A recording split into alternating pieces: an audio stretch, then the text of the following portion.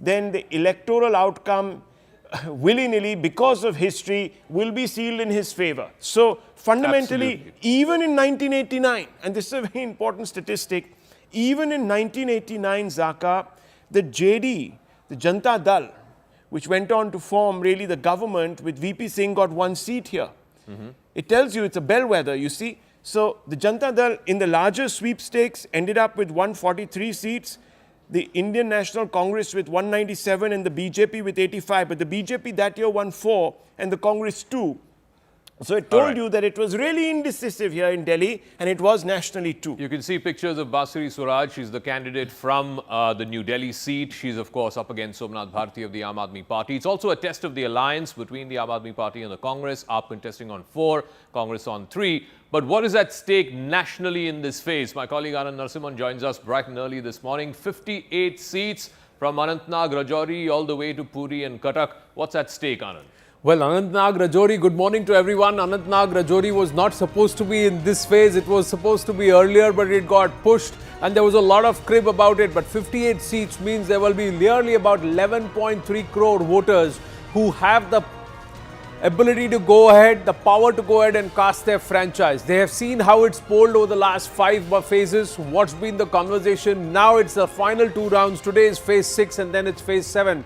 The voters must go out and vote, because what's also been recorded is a dip in turnout. What does that imply?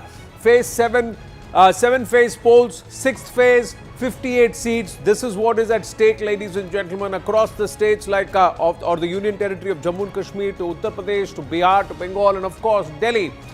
889 candidates are in the fray. So more than phase 5 this time around. Phase 5 had about 695 candidates. This is 880 plus. 14 out of 40 seats out of 58 seats, the BJP is actually playing defense. So these are the phases which were BJP strong in 2019, and also slowly they've consolidated even since 2014. Now this is again where they will have to now not just defend well, but they will also have to keep an eye on the remaining 18 seats and grab some there too. 5 union ministers will be testing their mettle. It's a big test for some of them. And whether or not they will come back and yield and come back into the entire consideration set of formation of the government and the cabinet, we'll have to wait and watch. What their roles are will depend upon the margin of their victory and the kind nature of their victory. 42 assembly constituencies of Odisha also go to the polls, and 43 seats are from the Hindi heartland. 14 of those are from Uttar Pradesh. So 8 each from Bihar and West Bengal. So there is going to be quite a lot of tussle, if you were to see. And the NDA score in the Uttar Pradesh belt is 9. So they can improve by 5, because 4 went to the BSP, 1 to the INDI alliance. For the INDI alliance and the BSP, they will eye not just at retaining these 5 seats, but also try and go ahead and hurt the BJP in those remaining 9 seats. Is this where the BJP will try and make up for some or more of the losses? Is Uttar Pradesh the state where they will try and make up for some of the losses in Rajasthan, some in Haryana, and possibly in Delhi? This is the first time there is such a strong talk that Delhi may not be so much of a cakewalk for the BJP. But in 2019, the situation was far more stronger, or the Aam Aadmi Party and the Congress in a far better position at that time with a narrative, with a story, and perhaps organization. Or is it irony that the man who got the Congress out of Delhi and Punjab is today actually allying with the same party? He had said anybody but the Congress, anybody but the Congress for Delhi, anybody but the Congress for Punjab. And now he's gone ahead, and the Aam Aadmi Party again, with a slew of scams, controversies surrounding it, surrounding Arvind Kejriwal. Will he be able to try and create a dent in Delhi? Or will Delhi actually dent the Aam Aadmi Party in the run-up to what's going to come up very soon? That is the assembly elections, which are not so far away. So this perhaps the toughest electoral test for Arvind Kejriwal, both in Punjab and also in Delhi. Many say it's not the test for the BJP as much as it's a test for this party, which finds its origins just about a dozen years ago. 10 Haryana seats, single phase poll. Now this is again a test of character for the BJP, because they do not have their ally in place at this point. Dushyant Chautala is fighting on its own. The Congress is trying to make a lot of inroads. The Aam Aadmi Party is doing a lot of work in Haryana. and there has been a certain level of infighting and distress within the BJP too. Will they be able to circumvent all of that and get to these 10 seats in Haryana? That becomes very, very, very critical. These two states, Delhi and Haryana, will also try and test the mettle of some of the big guns who are out there in battle, including the likes of Manoj Tiwari, Kanhaiya Kumar, and of course Somnath Bharti. Maneka Gandhi is in Sultanpur. Sambit Patra will be contesting in Puri. So will that slip of tongue, will it hurt? Will it short over all the work that he's done over the last 5 years?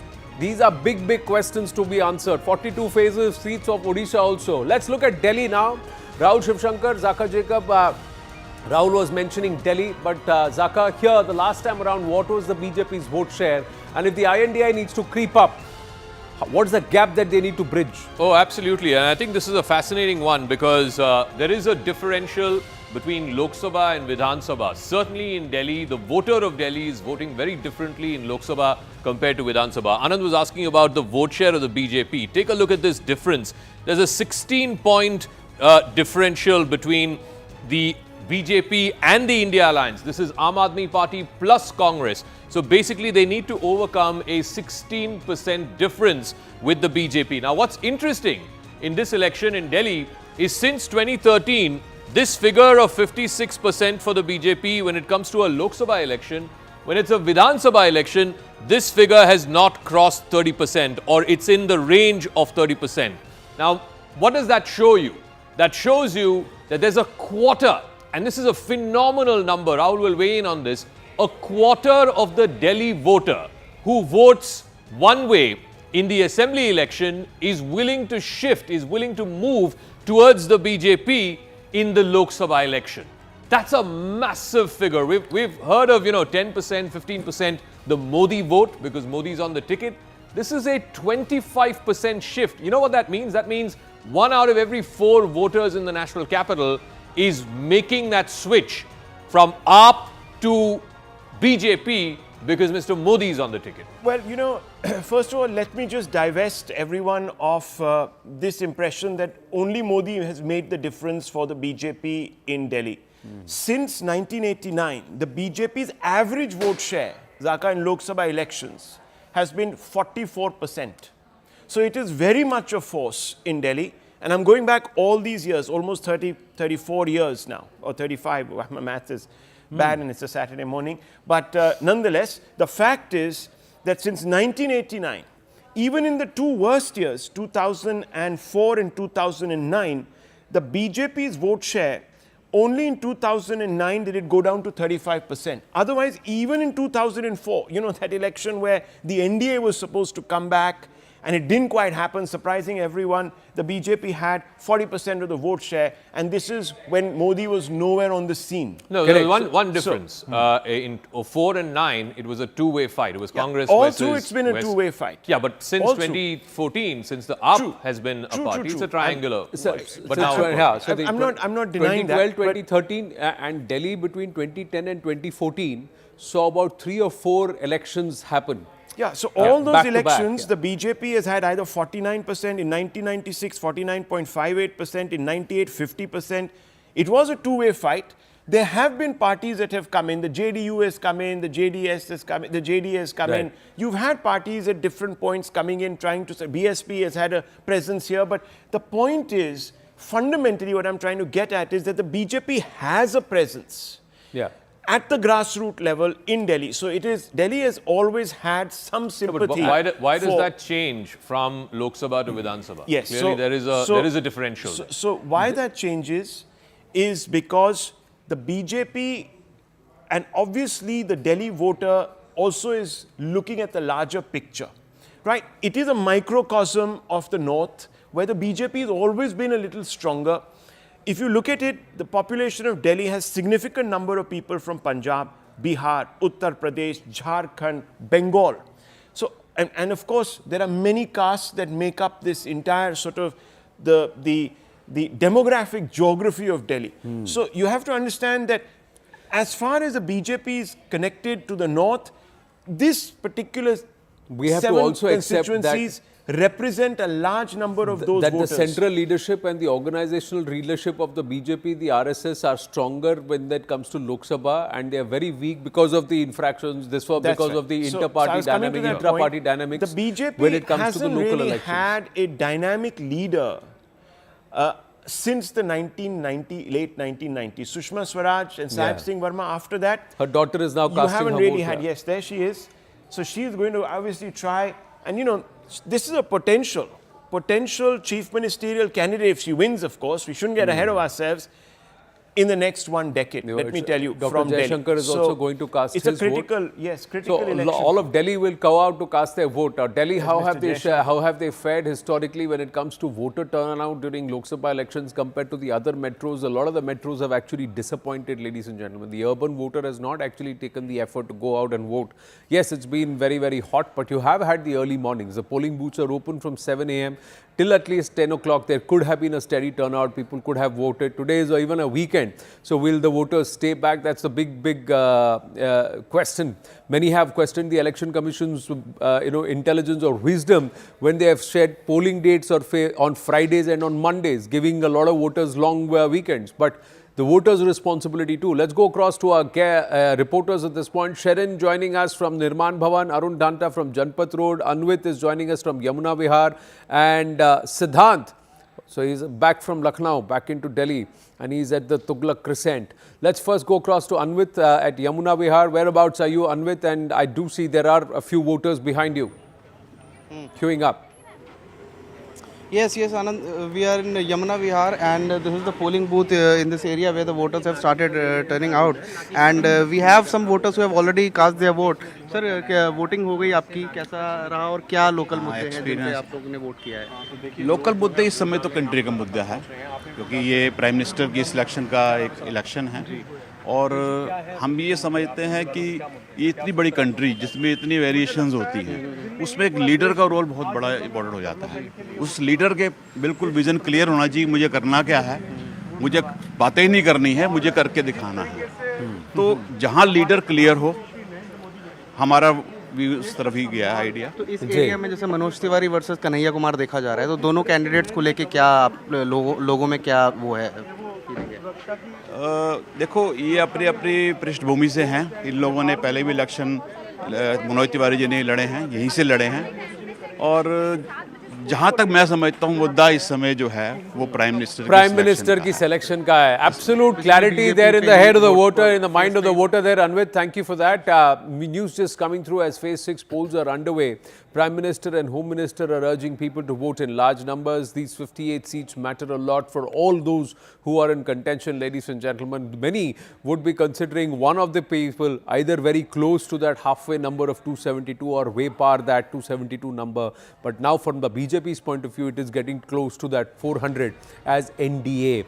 PM Modi has posted on X, I urge all those who are voting in the 6th phase of the 2024 Lok Sabha elections to vote in large numbers. Every vote counts. Make yours count too.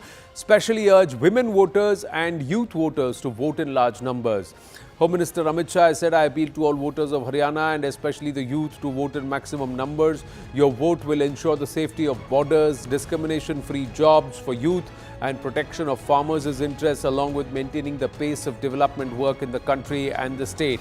Vote to maintain a system free from corruption, nepotism and casteism. So some strong words coming there from the Union Home Minister. Haryana is a point of contention, but let's circle back to Delhi, go back to our reporters. We've got Siddhant joining us from Tughlaq Crescent. Sharon is at Nirman Bhavan. Yes, Sharon. One of the questions that have been asked this time around is also why the Election Commission has taken its time to confirm the electoral data, etc. There have been clarifications that have been issued. But whereabouts are you today, this morning? Who's going to come there where you are to come out and vote? Good morning, Anand. Like you rightly pointed out, I'm outside Nirman Bhavan polling booth, and here after 8 a.m. The former Congress President Sonia Gandhi and the Congress Member of Parliament Rahul Gandhi will be arriving here to cast their vote. And in this particular booth, mostly it is the government employees, so I won't be able to get a reaction from them. All of them have started. The voting has in fact started over here, and they are leaving, but they are not really speaking to the media, saying that they are government employees. So any any time from now at about 8 a.m., Sonia Gandhi and Rahul Gandhi will be casting their vote. But interestingly, we have seen how the Aam Aadmi Party has been miffed with the Congress Party regarding the campaign. They have been saying that how Aam Aadmi Party top leaders like Gopal Rai, Arvind Kejriwal, all of them have been campaigning for all the three candidates of the Congress Party, but the top leaders of the Congress Party were in fact missing in the campaign. None of the top leaders, be it Rahul Gandhi, Mallikarjun Kharge, Sonia Gandhi or Priyanka Gandhi, were campaigning for any of the Aam Aadmi Party candidates in Delhi. Could be the reason that how Aam Aadmi Party right now had been surrounded with a number of controversies, be it the Swati Maliwal issue or be it the FCRA issue. So all this might have stopped the Congress top guns to actually be in front and campaign for the Aam Aadmi Party leaders. But when it comes to the Congress candidate for Kanhaiya Kumar, there was a huge rally that was done by Arvind Kejriwal in Northwest Delhi and in Northeast Delhi as well. But clearly, the disappointment of the Aam Aadmi Party has been that none of the Gandhis or the top leaders were seen for the Aam Aadmi Party the story is candidates. more people in the AAP were happy about Kanhaiya Kumar's candidature than in the Congress as within Delhi as far as the Kanhaiya Kumar's candidature is concerned. But he's up against Manoj Tiwari, so we'd see how that turns out. Manoj Tiwari camp is very confident of an emphatic win. Arun Dhanta joining us from Janpath. Yes, Arun, whereabouts are you? Well, that's right, Anand. I am in Janpath, and it falls under the New Delhi Lok Sabha constituency. And Bansuri Swaraj, we just saw cast her vote along with her father and left the premises. She didn't speak much to the media. But of course, it's going to be a very, very interesting battle. Let me quickly show the battle. I mean, we have a list of 17 candidates from this constituency. And you can see Bansuri Swaraj from BJP, Rajkumar Anand from Bahujan Samaj Party, and Somnath Bharti for Aam Aadmi, from Aam Aadmi Party. So the contest is between these three people. Of course, this is just the beginning, and we have few voters, sir, who've come here early in the morning. There are very few people, actually, Anand, who've come here to cast her vote. In fact, Bansuri was the first one to cast her vote. आपने अपना vote cast कर लिया है. बहुत कम लोग अभी आने शुरू हुए हैं. किन मुद्दों पर, what are the issues on which you've cast your vote? I think security is one of them. Security development. Security मतलब किस तरह की क्या? Security in terms of nation. And another thing is development, infrastructure development. तो दिल्ली में आप क्या देखते हैं? What is important for you because you have government of आम आदमी पार्टी और वैसे देश में देखें तो government of BJP. ये कैसे लोग वो करते हैं? I think nation first, I would say. So, Nation first, yes. Ma'am, आपके लिए क्या priorities हैं? What are the priorities for you? Nation first. Nation first. How do? Sorry. Development. अच्छा, development. What has happened? Are you happy that the way things are happening? और क्या ऐसी चीजें हैं जो आप चाहते हैं कि होनी चाहिए आगे? अभी जो हो रहा है मतलब जो डेवलपमेंट हुई है उससे तो हैप्पी हुई पर और भी आगे होनी चाहिए. और भी आगे होनी चाहिए. किस तरह की चीजें? जैसे एजुकेशन, एम्प्लॉयमेंट एंड और क्या कह सकते हैं. और जो कैंडिडेट्स हैं बांसुरी स्वराज हैं और एक तरफ सोमनाथ भारती हैं जो 3 बार के MLA हैं आम आदमी पार्टी के. इस फाइट को आप कैसे देख रही हैं? देखते हैं अब क्या होगा. Close contest. It's a close. Close contest. क्यों ऐसा क्यों लगता है? Well, I think both the parties have done equally good for the people. So it's not one-sided. So for the people of Delhi, of course, Aam Aadmi Party has done a lot of work. At the same time, at the national level, BJP has also done. So in terms of the leader, I would say it's a close contest. Okay. So these are the voices, Anand, that you've heard. They are saying that it's a close contest, and of course, development is something which is the core agenda which people want. And of course, there is divide. They said that Aam Aadmi Party has done work in Delhi, but when it comes to the national level, it is BJP. So we'll have to see. They are saying it's a close fight, it's a tough fight. What is going to happen, we'll have to see. Yeah, we have, thanks for that, Arun. We have to credit the voter with a lot of intelligence and a lot of, ability to try and give the person who's asking the question what they want. And by that, they can befuddle very smartly. But more importantly, they can also... I don't know if they were husband and wife. Seemed like Yeah. they were. The husband said, I'm voting for national security, I'm voting for the national issues. And the wife said, I'm voting for jobs and employment and health. So and development, yeah. It's interesting. Yeah, but when you try and push them and trying to get a little more than that, then they we immediately then turn it around. And a lot of places, people will say, jisko dena hai, de denge. They're very silent. Just quickly going to Siddhant and then we'll bring it back into the studio. Yes, Siddhant, whereabouts are you? Yes, Anand, I have some very enthusiastic voters with us. Will be speaking to us. Sir, आप लोग सुबह सुबह आके vote दिया. Well, we wanted to come in early because it'll get very hot after that. अच्छा, okay. So I thought we'd do our responsibility. Okay. This is a responsibility for every citizen in the country. And we must cast our vote. So me and my wife decided that we'd come in early in the morning. That's really good, sir. To ward off the heat. And we'll discharge our responsibility. What are the issues in these elections, sir? I don't want to say it. You don't want to talk about it? I don't want to talk about it. Okay. And sir, do you want to make an appeal to the people of the country to come out and vote? Because we've seen in last few phases the voter turnout. It is very necessary to vote. We have to choose our own leader. Achha, okay. We are responsible for it. What is education all about?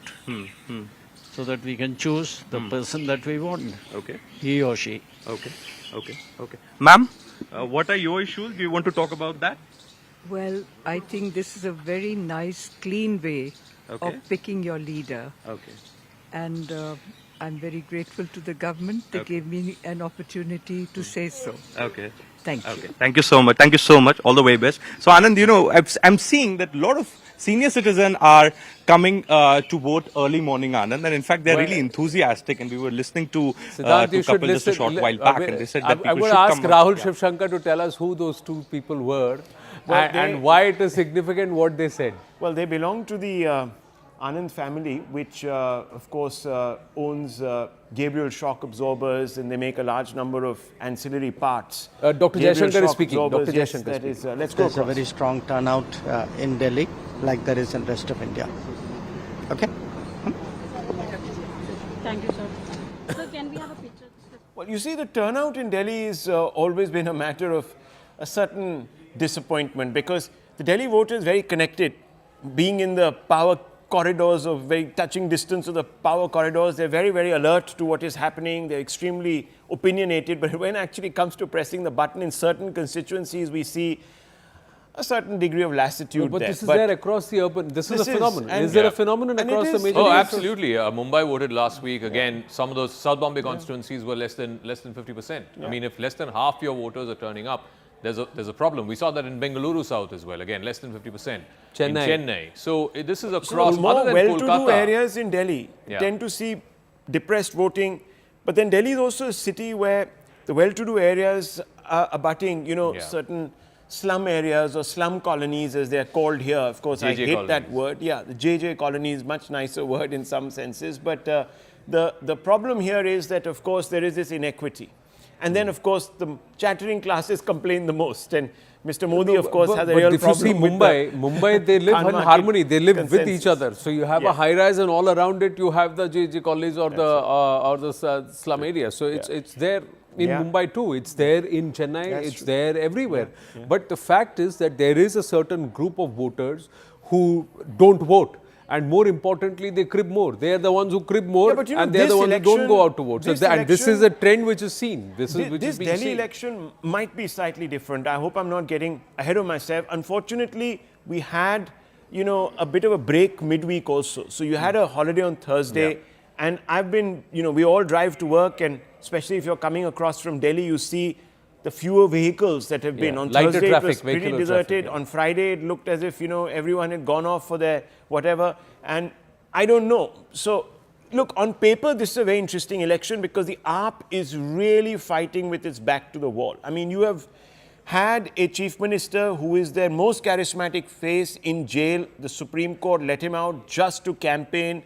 That created a huge chatter. He came out and he said, look, if you vote for me, you will prevent me from going back to jail. So he's playing the real emotional card. The Congress also realizes that Delhi sends out a larger signal to the whole of the country. So let's try to do the best as we can. And they've come together with the Aam Aadmi Party in a complete somersault. I mean, these two parties have been at each other's throats from the day they were sort of formed. I mean, AAP was formed as a movement really against the Congress that was ruling at the center and its corruption. And look at the 360, we've 180 seen, U-turn. we've seen a lot of parties do that in this election, Zaka and Rahul, and weigh in on this. Parties whose inherent DNA or they've stood up trying to oppose another party now are telling their cadre work together. Now, look at Delhi. The genesis of the Aam Aadmi Party is Congress opposition. Today, the AAP, the genesis, Anand, the genesis, chief is campaigning for a Congress the genesis candidate. is corruption. Don't forget, it was corruption. Look, you can but accuse the plank BJP, was also an anti-Congress plank when it came to Delhi. But it was they really, rose to prominence in Punjab also. It was largely anti-Congress. True, but it was a largely anti-corruption movement that formed the kernel of the AAP. And unfortunately, whether we like it or not, the taint is sort of beginning to overshadow. I don't know, Zaka, if you would back me up on this, but I think somewhere credibility, I don't know. There is an issue. Certainly, you know, if you were to ask the voters of Delhi, and you know, we've all done these vox pops over the last few weeks, certainly the image of the Aam Aadmi Party, this sort of pedestal, almost quote-unquote incorruptible Kattar Imandar, as Mr. Kejriwal himself refers to himself and his party a number of times, that has definitely taken a beating in public perception, no doubt about it. Whether there are enough people in Delhi who are buying the AAP line, the Kejriwal line, that look, this is actually the BJP, you know, misusing the agencies and democracy is at stake, I don't know. I don't know. Maybe there are some people, but is that enough of a voluble presence in Delhi to make a difference actually at the hustings, to make a difference at the EVMs, as it were. But I think the way they've also split this, the 3 seats that the Congress is fighting, the 4 seats that the Aam Aadmi Party is fighting, as we see Dr. Jaishankar and his wife casting their ballot there moments ago. Look at the seats that the Aam Aadmi Party is fighting. It's the 4 southern seats, as it were. So you have the Central Delhi seat, which is Basuri Swaraj versus Somnath Bharti. You have the East Delhi seat, where of course, which was Gautam Gambhir's seat, which now the Aam Aadmi Party is fighting on that seat. You have the South Delhi seat, again, Ramesh Biduri, BJP MP, multi-term, he got dropped. In fact, the BJP has dropped 6 out of 7 MPs. The only MP they've repeated in Delhi is Manoj Tiwari in Northeast Delhi. And then you have the West Delhi constituency. Mahabal Mishra used to be an MP from the Congress 10 years ago. And now he's joined the Aam Aadmi Party. So the West Delhi fight is between Kamaljeet Sarawat and Mahabal Mishra. Now, if you look at the Congress, the seats that the Congress is fighting, it's 3 seats, which is sort of the northern seats. So you have the central seat of Chandni Chowk, where JP Agarwal, he used to be a former Congress president. He's now taking on Mr. Khandelwal of the trade union. Then you have the big fight in Northeast Delhi, Manoj Tiwari versus Kanhaiya Kumar. A lot of consternation around the ticket to Kanhaiya Kumar within the Congress party. Whether or not he'll be able to, defeat Manoj Tiwari, let's see. Let's see if that happens. And then, of course, the other seat that the Congress is fighting, Udit Raj, again, lot of bad blood and heartburn around the fact that Udit Raj got that ticket from Northwest Delhi, of course. So these are the 3 seats that the Congress is fighting. So I think even in the seats that they have divided, so the southern belt is for the AAP and the northern belt is for the Congress. But I think it was Sharon who made that point, that Congress leaders are not campaigning for AAP candidates, whereas AAP leaders are campaigning openly for Congress candidates. campaigning for Congress candidates. Rahul Gandhi did, of course, come out for the AAP. So, but not at the level, not at the level where they expected them to come. So and Kejriwal has done a lot for. Correct. So a lot but the more. point is really at the end of the day, cadre chemistry. Exactly. Is that going to happen? A large number of Congress leaders also quit. Of course, their party crossed over to the BJP. On the other hand, if you were to see, the BJP in Delhi seems to have consolidated quietly. It seems to have also, sorted out a lot of the problems internally, and they seem to have been a far more cohesive and a quieter and a more well-knit unit compared to the AAP and the Congress party in Delhi. And a 16% vote share to bridge. Is there so much of a sentiment on ground that the INDI alliance can bridge that 16% vote share gap at this election? That's the bigger question. Anshul joining us from Civil Lines. Yesh is joining us from Lodi State. Yes, Anshul. So yes, out here at civil lines at the polling station from which I am reporting is probably of one of the person who has been at the center of controversy for the last at least 2 weeks. Swati Maliwal, BJP, Aam Aadmi Party MP, is going to come here and cast her ballot. Remember, over the last 2 weeks, we have seen that the entire narrative of Aam Aadmi Party leader Arvind Kejriwal coming out of jail and campaigning has somewhere or the other taken a hit by the manner in which this entire controversy has broken out. Over here, if I could just show you the morning visuals from over here, civil lines is actually infamous for low voter turnouts, and in fact this morning as well we can see out here in the visuals that the number of people who are turning out to cast their ballots over here is definitely lesser than what has been expected out here in the national capital. So yes, it remains to be seen eventually how many people will finally come out and cast their votes out here in the national capital. But definitely the issue over the last 2 weeks, that is of Swati Maliwal versus the Aam Aadmi Party, has somewhere or the other caught the attention out here of the people in the national capital. It remains to be seen how will that eventually pan out for the Aam Aadmi Party, and if at all the Bharatiya Janata Party will be able to reap out any benefits from that, because we have seen that the Bharatiya Janata Party has been relentless in their campaign and attacking the Aam Aadmi Party for being anti-women. Will this issue stick out with the people? That is something that remains to be seen. But as of now, what I can see on the ground, that the voter turnout is definitely very, very less. Yes. At about 7:15, 7:20, Dr. Jaishankar went to his polling booth and he was awarded by the electoral officer that he is the first male voter to come out and vote at his polling booth. So Delhi, you can do a lot better than that, because people should have been there from 6:50 onwards, 6:55 onwards, and there should have been steady queues. That's not the case that we are seeing in a lot of the places. Some of the candidates have come out to vote, the big names have come out to vote, netas are coming out to vote, but what about the others? Will they do that? Dr. Hardeep Puri is there. He was the candidate, Lok Sabha BJP candidate for the from Amritsar the last time around. This time it is Ambassador Taranjit Singh Sandhu. Now let's go across to Yash Dayal. Yes, Yash, where are you? Well, Anand, like you mentioned, I'm in Lodi Estate, and this polling booth is near the Khan Market. And one thing I can tell you is that this very booth and certain booths near this very area are famous for low voter turnout. In fact, very few people have started and in fact voted over here. Some images are coming. You can see how, in fact, certain people of age are coming and casting their vote. In fact, these images are of inspiration for those who are still sitting at home. In fact, I have a voter with me who actually just casted his vote. बाबूजी, सबसे पहले अपना नाम बताइए और क्या मुद्दे आपके दिमाग में रहे, क्या मुद्दों को मद्देनजर रख के आपने इस बार का वोट डाला? मैं तो एक ही मुद्दा बोलूँगा जी। मेरा नाम रमेश चंद्र अरोड़ा है। सत्य की जीत होनी चाहिए और कर्म महान होने चाहिए। बस this is only thing I want to say the public. Okay, आपने बहुत से चुनावों में वोट डाला होगा, इस बार का चुनाव आपके लिए क्यों अलग है? इसके लिए महाभारत है, धर्म कर्म का महाभारत है, उस जनता को फैसला करेगी। धन्यवाद। एक बार दिखा दीजिए। आप बहुत लोगों के लिए इंस्पिरेशन बनेंगे कि आप सुबह आके वोट डाल रहे हैं। बहुत अच्छे। Well, Anand, see, this is a place धर्म कर्म का, like you mentioned how Delhi Mahabharat है, धर्म कर्म का महाभारत है. Yash Goyal there, did I say Yash Dayal? Did I mix him with the RR bowler with IPL in the mind? There are two games that are going on. RCB, yeah. RCB in mind, true. So Yash Goyal there. Rupashri Nanda is also joining us. Yes, Rupashri, where are you? Well, I'm standing right in front of Chief Minister Arvind Kejriwal's residence. Remember, he has been given interim relief so that he could have campaigned in the Delhi elections and also Punjab elections.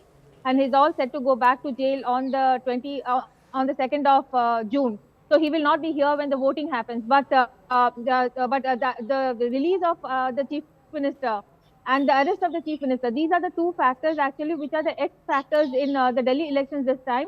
The other important point to note over here is that for the first time in over 1 decade, Congress and the Aam Aadmi Party have come together and they're fighting this election in an alliance. So this is a bipolar contest.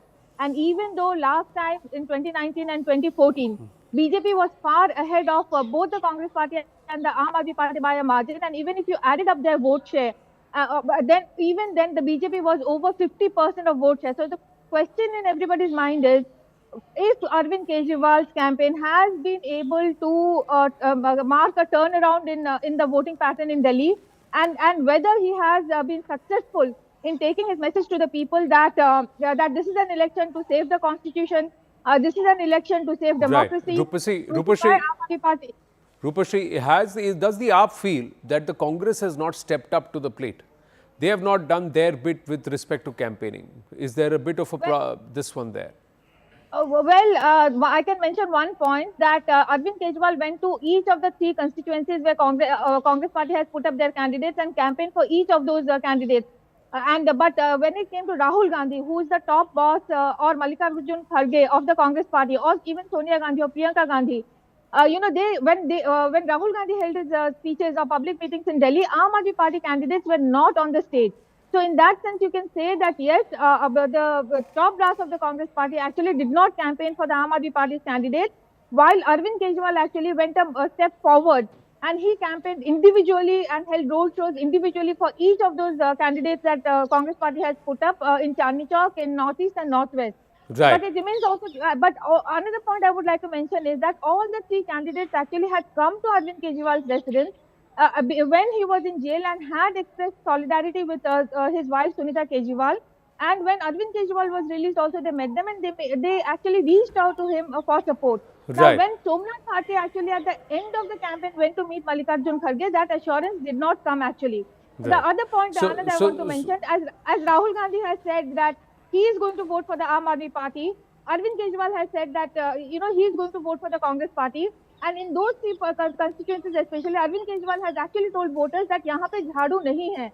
So vote for the Congress Party. So that is something very interesting to see, that the top brass of both the parties will be voting for each other's parties. Whether that is going to have a decisive impact on results, we have to wait and which see. button will they press is a big question. Rupashri, thank you for that. We've got Akash also joining us from Civil Lines. Yes, Akash. Where are you? So Anand, I'm in Mayur Vihar as of You're now. in Mayur Vihar. To Civil Okay, Lines. go Yes, I'm in Mayur Vihar. Yes, I'll try to show you the visuals first. There you see the queue, and this is one of the polling stations where BJP chief, Delhi BJP chief Viren Sachdeva is going to vote, and we are learning that he is already inside and will cast his vote. The fight here in the national capital, in fact, the NCT of Delhi is very interesting. Anand, you people have been discussing this since morning, and I was, listening to one of your conversation. Maximum people, in fact, 6 out of 7 candidates have been changed, by the BJP. We have India Alliance, where we have sort of alliance between, Congress and the Aam Aadmi Party. Battle is going to be very interesting, and the most talked about seats are West Delhi, Chandni Chowk and East Delhi, where I'm standing as of now. I'll try to talk to some voters as well. There you see the PWD voters as well. I'll try to talk to them. Sir, vote डाल दिया आपने? क्या कुछ मुद्दे हैं, अगर हमें मुद्दे बता पाएं, क्या कुछ दिमाग में है वोट डालते टाइम? सब ठीक है। सब ठीक है, कोई मुद्दा नहीं है। मैम, आप हमें बताएं। हाँ, ठीक है। कोई मुद्दे हैं यहाँ की ईस्ट दिल्ली की, जब हम बात करते हैं तो क्या कुछ मुद्दे हैं, क्या सोच के वोट डालते हैं? हम सब सोच के डालते हैं, मोदी को डाला हमने। All right. So clearly she is, talking about as to who she has voted. But clearly you see, these old age people and also the PWD voters are coming out in large number. And as Yash was mentioning, this is the kind of inspiration that those who should come out and vote are not coming in, are sitting at home. And voter turnout is one of the biggest concerns in these elections. In fact, yesterday I had a word with CEO Delhi, and he mentioned that how there are several arrangements that have been made at the polling stations and the polling booths so that voters can come out and vote. Despite that, we are seeing, very low voter turnout. But yes, this is one polling station where we have, where there is a certain level of activity. That in Najafgarh of West Delhi. Yeah, in Najafgarh of West Delhi, complete please, yes. In Najafgarh of West Delhi, we have, people coming in large number. I was seeing the visuals and images from that particular constituency. There we have long queue formations, and it is one of the most interesting seats also, because we have Kamalji Sehrawat of BJP and Mahabal Mishra on the other side. Both, of course, will claim that they are going to win, but it will be interesting to see as to who will win, because so you said Pravesh 3 Verma seats. was dropped, and Pravesh Verma was one of the candidates. Anand, Pravesh Verma was one candidate who made, history by winning the record margin, by winning by the record margin on that particular seat. 5,70,000 was somewhere the margin, if I'm not wrong. Correct. So you have West Delhi, there is East Delhi, there is Chandni Chowk. Chandni Chowk is something where top Congress leaders and lawyers, Kapil Sibal has fought from Chandni Chowk in the past. It used to be a big seat this time around and lost, yes. But this time around we have to see Ramesh Biduri being changed. Now, how much of that makes a difference in those calls? But yeah, Akash has called out 3 important constituencies where he says the contest is going to be tight. East Delhi, Chandni Chowk and West Delhi. So Did that's you pick up what that voter, I think it was this complete slip. They're not voting for the candidate, they're voting for the leader. Leader. Who's going So to lead this the is country. this is a sentiment. This has come across everywhere. If you speak to the voter, a lot of them are turning around and saying, all talk is okay. Who's got a plan? Where is there absolute clarity when it comes to a leadership and this one delivery? And because ये देश का PM चुनने के लिए हम vote कर रहे हैं. These kind of insights come from across the country wherever you speak to pollsters. There are others who will then deliberate, then when you try and push them a little, then they will also come and talk in your tone. The voters are very smart. You and me can go to the same person at 2 different times and they will give you 2 different answers. So that's something credit to the voter there.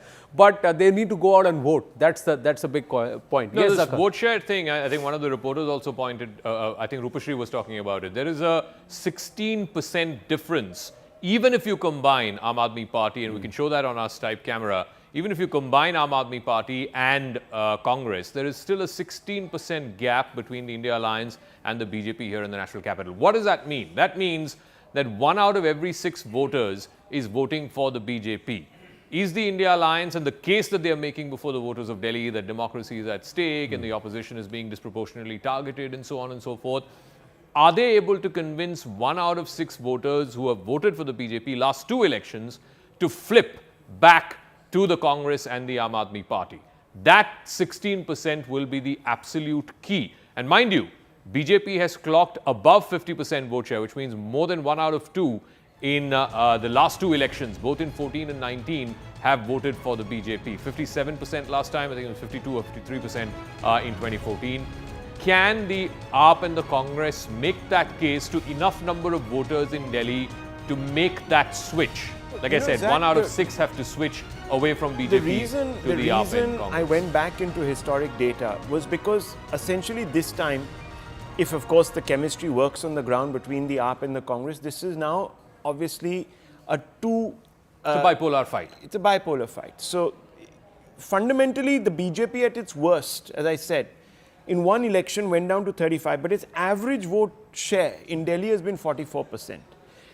When Mr. Modi was nowhere in the picture, when the BJP was still, let's say, taking shape, it had very strong, one has to say, in the initial stages, very strong Delhi leadership. Delhi leaders. But at the national level, you know, that somehow doesn't always sort of play in the voters' mind. So this is really a bipolar contest. And yesterday, Sanjay Kumar was making this point, who's of course a psephologist, CSDS, is making the point that a gap of this nature is very difficult to sort of narrow. Bridge. Because, you know, it suggests there's a wave where, at least anecdotally, many people are saying there is no antipathy in that sense to Mr. Modi, at least in the union capital. If that was there, then all across the streets of Delhi you would have had the Congress top leaders, the entire nation's opposition would have made a beeline into Delhi to try and create and ride that wave. That's not happening. You are not seeing that wave on ground too. We'll talk about that, and we'll also focus on the other states, ladies and gentlemen. Haryana,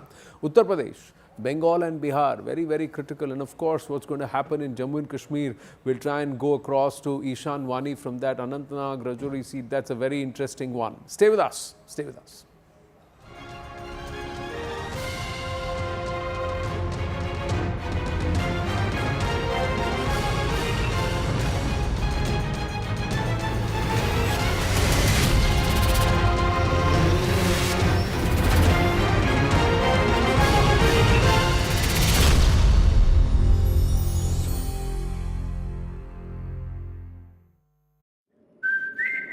आप यहाँ पे जितनी महिलाएं या कोई भी खड़ा है, आप पूछे कि एक जो बेसिक जो मूलभूत सुविधा जिसको कहते हैं, पीने की पानी भी सही से अगर इस क्षेत्र को नहीं मिल रहा है, तो 10 वर्षों में इन लोगों ने क्या डेवलपमेंट किया है, मैम क्या विकास किया है? आप विकास की बात कर रही हैं, बट साथ ही साथ यहाँ से कास्ट सेंसस की मांग शुरू हुई थी। जब इंडिया गठबंधन पहली बार मिली, नीतीश कुमार तब आपके साथ थे। कमंडल की राजनीति क्या मंडल की राजनीति पर हावी हो रही है, क्योंकि राम मंदिर के ऊपर भी प्राइम मिनिस्टर वोट मांग रहे हैं? देखिए, जो कास्ट सेक्शन की बात थी वो हमारे नेता आदरणीय लालू प्रसाद यादव जी काफ़ी समय से उठाते रहे, और हम लोग विपक्ष में रहने के बाद भी हम लोगों ने इसकी मांग की, और हम लोगों ने जब सरकार में आया तो इसको करके भी दिखाया है, और उसके अनुपात में हम लोगों ने 75% आरक्षण भी दिया है। मतलब जब आप आरक्षण की बात करती हैं, ये भी एक कटाक्ष बार बार और लालू जी पे भी लगाया जा रहा है, मुस्लिम रिजर्वेशन, कि अगर इंडिया फ्रंट आई तो मुसलमानों को दे दिया जाएगा रिजर्वेशन, ओबीसी से छीन लिया जाएगा। ये एक बार नहीं, कई बार बड़े बड़े नेताओं ने, प्रधानमंत्री, गृह मंत्री, सब लोग ये आरोप लगा रहे हैं। देखिए, क्योंकि उन्होंने कोई डेवलपमेंट का काम किया नहीं है, तो वो कहीं ना कहीं वोट देश को बांटना चाहते हैं दो हिस्सों में। बात वो डेवलपमेंट की बात, उन्होंने 10 वर्षों में जो काम किया वो जनता को क्यों नहीं गिनवाते हैं? उनको ये सब बातें क्यों कहने की आवश्यकता पड़ी? पर आपको लगता है इससे कोई फर्क पड़ेगा? हाँ? सिर्फ वोट के लिए ये लोग कर रहे हैं, सिर्फ वोट के लिए ये लोग कर रहे हैं, लेकिन देश की जनता इनको बहुत अच्छे से समझ चुकी है और इस बार नरेंद्र मोदी जी की और इनकी विदाई तय कर रही है। 2 और सवाल है, आपके परिवार पे पर्सनल अटैक भी बहुत होता है, लालू जी पर हो या आप लोगों पे, एक तो परिवारवाद का आरोप लगता है, दूसरा करप्शन का। रोहिणी आपकी बहन इस बार उतरी है चुनाव में, तो उन पर फिर एक आरोप लग रहा है कि इस बार तो परिवारवाद है और डेवलपमेंट के नाम पे सिर्फ परिवार को ही प्रमोट करते हैं। देखिए, अगर सारण की जनता, क्योंकि वो सारण मेरे पिताजी की कर्मभूमि रही, और अगर सारण की जनता और सारण के जितने भी 6 विधानसभा वहाँ के विधायक अगर मांग करते हैं कि आप अपने परिवार के सदस्य को ही वहाँ से लड़ाएं चुनाव, तो ये उन जनता के मांग पे उसको लड़ाया गया है चुनाव, और ये लोकतंत्र है। देखिए, टिकट दल ने टिकट दिया है, लेकिन वोट तो जनता को देना है।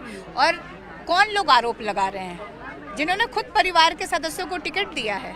जमुई से कौन लड़ रहा है? किसके जीजा जी वो है? नवादा में जो लड़ रहे हैं वो किसके बेटे हैं? समस्तीपुर में जो बेटी लड़ रही है वो किसकी बेटी है? हाजीपुर में जो बेटा लड़ रहा है वो किसका बेटा है?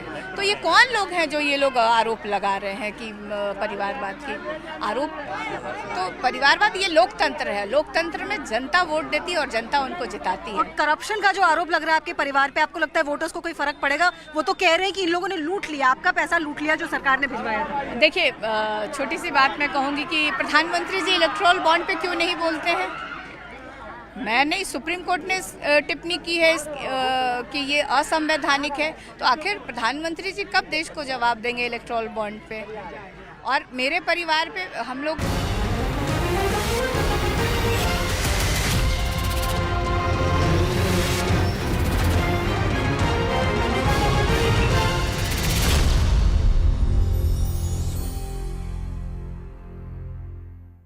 पूरा चुनाव प्रचार आपने किया, आज फाइनल दिन है, थोड़ा कॉन्फिडेंस हाई है या लग रहा है कि परीक्षा की घड़ी है? Confidence is very high.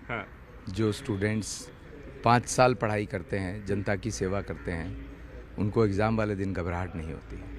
Sir, Delhi में कहें राजनीति की बात करें तो हमेशा से अलग होती है, लेकिन इस बार अलग इसलिए भी है क्योंकि आपके जो ऑपोजिशन में हैं वो है इंडिया अलायंस, आम आदमी पार्टी और कांग्रेस का गठबंधन है। आपकी सीट पर कह रहे हैं कि फाइट इसलिए भी महत्वपूर्ण होगी क्योंकि आपका भी एमसीडी में अनुभव रहा है, मेयर भी रहे हैं अगर मैं गलत नहीं हूँ तो, और जो आपके ऑपोजिट में कैंडिडेट हैं वो भी कहें कि ज़मीन पर वो काम करने वाले माने जाते हैं क्योंकि वो पार्षद भी रहे हैं। कोई कंपटीशन की बात नहीं है। आज 2.5 पौने 3 महीने के चुनाव प्रचार के दौरान जितना जनता का आशीर्वाद और प्यार मिला है मोदी जी की नीतियों को लेकर के, तीसरी बार मोदी जी को प्रधानमंत्री बनाने जा रही है, और जो आम आदमी पार्टी के कैंडिडेट हैं वो विधायक हैं, पर वहाँ की जनता इस बात से बहुत परेशान है कि उन्हें पीने का पानी स्वच्छ नहीं मिला है। तो मैं मानता हूँ कोई कंपटीशन नहीं है। दिल्ली में 7 सीटों पर कमल खिल रहा है और भारतीय जनता पार्टी के प्रधानमंत्री उम्मीदवार आदरणीय नरेंद्र मोदी जी प्रधानमंत्री बनने जा रहे हैं। विकसित भारत की संकल्पना 2047 की प्रधानमंत्री नरेंद्र मोदी जी की पूरी होने जा रही है। 400 पार का एक सेंटिमेंट है और 400 पार करने में कोई मुश्किल नहीं है। हमारे 303 ऑलरेडी हैं और 10% भी हमारी सीटें बढ़ती है तो 330-33 होती है, 15% बढ़ती है 345। हमारे 37 अलाइज हैं, तो अगर उनमें से आधे के भी 2-3 सीटें आए तो हम 400 का अच्छा आराम से पार करेंगे। लोगों का बहुत साथ, समर्थन, आशीर्वाद मिल रहा है। मुझे पूरा विश्वास है कि ना सिर्फ रोहतक की सीट जो कि हम बहुत बड़ी बहुमत से कांग्रेस पार्टी जीतेगी, लेकिन 10 की 10 सीट कांग्रेस गठबंधन हरियाणा में जीतना जा रहा है। इस बार रिजल्ट पूर्णतः कांग्रेस के हक में जाएगा हरियाणा में। मुझे पूरा विश्वास है, हर वर्ग का साथ, समर्थन, आशीर्वाद हमें मिल रहा है। और जैसे मैंने कहा कि रोहतक की सीट तो हम बहुत बड़े बहुमत से जीतेंगे ही, लेकिन उसके साथ साथ 10 की 10 सीट हरियाणा से कांग्रेस के गठबंधन की झोली में जाएंगे।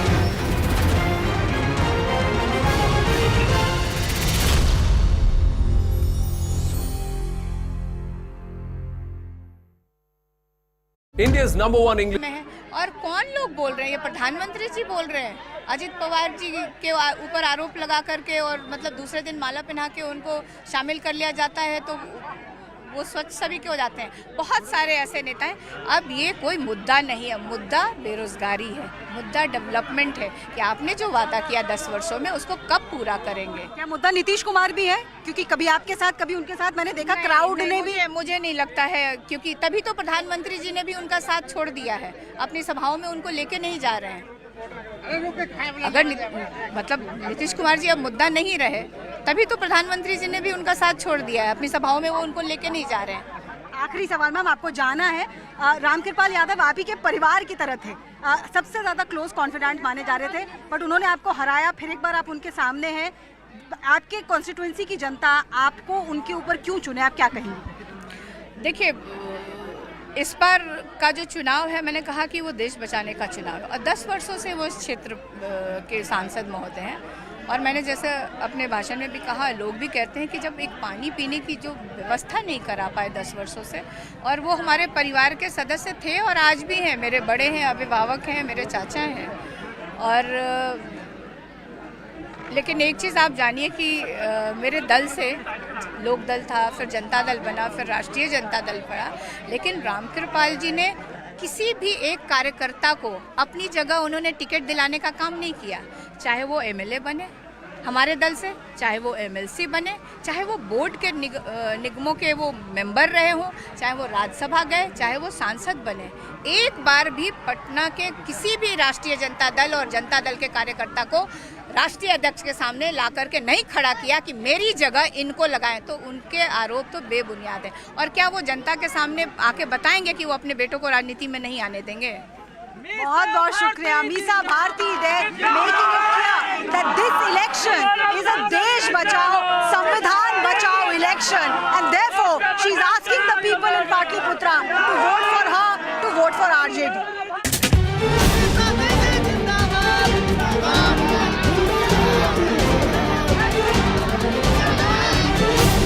गरीबी कम करेंगे, महंगाई कम करेंगे और गरीबों को पक्का मकान देंगे। On a hot, sweltering afternoon, Misa Bharti is in Alampur in the Pataliputra लोक सभा। मैम, आप लोगों से जब वोट अपील कर रही हैं, मैंने सुना 2-3 बातें आप कह रही हैं, अगर आप हमारे दर्शकों को भी बताएं कि क्यों आरजेडी को वोट देना चाहिए पाटलिपुत्रा संसदीय क्षेत्र में। देखिए, आरजेडी को और इंडिया गठबंधन को वोट इसलिए देना चाहिए कि हम जनता के साथ हैं, जनता के मुद्दों के साथ हैं। ये देश का चुनाव होना चाहिए, मुद्दों का चुनाव होना चाहिए था। आपने देखा कि पिछले 10 वर्षों में प्रधानमंत्री नरेंद्र मोदी जी ने जितने वादे किए, एक भी वादा जनता के साथ उन्होंने पूरा करने का काम नहीं किया। उन्होंने बड़े बड़े वादे किए थे कि प्रत्येक वर्ष 2 करोड़ नौकरी देंगे, जो कि 10 वर्षों में 20 करोड़ होता है। प्रत्येक व्यक्ति के खाते में 15-15 लाख रुपए आएगा, किसानों की आय दुगनी करेंगे, MSP लागू करेंगे, गरीबों को पक्का मकान देंगे। और सबसे ज़्यादा अगर देखा जाए तो अगर बिहार के साथ उन्होंने जिस तरह से वादे किए गए थे बिहार को, किस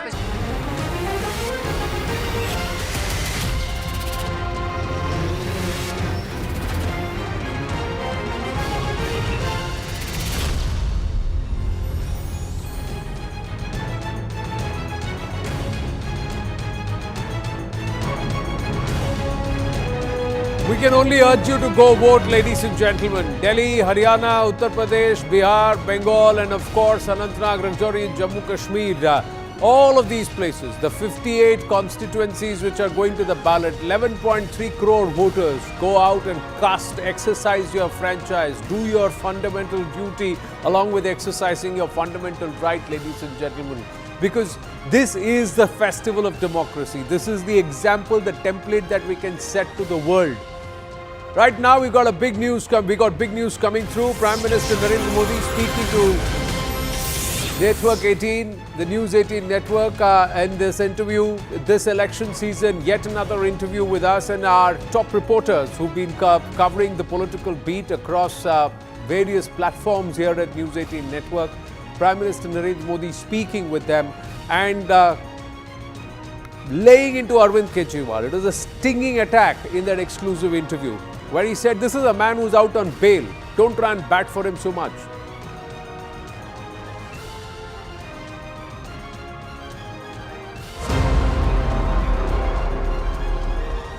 दिल्ली के मुख्यमंत्री अरविंद केजरीवाल 40 दिन तिहाड़ में गुजारे हैं, बाहर चुनाव प्रचार वो कर रहे हैं। वो ये कह रहे हैं कि मतलब वो इकोसिस्टम या वो खुद इसको अपनी जीत बता रहे हैं, जैसे घोटाला हुआ नहीं। वो कह रहे हैं कि मुझे चुनाव जिताओगे तो मैं जेल नहीं जाऊंगा और रिज़ाइन बिल्कुल नहीं करूंगा, ये सब प्लॉट था मेरे अगेंस्ट। वो कह रहे हैं कि ये बेल है, मेरी जीत है। इसको आप किस तरह से देखते हैं सर? ऐसा है कि मैं व्यक्तिगत उनका जो मामला चल रहा है उस पर कोई भी टिप्पणी करूं उचित नहीं है, क्योंकि अभी मामला कोर्ट में है।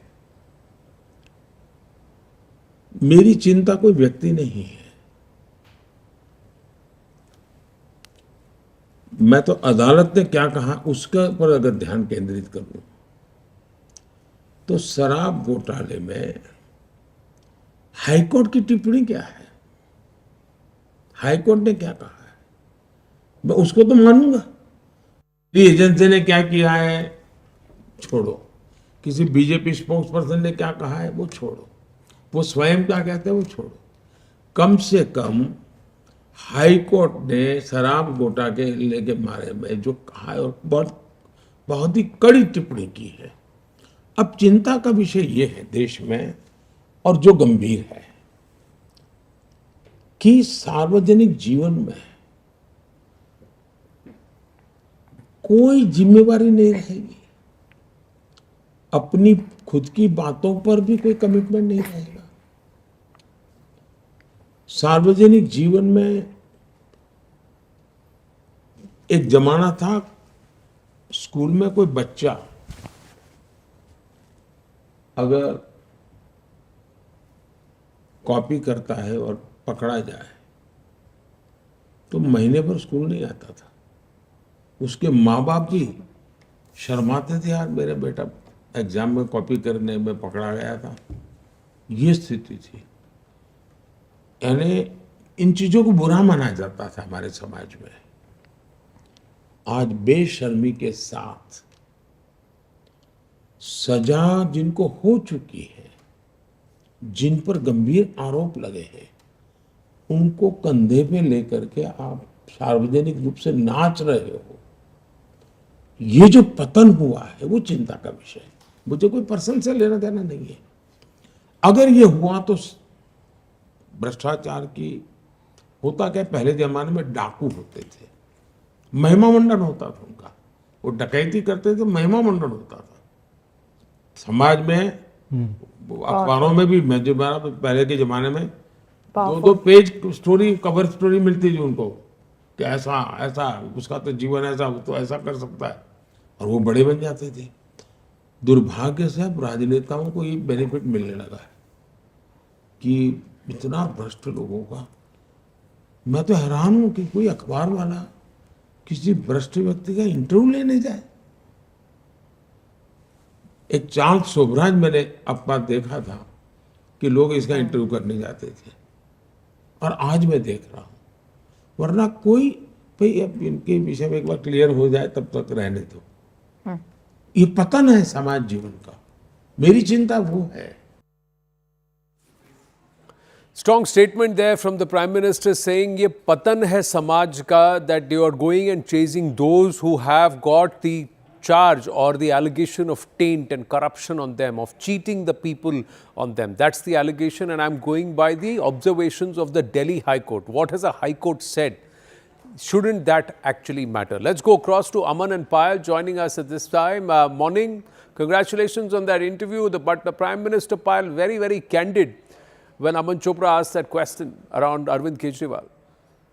Well, the Prime Minister obviously did not name Arvind Kejriwal, but he went on to say that he was really amused to see that why would people go and speak and give a platform to the accused. And the Prime Minister says that the accused has been pronounced and accused by the court itself, not by any individual, not by any agencies, etc. So obviously, given the fact that Arvind Kejriwal and the Aam Aadmi Party is making this as a youth celebration is completely wrong, because he's currently out on bail, Anand. He's not been exonerated of his charges. So obviously, that's something which the Prime Minister really mentioned. He said that the way in which this status is reducing in society, that's something which he's extremely worried about, given the fact that one should be waiting for the clearance to come in from the court for him to be pronounced as innocent before actually, asking multiple questions. That's what it has been. The attack of the Prime Minister, of course, Aman Chopra clearly asked him as to what he thought of Arvind Kejriwal and the Aam Aadmi Party really celebrating his coming Right. out on bail. But one must remember that Arvind Kejriwal is currently out on bail and he's not out of jail yet. Well, good to see you back in action, Payal, but take it step by step. That's what we'll say as the News 18 family as well wishers. Aman, again, the Prime Minister, did he take all the questions straight up? And were you surprised by the Shobraj analogy that came? Well, Anand, I think this is the Prime Minister's most comprehensive statement on Arvind Kejriwal as on date. I think what he is clearly saying two things. I think first thing is saying the probity in public life. He's saying a person who has had strict strictures from the High Court, who's out on bail, is facing serious criminal charges. This party is celebrating as if there is a huge victory. He said there is no shame left. He said in the past we have seen that, people who were, charged or people who were convicted used to feel ashamed about being convicted or charged for corruption, but it is no longer the case. And that is very, very unfortunate. Also, this analogy, I think, with Shobraj that the Prime Minister has drawn, I think, very, very interesting. He's saying that why are people going and interviewing somebody who is charged with serious corruption? He said in the past we have seen dacoits, being celebrated like this, or media going and interviewing Charles Sobraj in the past like this. So the Prime Minister said he was shocked, he was surprised that people who are facing serious criminal charges are being celebrated in the media, are being hailed in the media, are being interviewed by the media. I think a very, very strong comment. And this, I think, speaks of the Prime Minister's, thought process about the scam-ridden Aam Aadmi Party, as BJP has been calling it, because one scam after the other, senior leadership of the Aam Aadmi Party is in jail. They have been denied bail, be it Manish Sisodia, be it Mr. Arvind Kejriwal has got, this fortnight-long relief from the court just to campaign. So I think the BJP's attack on Delhi is voting today. I think the Prime Minister word would ring true in that aspect. And as per your earlier question, Anand, I think the Prime Minister took all questions. He spoke to us for almost an hour and no question was dodged. And every question was answered by the Prime Minister with a straight bat. And we'll see more of it in the rest of the day today. Many other major news points made by the PM. Yes, one after the other right throughout the day. This Saturday, phase 6 of the polls. A strong interview there from the Prime Minister speaking with Amitabh Sinha, Payal Mehta, Aman Sharma and Aman Chopra of the News 18 network. Before we bring in Nistula Hebar, Javed Ansari and Pratim Ranjan Bose along with Rahul Shivshankar and Zaka Jacob, with your kind permission, I'd like to play out that interview point again to listen to exactly what the Prime Minister had to say when he was questioned around Arvind Kejriwal. Delhi के मुख्यमंत्री अरविंद केजरीवाल 40 दिन तिहाड़ में गुजारे, बाहर चुनाव प्रचार वो कर रहे हैं। वो ये कह रहे हैं कि मतलब वो इकोसिस्टम या वो खुद इसको अपनी जीत बता रहे हैं, जैसे घोटाला हुआ नहीं। वो कह रहे हैं कि मुझे चुनाव जिताओगे तो मैं जेल नहीं जाऊंगा और रिजाइन बिल्कुल नहीं करूंगा, ये सब प्लॉट था मेरे अगेंस्ट। वो कह रहे हैं कि ये बेल है, मेरी जीत है। इसको आप किस तरह से देखते हैं sir?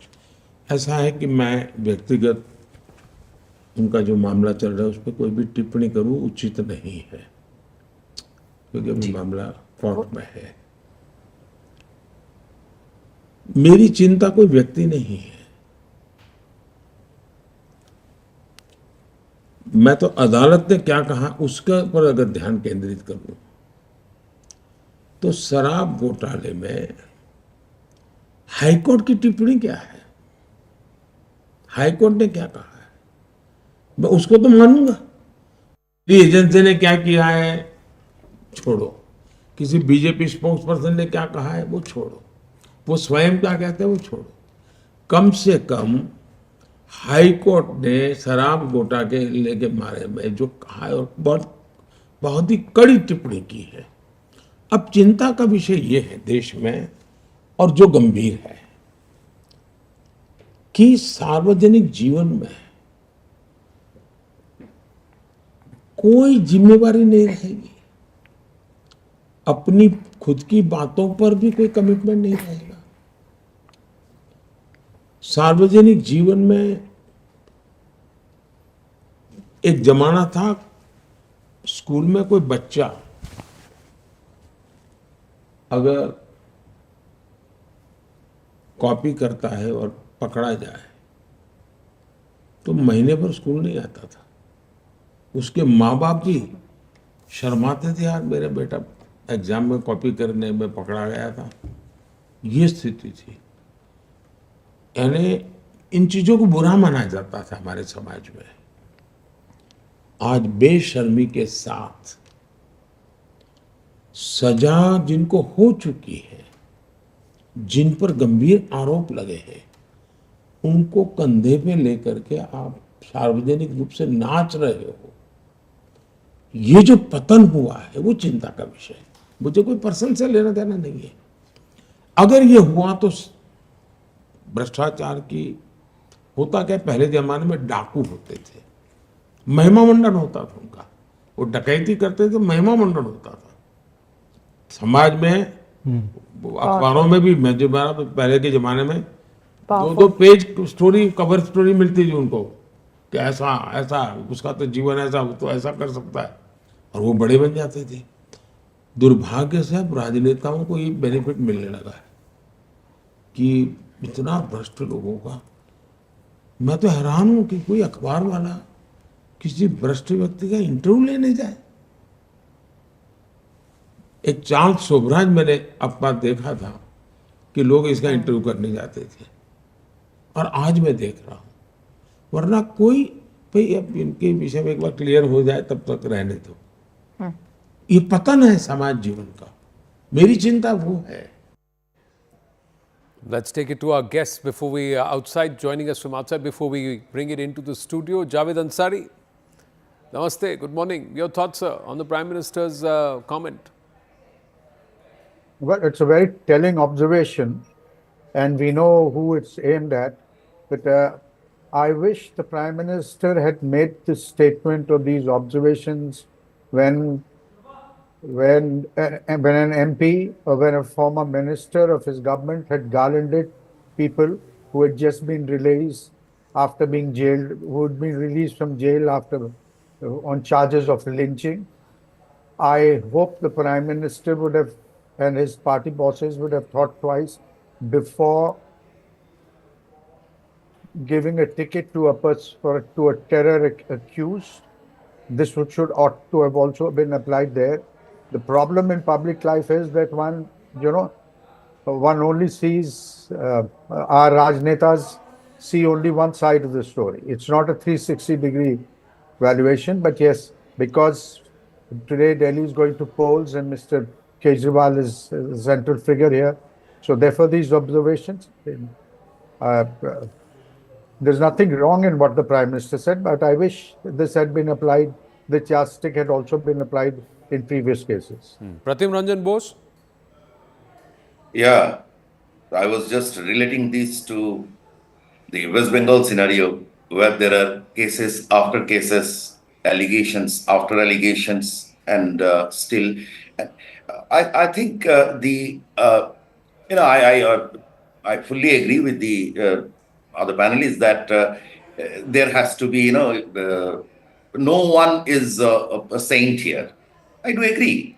But somehow, the BJP rule, Modi rule has become quite an alibi to cancel everything. It is only when it is in your favor you accept it. Otherwise, everything is for the democracy. That is somewhere things are going wrong. Mr. Lahebar? I'm not very surprised at what the Prime Minister said, or even the way he said it. Other members of his party have been a little more forthright about also apportioning some sort of blame on the Supreme Court as well on this, saying that, it's been read wrong, that it's not a clean sheet. His accusations haven't been quashed, the case hasn't been quashed, he's just been let out on bail to campaign. The person alluded to by the Prime Minister, since he hasn't named, I'm also not going to name. But also that, the Supreme Court should also do a rethink and think about what they've done. And that's where it was left by other members of his political parties. I'm actually not very surprised at this very strong attack that has come. This is a very, very high pressure poll battle that's happening. And the thing about our city, Delhi, is that it's a bit of a bellwether state. Whoever wins big in Delhi wins big at the center in that sense. So I'm not very surprised at what PM has said. He hasn't said anything until now so directly. He has said this to your channel. So that's about it. It's a Well, partisan situation. Well, the two largest faces or strongest faces of the two parties who have come together against the BJP in Delhi are out on bail on charges of corruption. Well, you know, let's look at it from a larger perspective. Let's say the Prime Minister's perspective. What's he getting at here? 20 seats where the AAP is in contention. Punjab, some seats obviously, you know, in Delhi. Haryana. And Haryana. So I think the Prime Minister is trying to sort of impress upon voters the unsuitability of Mr. Kejriwal. Of course, look, this is rhetoric, typical sort of campaign rhetoric. If you really adduce the facts, and this is a bit of a criticism against the BJP, that it has also taken in its fair share of tainted and has allied with them, especially in Maharashtra. So if you really were to look at it from a holistic perspective, the corruption card cuts both ways. I don't know really if it's going to have such a massive impact in the rest of the country where the AAP is not really that much of a factor. But I think in Delhi, this episode where Mr. Kejriwal went in, and of course where Mr. Sisodia has been at some level or the other given a lot to think about, let's put it this way, by the courts. I think it has impacted the Aam Aadmi Party because it came out of an agitation that was formulated around an anti-corruption message. So I think this is a reiteration of that point. Now, you can go into the nuts and bolts, and Mr. Ansari has done so by talking about the double standards and the double speak. Mr. Pratim Bose, every one of us know that in politics, winnability is really what, you know, takes center stage, so to speak, and a lot of compromises are made. And the larger question is, and Zaka on this one is, how can you interview a Sadhvi Pragya, or how can you even give her a platform? So Javed Ansari referred to a terror accused who's got a this one. So how can you even interview or give her a ticket? 1 second. Okay, but it's okay to interview Arvind Kejriwal. It's okay to, and Mahima Mandan of Arvind Kejriwal. I think what the Prime Minister is getting at is, you know, the words he uses about how can you give him a platform, how can you interview him. I think that is his way of saying that, look, don't glorify him, because at the end of the day, I think he's trying to highlight that there are grave charges against Arvind Kejriwal. Let's not forget the fact that, you know, the courts have not dismissed these charges. As far as the interviewing part, well, you know, Javed Ansari, I think, was there. We were in a different organization when there was this huge debate about should we interview Afzal Guru. He was at that time an accused in the Parliament attack case, and the interview went ahead. The issue is not about who you interview or who you give a platform. I think what the Prime Minister is trying to do is that, look, Mr. Kejriwal has some very, very serious questions to answer. Yeah. He's trying to underline that. Of course, you can sort of quibble with the analogy he's used with Charles Shobraj, and you can quibble with, you know, the phraseology that the Prime Minister has used. But I think ultimately the attempt that he's trying to make, Javed Ansari, is that, you know, for a person, for a movement that was born out of this whole halo of anti-corruption, let's face it, today in Delhi, that sheen is gone. Today in Delhi, Arvind Kejriwal is not in that same pedestal as, oh, he's incorruptible. No, I don't see that's how people of Delhi are seeing him anymore. Well, we know how people of Delhi are seeing him on the 4th of June. Right now, these are all observations, and these are all that are being made. But the fact is that we know only for sure, and much of the stuff that has been, this is not at all in defense of Mr. Arvind Kejriwal, but much of what the courts have said is in terms of observations. Oral observations have no legal standing, Zaka. You know this better than I do. No, lots of oral observations have been made. No, but some against observations people. have been these were grounds, Javed Ansari ji, with due respect, these were grounds for denying of bail. Yeah. And the Supreme Court also, when it let Arvind Kejriwal out, it was very clear saying that he cannot devolve his duties as a chief minister. And they also said that this is an exceptional case only to allow you to campaign. It does not take away from the seriousness of the charges against you at all. Anand, just the other day... So these are not observations. These were part of the directions when they were giving him bail. No, and just the other day, the High Court also said, because this is a continual defense that is propped up by the AAP, there's been no money. Mr. Kejriwal has said it 100 times. No money, so there's no scam. That's the phrase he uses. Ek chamanni bhi nahi mili. Chamanni bhi nahi mili. But the court has said that that's not a correlation, a causality that you can draw here, because sometimes corruption does happen and it doesn't depend on recovery of money. there are circumstances, the money could have been spent, etc., etc. So, you know, one has to, that's what I'm trying to tell did you. Did you not spend the money? Where is the money? And Mr. Kejriwal and his lawyers have given an undertaking that they will not use this case and they will not talk about this case. But time and again, they have flirted with this aspect, and this has been the only thing that's been spoken about on the stage, on the dais. So, there are other aspects too, but what the Prime Minister is saying, who are we glorifying? Can we choose who we are glorifying? And the counter question is, when you raise certain points that, okay, the BJP is backing such people, when such people were given a platform, there was huge amount of criticism, why give such people a platform? But there is a justification to give people like Arvind Kejriwal a platform. That's where is the prism, saying what kind of prism are you looking at things? Are you equanimous when you say, is the BJP equanimous or circumspect when it takes a position? Is the media and the rest of them are the same? So an Arvind Kejriwal is okay, a Charles Sobraj is okay, but a Sadhvi Pragya is not. An Afzal Guru is okay, but a Sadhvi Pragya is not. So that's the question. How is it that the barometers are different when you're looking at it from a different prism? Pratim Ranjan Bose, your thoughts there? In the case of Bengal, Mamata Banerjee says Kolkata High Court is corrupt. All judges bika hua hai. Sab BJP ke liye kaam kar rahe hain. And that's the kind of conversation that is coming in from the Trinamool Congress. Baying into the Kolkata High Court altogether. One major victim. See, on this, I think I should leave out the media part. I really do believe that there is no point in attaching the question of morality with media. I mean, I'm not saying with a disdain. I'm rather saying it's from a typical perspective. Yeah. So a bikini killer makes a story. I mean, but one, I do agree with, or at least this is my observation, over the last 15-20 years, there has been certain deterioration in the standards of this on discussing corruption or cancelling or regarding the court. I'm giving one specific example or two example. Back in around mid-2000s, so there was a court case, there was a court verdict against the CPIM by Calcutta High Court. Then CPIM launched a campaign against the judge, and it was denounced.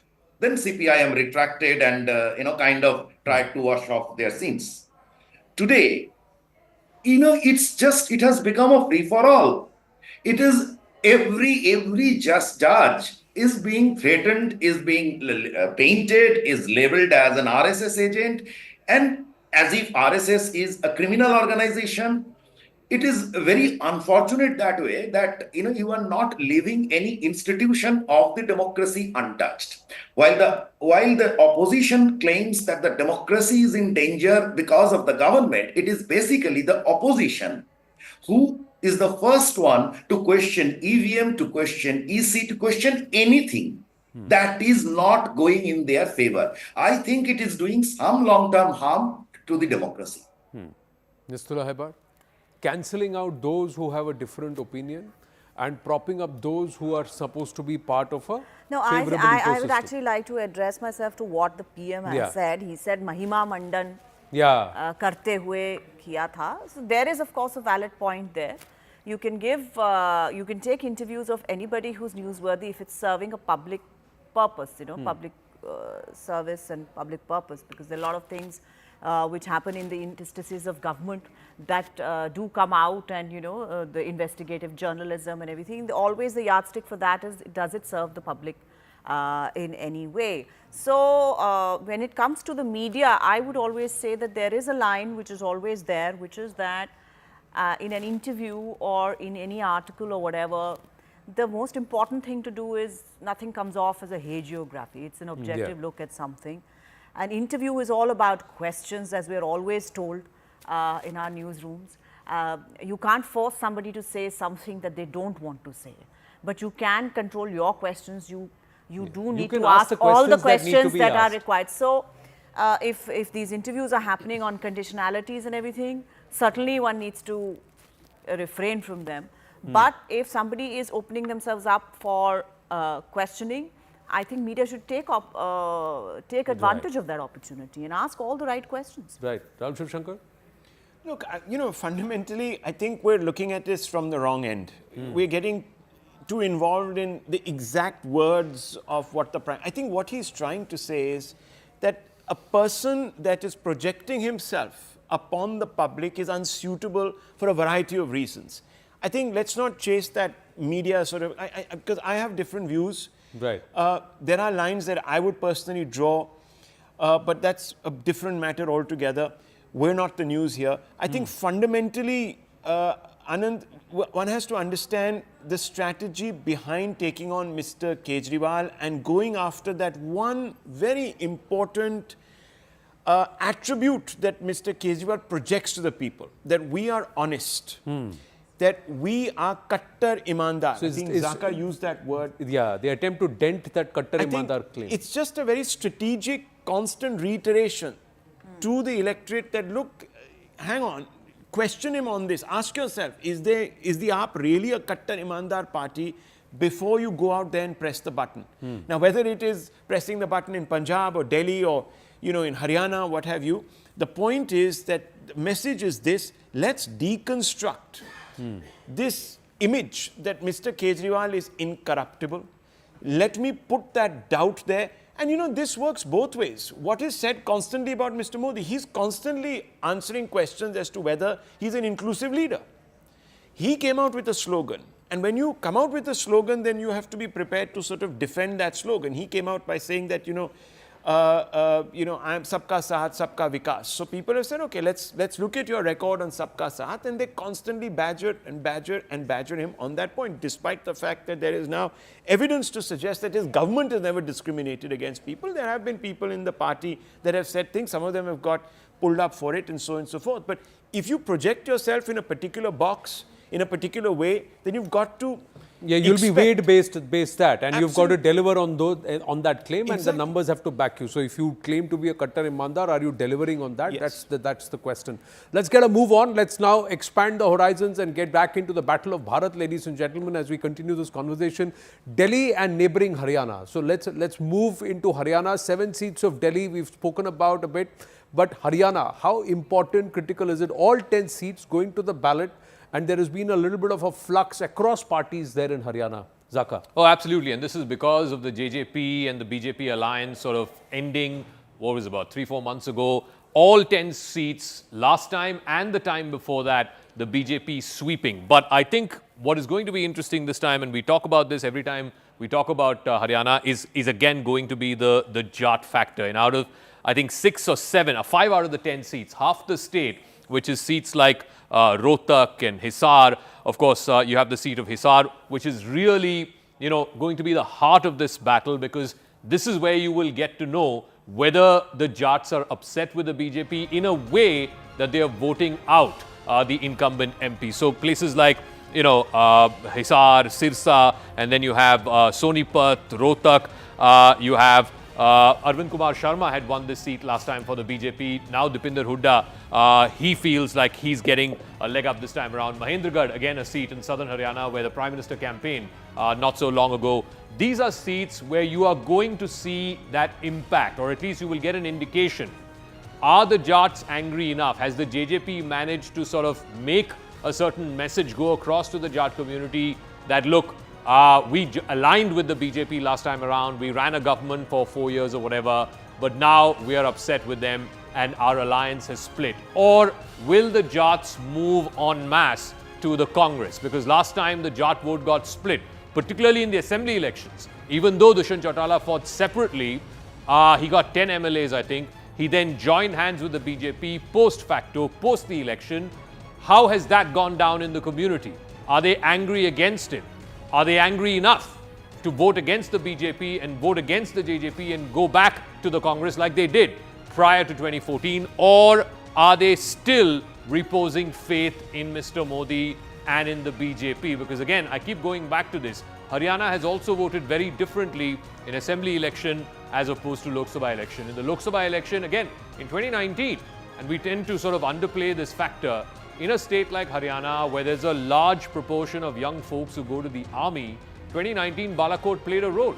This time around, I don't know if that's the biggest issue in that state, or is it something else. Also, the farmer agitation. I think we talk about Punjab all the time, the farmer agitation was as much a factor in Haryana. So is that going to have a play as far as the BJP is concerned? I don't know if you've travelled to Haryana, but it seems like also they're a very voluble sort of voter in Haryana. They keep talking quite loudly. Yeah, there are no shrinking violets. Yeah, they may not necessarily follow up on that at the voting booth. But what's your sense of Haryana? See, in the last 5 years, there have been one or two very big things that have happened in terms of political challenges for the Modi government. One was, of course, very, very open, which was the farmers' agitation. The second one was this, in Bihar, of course, you saw protests on Agnipat and Agniveer from areas which sent a lot of young people to the armed forces.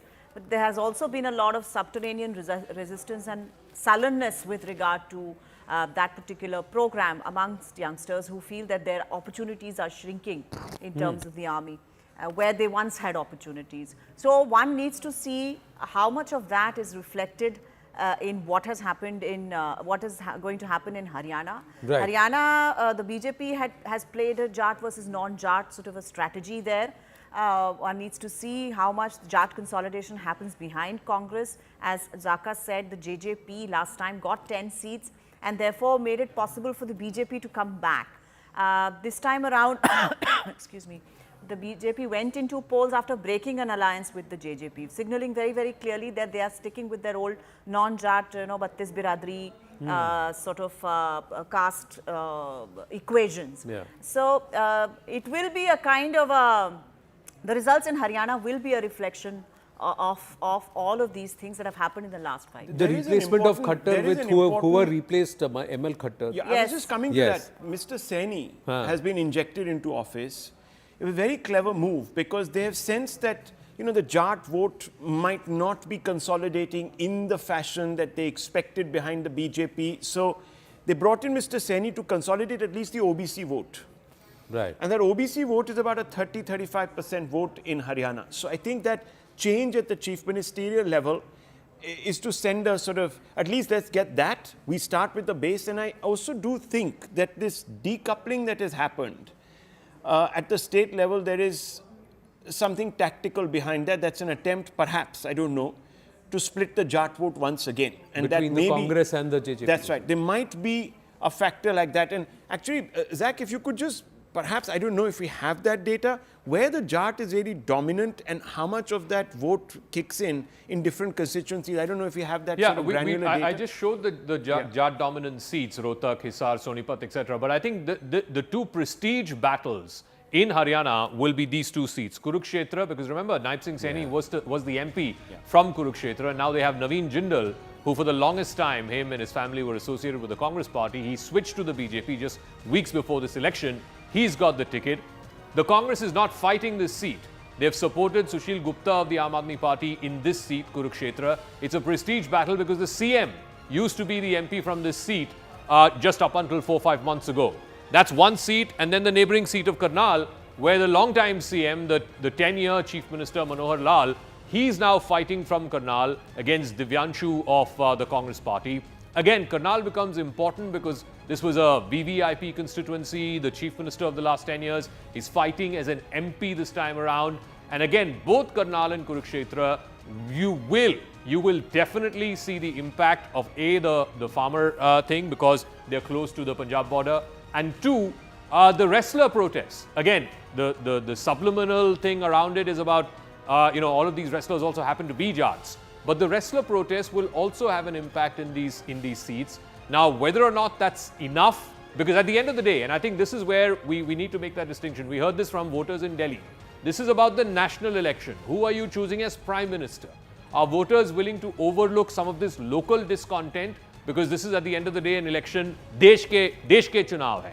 So Javed Ansari, will the anger come out 6 months down the line in the assembly election more than it will right now in the Lok Sabha election? Because voters are very, very clear about this. ये देश का चुनाव है, प्रधानमंत्री चुनने का चुनाव है.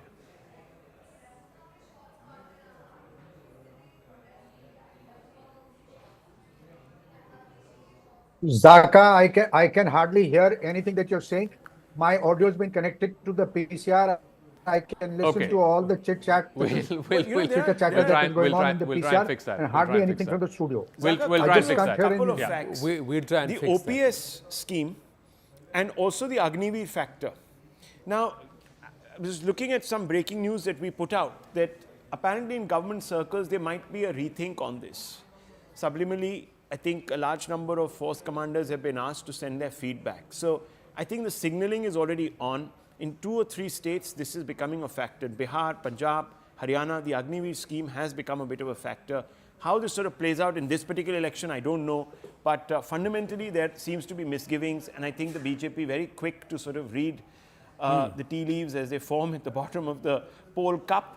Been very quick to sort of pick up on that, and perhaps there might be a review. So let's not forget all of that. But the Jat vote is going to decide this particular election. I don't know if it will split or not, but if it doesn't, Mr. Khattar actually is a Punjabi from Karnal. Of course. So, that also plays. Again, the Punjabi vote is also an important factor. Punjabi voters in those constituencies in Haryana where they are more than 20%. Karnal is one of them. Yeah. Ambala is the other one. If I can just go back up to the Ambala seat, which is the first constituency, where of course Ratanlal Kataria had won it last time around. So you have 4 or 5 constituencies. You have Ambala, you have the constituency of Sirsa.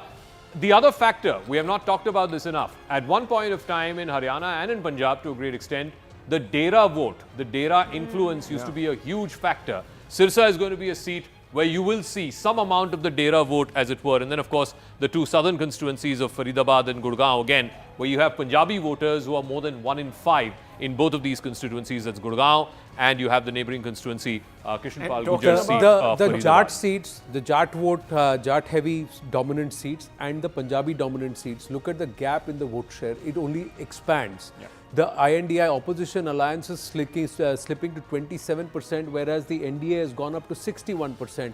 There it is 28 and 58. So there is a 32% gap no matter what in Haryana. Consolidate the non-Jat vote. No. That's what the BJP but is focused on. Rahul, is there and so much of a vote. dissonance on ground for a 30% vote share bridge, gap to happen on ground in Haryana? Is that going to happen? There may be an attrition, but if the BJP still wins with a 25% vote share margin, 5% attrition, they'll still take it because they're still taking all these seats. There is distress, and I think the BJP has tried to get in there and make those changes. They've replaced the chief minister, for example. Right. They've tried to, of course, consolidate the non-Jat vote, and they've done so by taking in also leaders from the Congress party, one of them, of course, being Naveen Jindal, and at the local cadre level, etc., there have also been a huge influx into the BJP. So I think they do realize there is a problem there. Have they been able to cauterize the problem? That depends. Well, I don't know if you've got Pratim Ranjan Bose, so I thought let's quickly. I think Javed Ansari is back with us. Your thoughts on Haryana? Very interesting battle taking place there, and much Congress will be hoping to make some inroads into the beat because the last 2 elections they've been wiped out there. The problem with the Congress there was that it was seen and continues to be seen to a large extent as a Jat-only party there. Mr. Huda, for all his popularity amongst his own caste, has not been able to spread the base wider. While the BJP has consolidated. Has brought all the other non-Jat castes together. Within the Congress, there's been a lot of infighting. Huda's detractors claim that he just wants it his way. Either he or his son, everybody else is laid by the wayside. Look, Bhajan Lal's son, he was an influential figure. He's gone away. Kiran Chaudhary's daughter was denied a ticket. They kept fighting, haggling about it to the very last minute. She's been denied a ticket. So Kiran Chaudhary is almost incommunicado. She's sitting at home. With great difficulty, they managed to adjust Shelja and Sirsa, and she, by the way, appears to be on a good wicket there. So the Congress has its task cut out. Whatever it gains will be a bonus because they had nothing there. Right. Very important. But can they actually 10 MPs from this state? They have to sort of retain that. I'm looking at the electoral dynamics. Is Haryana so much of a flux that a 30% vote share gap will be bridged? And does the opposition even have those kind of candidates which can help bridge those gaps? Well, don't underwrite. As I said, a lot of people are saying that this is a contest that has been made possible now by the voter. So I don't know. But it's amazing. 40 years, the Lals, in some form or the other, exercise influence in Haryana. If you're talking about dynastic politics, etc., very enduring in Haryana. Interesting bit. Those are pictures coming in from Karnal in Haryana. You have ML Khattar going out and casting his vote. Whether he's speaking, we'll see. Whether or not, if he's spoken once he comes out. So these are pictures from a short while ago. So he is also one of those early birds who's gone out to go out and vote. 11.3 crore voters in this phase, ladies and gentlemen, across the 58 seats. You must go out and vote. Let's shift focus. Let's try and see if we can go from Haryana to Bengal. That's where the conversation has been, and it's all moving eastward slowly as we come to phase 6 and phase 7, ladies and gentlemen. We'll all be around those 14 seats in Uttar Pradesh and of course these 8 seats in West Bengal and in Bihar.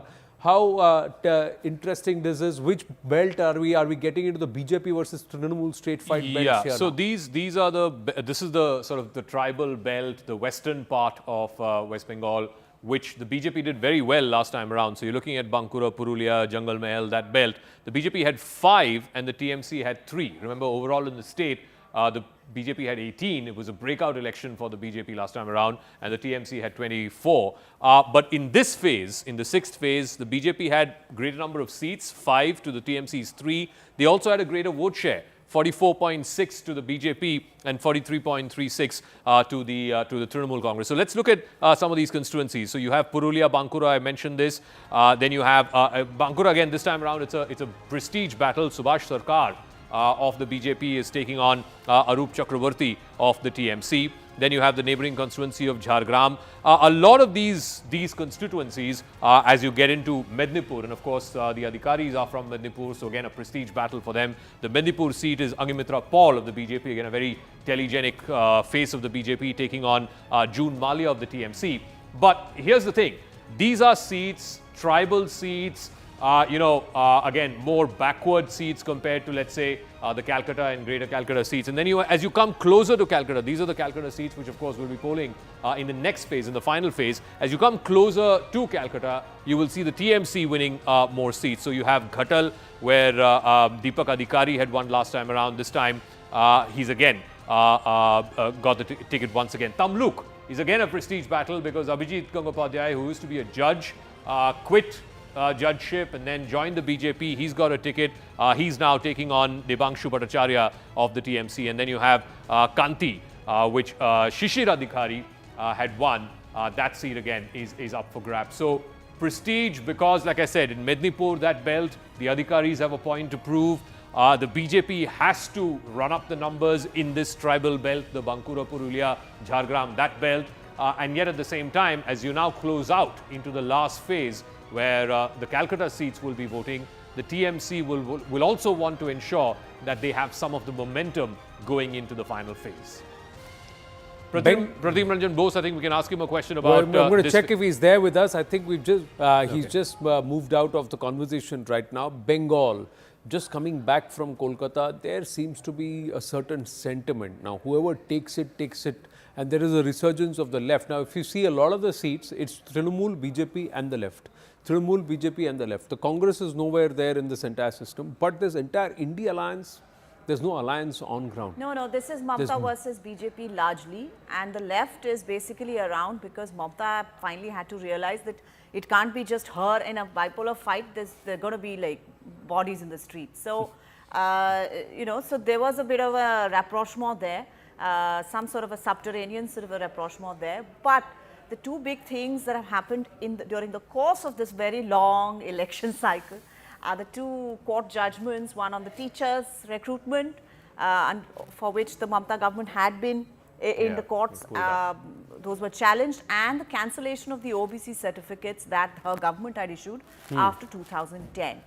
I have a feeling that the second one, the cancellation, basically will decide where the Muslim vote is going to go, and it's completely consolidated, I think, behind TMC, because Mamata Banerjee has declared that she's going to be appealing this verdict and also coming out with another sort of bill or another legislation to support her government's view. The BJP also got use of it because then there's a counter polarization that happens when there is a kind of a communal polarization there. They have said that, this basically is a slap on the face of, religion-based reservations, etc. It strengthens their point that this is unconstitutional, Calcutta High Court's judgment, etc., etc. So, the elections in West Bengal are very, very hard fought. It's a real tough sort of give no quarters kind of a battle, and these two judgments are playing a very, very big role. How much of a role will Abhishek Banerjee and his, this entire transfer of power from Mamata Bandyopadhyay to Abhishek Bandyopadhyay, how much of this is going to have an impact on how the Trinamool fares? Because in a lot of seats you would see, Trinamool Congress cadre are upset with Abhishek Bandyopadhyay and his candidate. There have been candidates who have been picked which are Abhishek's candidates and not Mamata's candidates. Those are operational things, certainly. But there are certain will that seats make where, a difference on ground? Those votes moving away from Trinamool towards the BJP or towards the left? But in West Bengal, I must tell you that the internal fights is pretty evenly divided amongst both these parties. Yeah. And the BJP is also kind of not a very united house as such. And I have a feeling that at some point of time, this is going to even itself out. At the end of it, you have to see which are the MLA seats or the MLA seats or the assembly seats where certain candidates are going to get a lead, like Mahua Moitra. She is known to be highly unpopular in her own constituency. All the MLAs in her constituency are against her. There was a television program which was being filmed in her constituency, one of those, Kaun Banega Mukhyamantri kind of, Chaupal kind of thingies. And the Trinamool guys fought amongst themselves. But there are certain, 45% of that constituency is Muslim. And if she gets a huge lead from even 3 of these constituencies, then she's home and through. So, there is a party organization thing. There are people with pockets of influence. But in an election where, the top leader is saying that it is Arya Par and, you have to do this, you have to do that, we have to get through to this.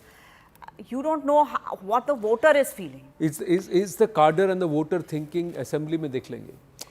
Well, that's one way of looking at it. I think Nisula has hit it on its head. But I look at Bengal as a Kerala, where the BJP has become what the Congress UDF is to Mamata Banerjee, if you just draw the analogies. And actually, the Congress at around, I think it's about a 13% vote share for the Congress now. This is where the BJP is in Kerala. So it's not really a triangular contest in the entire state. It's really a two-party bipolar fight with the possibility of the Congress playing a bit of a vote splitter. Congress or the left? That's the bigger question on ground. I mean, fundamentally, you have pockets where the Congress is still quite strong and you have pockets where the left, the vote did move to the BJP, lock, stock and barrel. And I think that's not going to change because at the end of the day, a large number of people who have moved so because they're also hoping to get the fish and loaves of office. Very interesting analogy that you drew between West Bengal and Kerala. Most of the bulk of the left vote in Kerala was the Hindu vote. That's right. The same way, bulk of the left vote in Bengal was also the Hindu vote. Exactly. So, and when the and this is an analogy that came through in Kolkata with a lot of the locals saying that when the Hindus started having an option which was beyond the left, they started gravitating to that, and that was the BJP. So that's the thing. So they said that Bengal has always voted in a binary of Hindu-Muslim. That's right. Although it was very nicely cloaked as left and Congress. Well, remember, the left was very clever. The left actually began, I mean, there's enough data to suggest that the left is actually the grouping that first injected the Muslims into the OBC quota. Around 40 or 50 of the Muslim castes were included and under the OBC 17% quota there. So the left played its politics to keep this sort of whole bunch of rainbow coalitions, social coalitions together.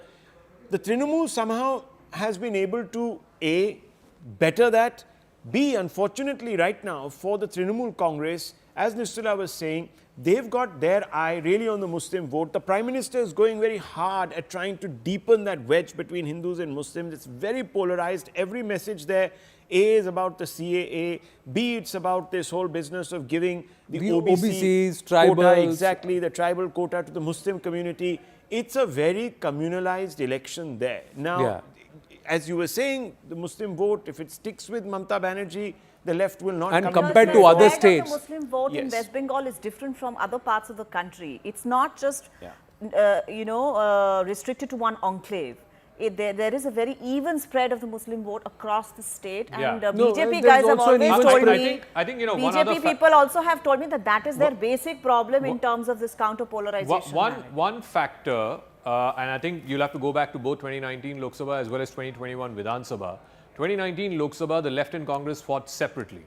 2019 Lok Sabha was essentially a bipolar fight between the TMC and the BJP, and the BJP made this case that, look, we are the alternative, we can take on the TMC, and they got rewarded, they got 18.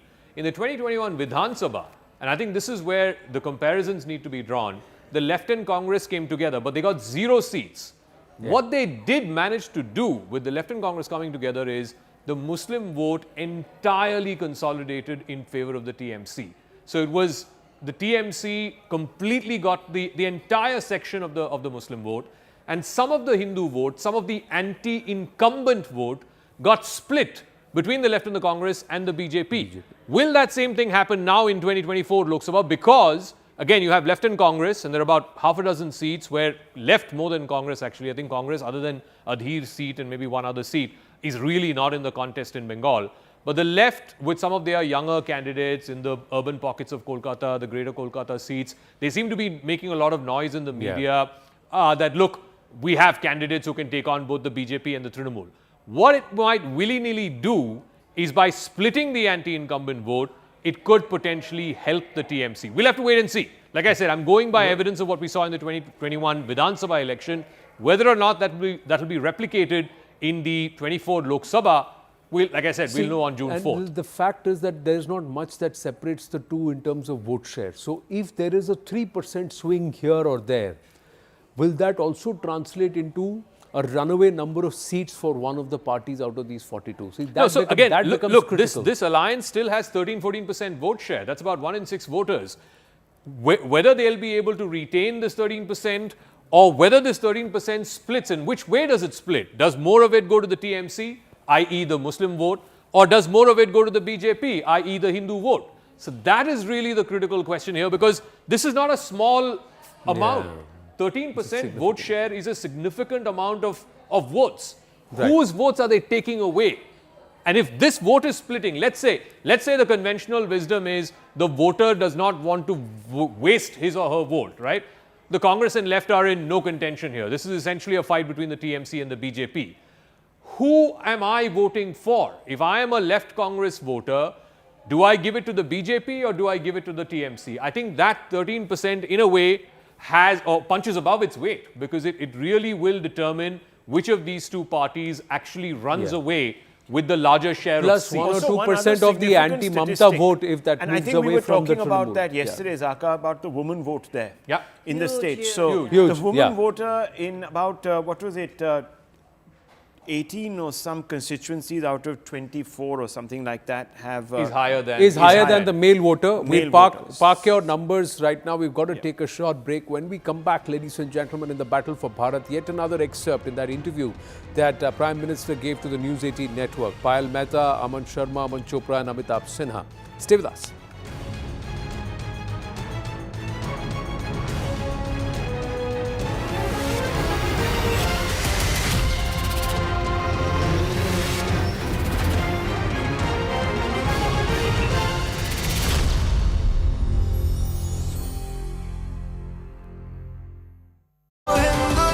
विशेष का दर्जा मिलेगा, तो ये सब बातें हैं। और जनता ने जिस तरह से तेजस्वी ने 5 लाख सरकारी नौकरी देने का काम किया है, तो जनता में एक तरह से बिहार की जनता में देखा जाए और खासतौर पे नौजवानों में देखा जाए एक उत्साह और विश्वास इंडिया गठबंधन और राष्ट्रीय जनता दल के प्रति दिखता है।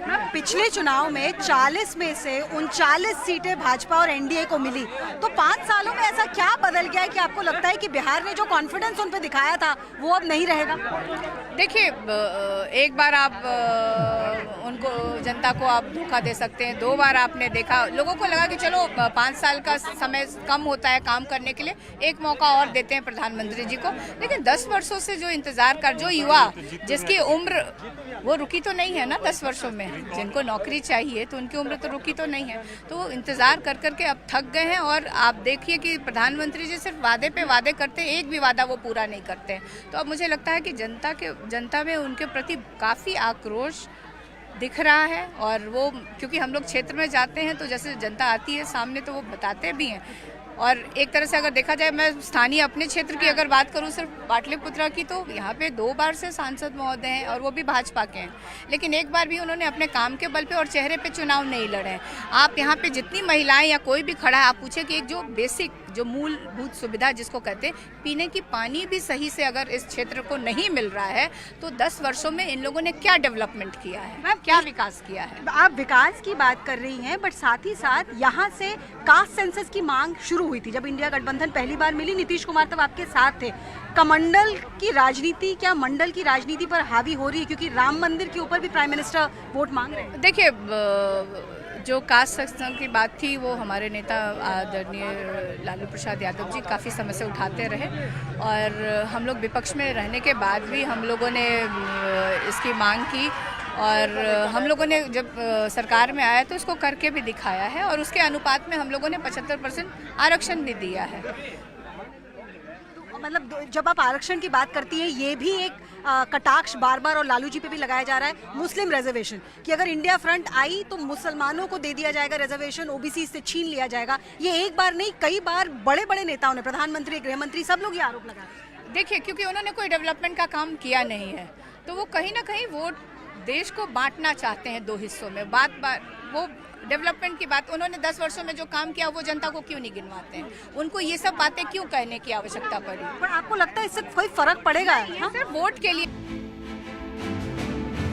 ये चुनाव देश की जनता लड़ रही है, पूरे चुनाव की ओनरशिप देश की जनता की है। सरकार को तलवार की नोक पर चलने के लिए मजबूर करे, ऐसा विपक्ष होना ही चाहिए। अब अच्छे विपक्ष का अभाव ही मैं कमी महसूस करता हूँ। मैं तो हैरान हूँ कि कोई अखबार वाला किसी भ्रष्ट व्यक्ति का इंटरव्यू लेने जाए। एक चांद शोभराज मैंने अपना देखा था कि लोग इसका इंटरव्यू करने जाते। न खाता हूँ न खाने देता हूँ। अब आगे में है, जिसने खाया है उसको निकालूंगा और जिसका गया है उसको खिलाऊंगा। इस बार मजबूत सरकार, स्थिर सरकार, 400 पार वाली सरकार, निर्णायक सरकार।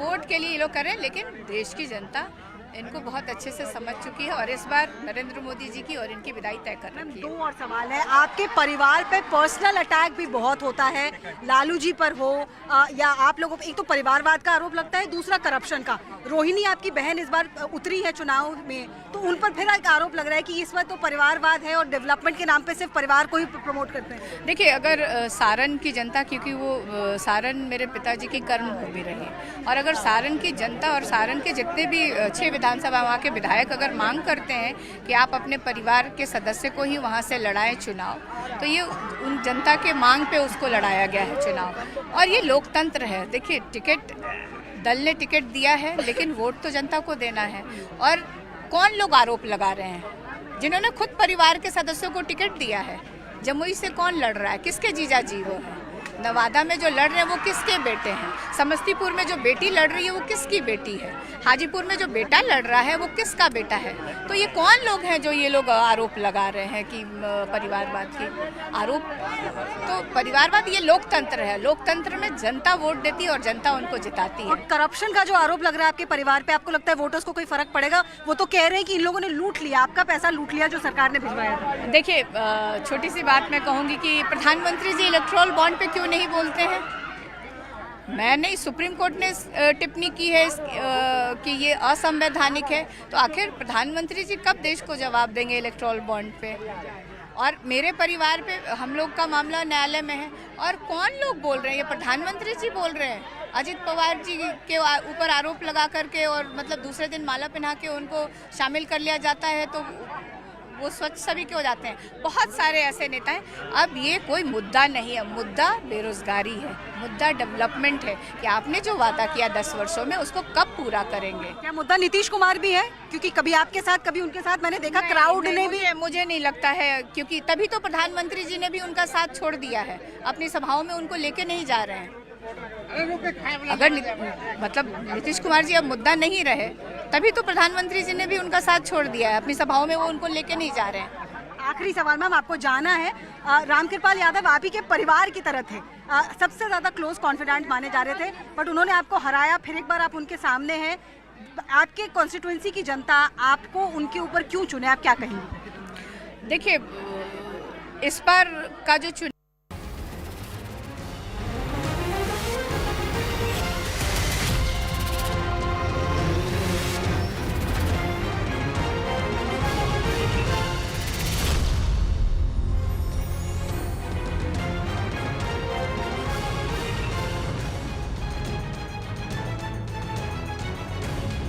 Less than 9 hours to go vote, ladies and gentlemen. 11.3 crore voters in phase 6, 58 seats across the states and union territories that include Delhi, Haryana, Uttar Pradesh, West Bengal, Jammu and Kashmir, Bihar.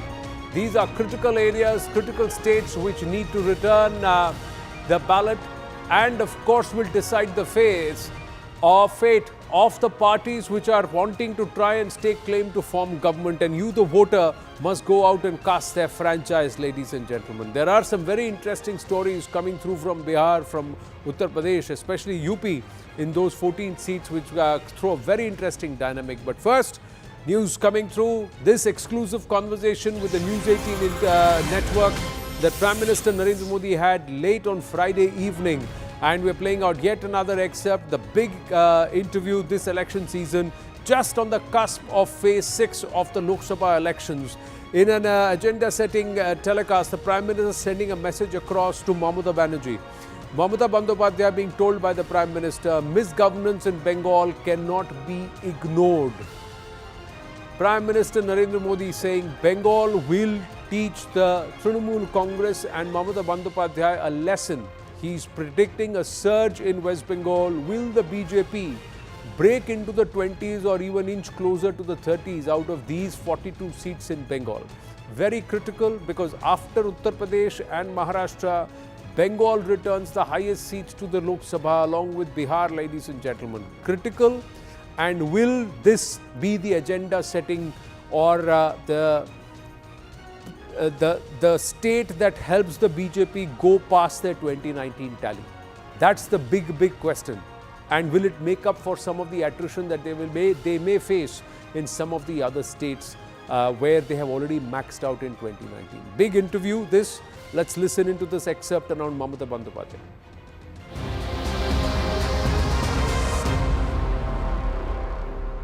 Modi ji, क्योंकि मैं लंबा समय बंगाल में रही हूँ तो मेरा सवाल बंगाल से जुड़ा हुआ है। अब बंगाल में क्या बीजेपी के लिए प्रोस्पेक्ट्स दिखते हैं? और दूसरी बात यह है कि माँ माटी मानुष की बात करती थी ममता बनर्जी, आपके लिए भी मिक्स्ड इमोशंस रहते हैं। कभी आपको बहुत स्नेह से वो आम भी बेचती है, टॉक मिष्टी कहते हैं हमारे बंगाल में, मतलब खट्टा मीठा टाइप का रिश्ता है। आपको लगता है कि वो कंट्रोल नहीं कर पाई? जिस तरह के अट्रॉसिटीज़ हम देखते हैं महिलाओं के खिलाफ, हमने असेंबली इलेक्शन में भी जिस तरह का वायलेंस देखा, आपको लगता है she has lost control completely of the state? ऐसा है कि उनको ये राजनीति सूट करती है, इसलिए वो सरकारी मशीन का उपयोग ही इस मकसद के लिए करती है। ये एक प्रकार से उनका शासन पे इतना कंट्रोल है, लेकिन गलत दिशा में है। वे शासन पे कंट्रोल नहीं है और शासन में बैठे हुए कोई लोग करते, ऐसा नहीं है।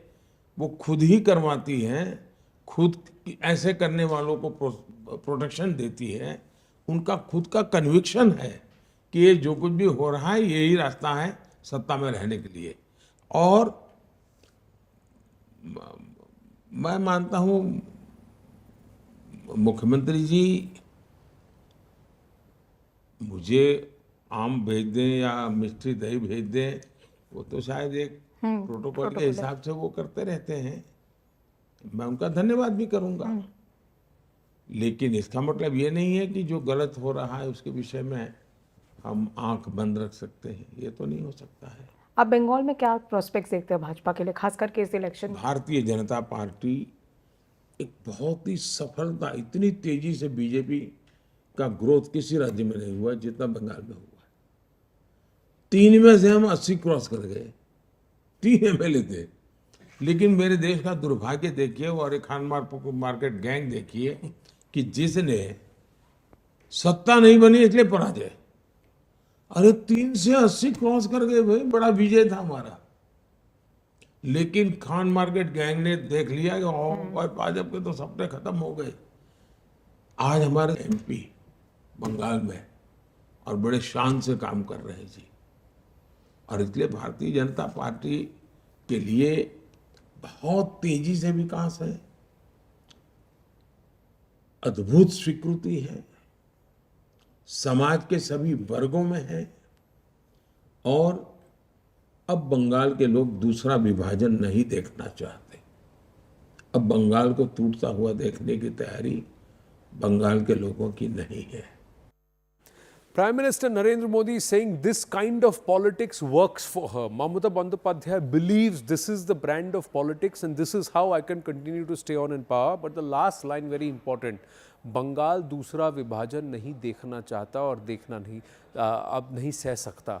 Payal Mehta and Aman Sharma with us at this point. Payal, you asked that question. Big line coming towards the end. What did he actually mean by दूसरा विभाजन? He basically was speaking of the fact that the people of Bengal do not want to see any kind of communal riots, do not want to see any kind of breakage happen anymore, because it has seen a lot. Bengal has seen a lot of violence, in the East Bengal and the West Bengal kind of fight that we've seen earlier. We've seen how Bangladesh was divided. All that atrocities is something that Bengal has really seen. But now with the fact that, you've seen so many atrocities really happen on women, this is the brand of politics that Mamata Banerjee really enjoys. That's what the Prime Minister really has said. And he hit out at the ecosystem essentials, saying that even if the BJP got close to 80 seats in the assembly elections, that was not spoken about, and that was actually dismissed in a way. But he's saying that there's been leaps and bounds of progress that the BJP unit has been able to make in the state of Bengal.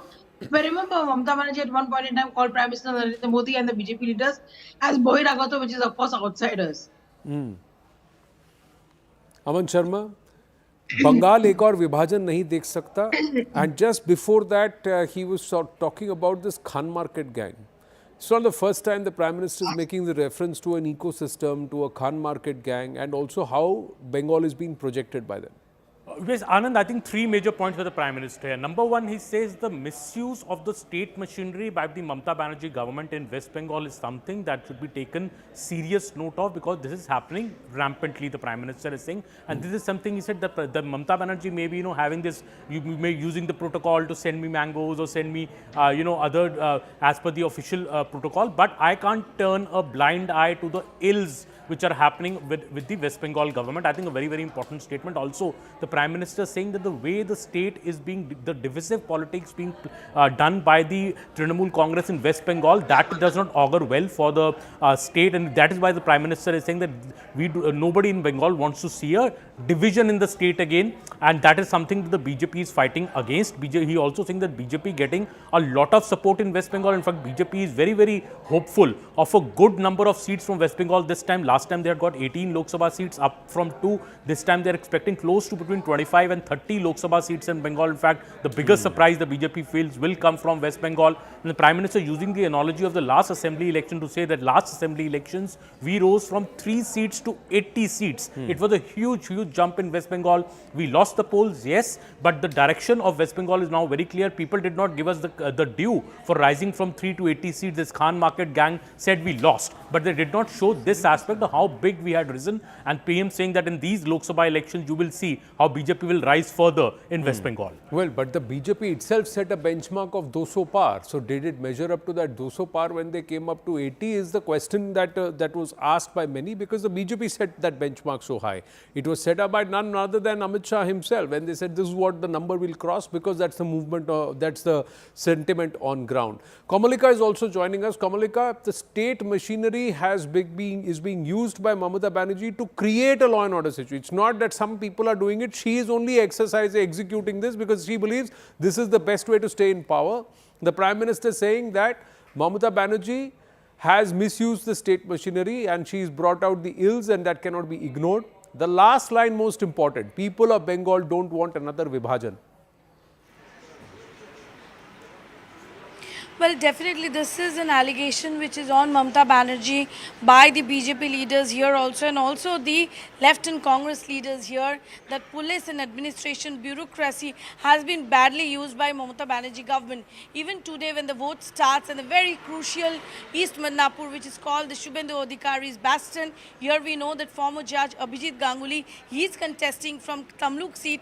He has said in the morning today that Mamata Banerjee's government has deployed a lot of police personnel yesterday itself in Nandigram and they are arresting BJP workers. So it is an allegation which the BJP has always been making. Right now, Anand, I just want to show you the mood outside Shubhendu Adhikari's residence. This is the place, this is the fight today because Shubhendu Adhikari's bastion is going for polls today. That means the East Mednipur, which consists of Tamluk and Kathi, is going to come out in a while.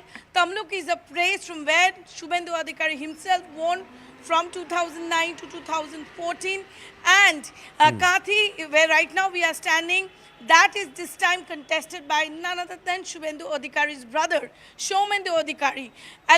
Counter allegations are coming in from the morning, but this phase very important for BJP because Jangal Mahal is going for polls and East Medinipur, which is known as to be the Adhikari Parivar's bastion. Will Trinamool dent out here or Shubhendu will hold his bastion? That's the biggest fight and biggest question. There has been one death yesterday night in the midnight, which is of a TMC worker in Mohishadol. And apart from that, till morning, there has been allegation, counter-allegation of booth agents and all these things. Was majorly no violence, but yesterday night, yes, there was one death of TMC workers on which five people have been arrested. Right, thank you for your inputs, Kamalika. We've got Javed Ansari, Nistula Hebar and Abhijit Iyer Mitra also joining us. Before we go across to our guests and also to Zaka Jacob and Rahul Shivshankar around Bengal, we'll keep the conversation around Bengal. Quickly playing out that conversation the Prime Minister had with the News 18 network. Modi ji, क्योंकि मैं लंबा समय बंगाल में रही हूँ तो मेरा सवाल बंगाल से जुड़ा हुआ है। अब बंगाल में क्या बीजेपी के लिए प्रोस्पेक्ट्स दिखते हैं? और दूसरी बात यह है कि माँ माटी मानुष की बात करती थी ममता बनर्जी, आपके लिए भी मिक्स्ड इमोशंस रहते हैं। कभी आपको बहुत स्नेह से वो आम भी बेचती है, टॉक मिष्टी कहते हैं हमारे बंगाल में, मतलब खट्टा मीठा टाइप का रिश्ता है। आपको लगता है कि वो कंट्रोल नहीं कर पाई? जिस तरह के अट्रॉसिटीज़ हम देखते हैं महिलाओं के खिलाफ, हमने असेंबली इलेक्शन में भी जिस तरह का वायलेंस देखा, आपको लगता है she has lost control completely of the state? ऐसा है कि उनको ये राजनीति सूट करती है, इसलिए वो सरकारी मशीन का उपयोग ही इस मकसद के लिए करती है। ये एक प्रकार से उनका शासन पर इतना कंट्रोल है, लेकिन गलत दिशा में है। वे शासन पे कंट्रोल नहीं है और शासन में बैठे हुए कोई लोग करते, ऐसा नहीं है। वो खुद ही करवाती हैं, खुद ऐसे करने वालों को प्रोटेक्शन देती है। उनका खुद का कन्विक्शन है कि ये जो कुछ भी हो रहा है यही रास्ता है सत्ता में रहने के लिए। और मैं मानता हूँ मुख्यमंत्री जी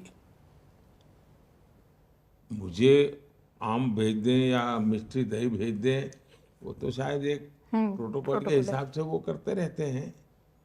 मैं उनका धन्यवाद भी करूंगा, लेकिन इसका मतलब ये नहीं है कि जो गलत हो रहा है उसके विषय में हम आंख बंद रख सकते हैं। ये तो नहीं हो सकता है। आप बंगाल में क्या प्रोस्पेक्ट्स देखते हैं भाजपा के लिए, खास करके इस इलेक्शन? भारतीय जनता पार्टी एक बहुत ही सफलता, इतनी तेजी से बीजेपी का ग्रोथ किसी राज्य में नहीं हुआ जितना बंगाल में हुआ। 3 में से हम 80 क्रॉस कर गए, 3 एमएलए थे। लेकिन मेरे देश का दुर्भाग्य देखिए और एक खान मार्केट गैंग देखिए कि जिसने सत्ता नहीं बनी इसलिए पराजय। अरे 3 से 80 क्रॉस कर गए भाई, बड़ा विजय था हमारा। लेकिन खान मार्केट गैंग ने देख लिया कि भाजपा के तो सपने खत्म हो गए। आज हमारे एमपी बंगाल में और बड़े शान से काम कर रहे हैं जी। और इसलिए भारतीय जनता पार्टी के लिए बहुत तेजी से विकास है, अद्भुत स्वीकृति है, समाज के सभी वर्गों में है और अब बंगाल के लोग दूसरा विभाजन नहीं देखना चाहते। अब बंगाल को टूटता हुआ देखने की तैयारी बंगाल के लोगों की नहीं है। That last line is the big line. Bengal के लोग दूसरा विभाजन नहीं देखना चाहते एंड बंगाल के लोग वापस इसको राज्य को टूटता हुआ नहीं देखना चाहते. Is that something which once again Abhijit Iyer Mitra, your thoughts on what the PM had to say? It's on one hand, it's very revealing because you remember what happened the last time was that when the assembly election was lost, a lot of BJP karyakartas were beaten up, killed. There was that horrible scene of this BJP worker who had this dog shelter where the dogs were killed and then he was killed. And that was, transmitted live on Twitter or whatever. And remember, at that point of time, the BJP was accused of not standing up and doing anything for its workers out there, save sending a delegation where the people going in that private jet were sitting and grinning on TV. Grinning on the photo at any rate. I think he's coming back to that. What I really read into that question and the answer specifically was he's asking for a sense of realism. You can't go from 3 to 200. It has to be built up slowly. And at some point, it is a very important call to the end of lawlessness that you see in Bengal. People don't realize this, but communist control over Bengal was through thuggery. And in that sense, Mamta out-communisted the communists in Bengal. So if you look at the way social control is exercised in Bengal even today, it is through these gangs of thugs and goons and things like that. In cities, it's these clubs that you have in every street, where essentially they're, a Stasi style, keeping tabs on everybody, who's going to vote for us, who's not going to vote for us. On election day, prevent those who will vote against you from voting. Or the more important way that the TMC especially does booth capture is that they slow down voting. Every person does not take a booth slip. So it takes about 5-6 minutes to identify them and it slows down the process completely. There are many techniques like these that the TMC use. In many ways, I think that's what the Prime Minister was referring to. It's a promise of law and order. It's a promise that things won't go unpunished. The BJP may not be in a state to do things at that point of time or right now, but it will happen in the future. There will be accountability in the future. Javed Ansari? So I think the BJP's rise in Bengal is, similar to the way it's risen at the center. Remember, there was a time when BJP had only 2 MPs, Lal Krishna Advani and Atal Bihari Vajpayee. And from there, they went to 80, and then the rest is history. Similarly, this business, we make a lot about the fact that the Prime Minister or the Home Minister or the BJP set a benchmark of 400, 370 or 400 or 200. Every political party, you have to talk up your chances and you need to present a challenge, need a goal for your workers to work at. So, and he's right, the Prime Minister is right. I may or may not agree with the terminology, but he's right. They didn't get enough credit for the fact that from 3 they jumped to 80. Who knows? They cleaned out the left in West Bengal, which was unimaginable. Till a few years ago, they cleaned them out in Tripura. It's a huge gain for the BJP. They are now the principal opponents to they are the main opposition party in a state where people used to say that BJP will never set foot in this state in its lifetime. And look, in just a matter of a few years, where they've gone. Patronage of illegals, Bangladesh influence, I think ek aur vibhajan comes straight from there, that we are not going to allow this entire pandering to Bangladeshis who are coming into Bengal and resettling there, and they may want to just orchestrate another partition. I think the BJP has been playing this population replacement theory there in Bengal, and it's been doing it aggressively. The idea is, of course, to consolidate the Hindu vote entirely.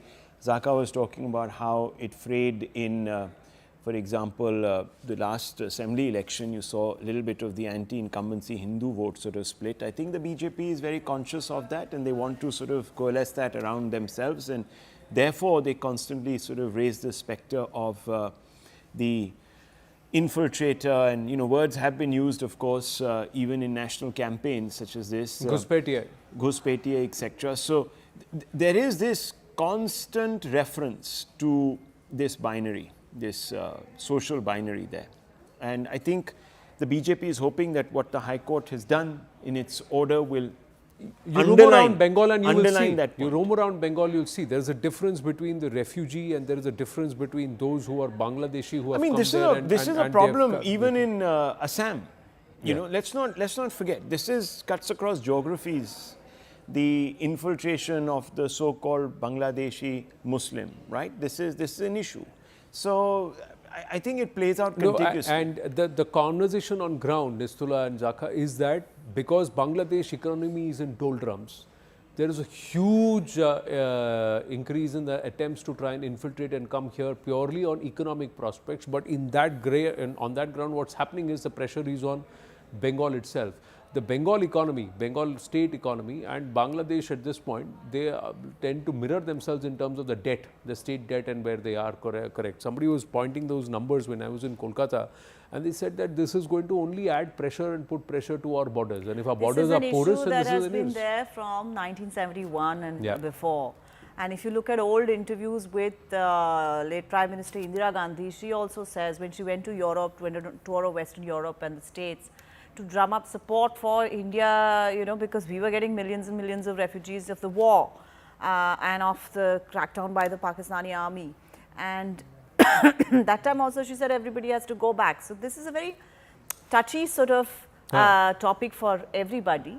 And on the question of the BJP not getting enough credit, and then you said that, it was because the BJP itself said that it would pass clear 200 seats. I would say you're being a little unfair on the Prime Minister, because he basically was mentioning a tendency that, all the BJP's victories are always undermined. Ki ye to fluke mein ho gaya, sab communal ho gaye, those kind of things. And if you remember Gujarat 2017, BJP didn't touch 100. It was 99. We got a majority, but just above the majority line. And the Congress, all of them went around saying that we have a moral victory. And this victory, the actual victory actually doesn't mean anything, because we scored a moral victory. So I think he's referring to that tendency that whatever we do, you're not looking at the people who have voted us, how many people have voted us back to power or given us support or given us these many seats. Because it's not the first time he's spoken about this, because he's also said that you question the BJP, you are independent. If you don't question the BJP, then you are Godi. So that entire narrative is also something that he's attacked. But I'm going to focus back on what he's talking with respect to Bengal and Bangla, this issue of Vibhajan.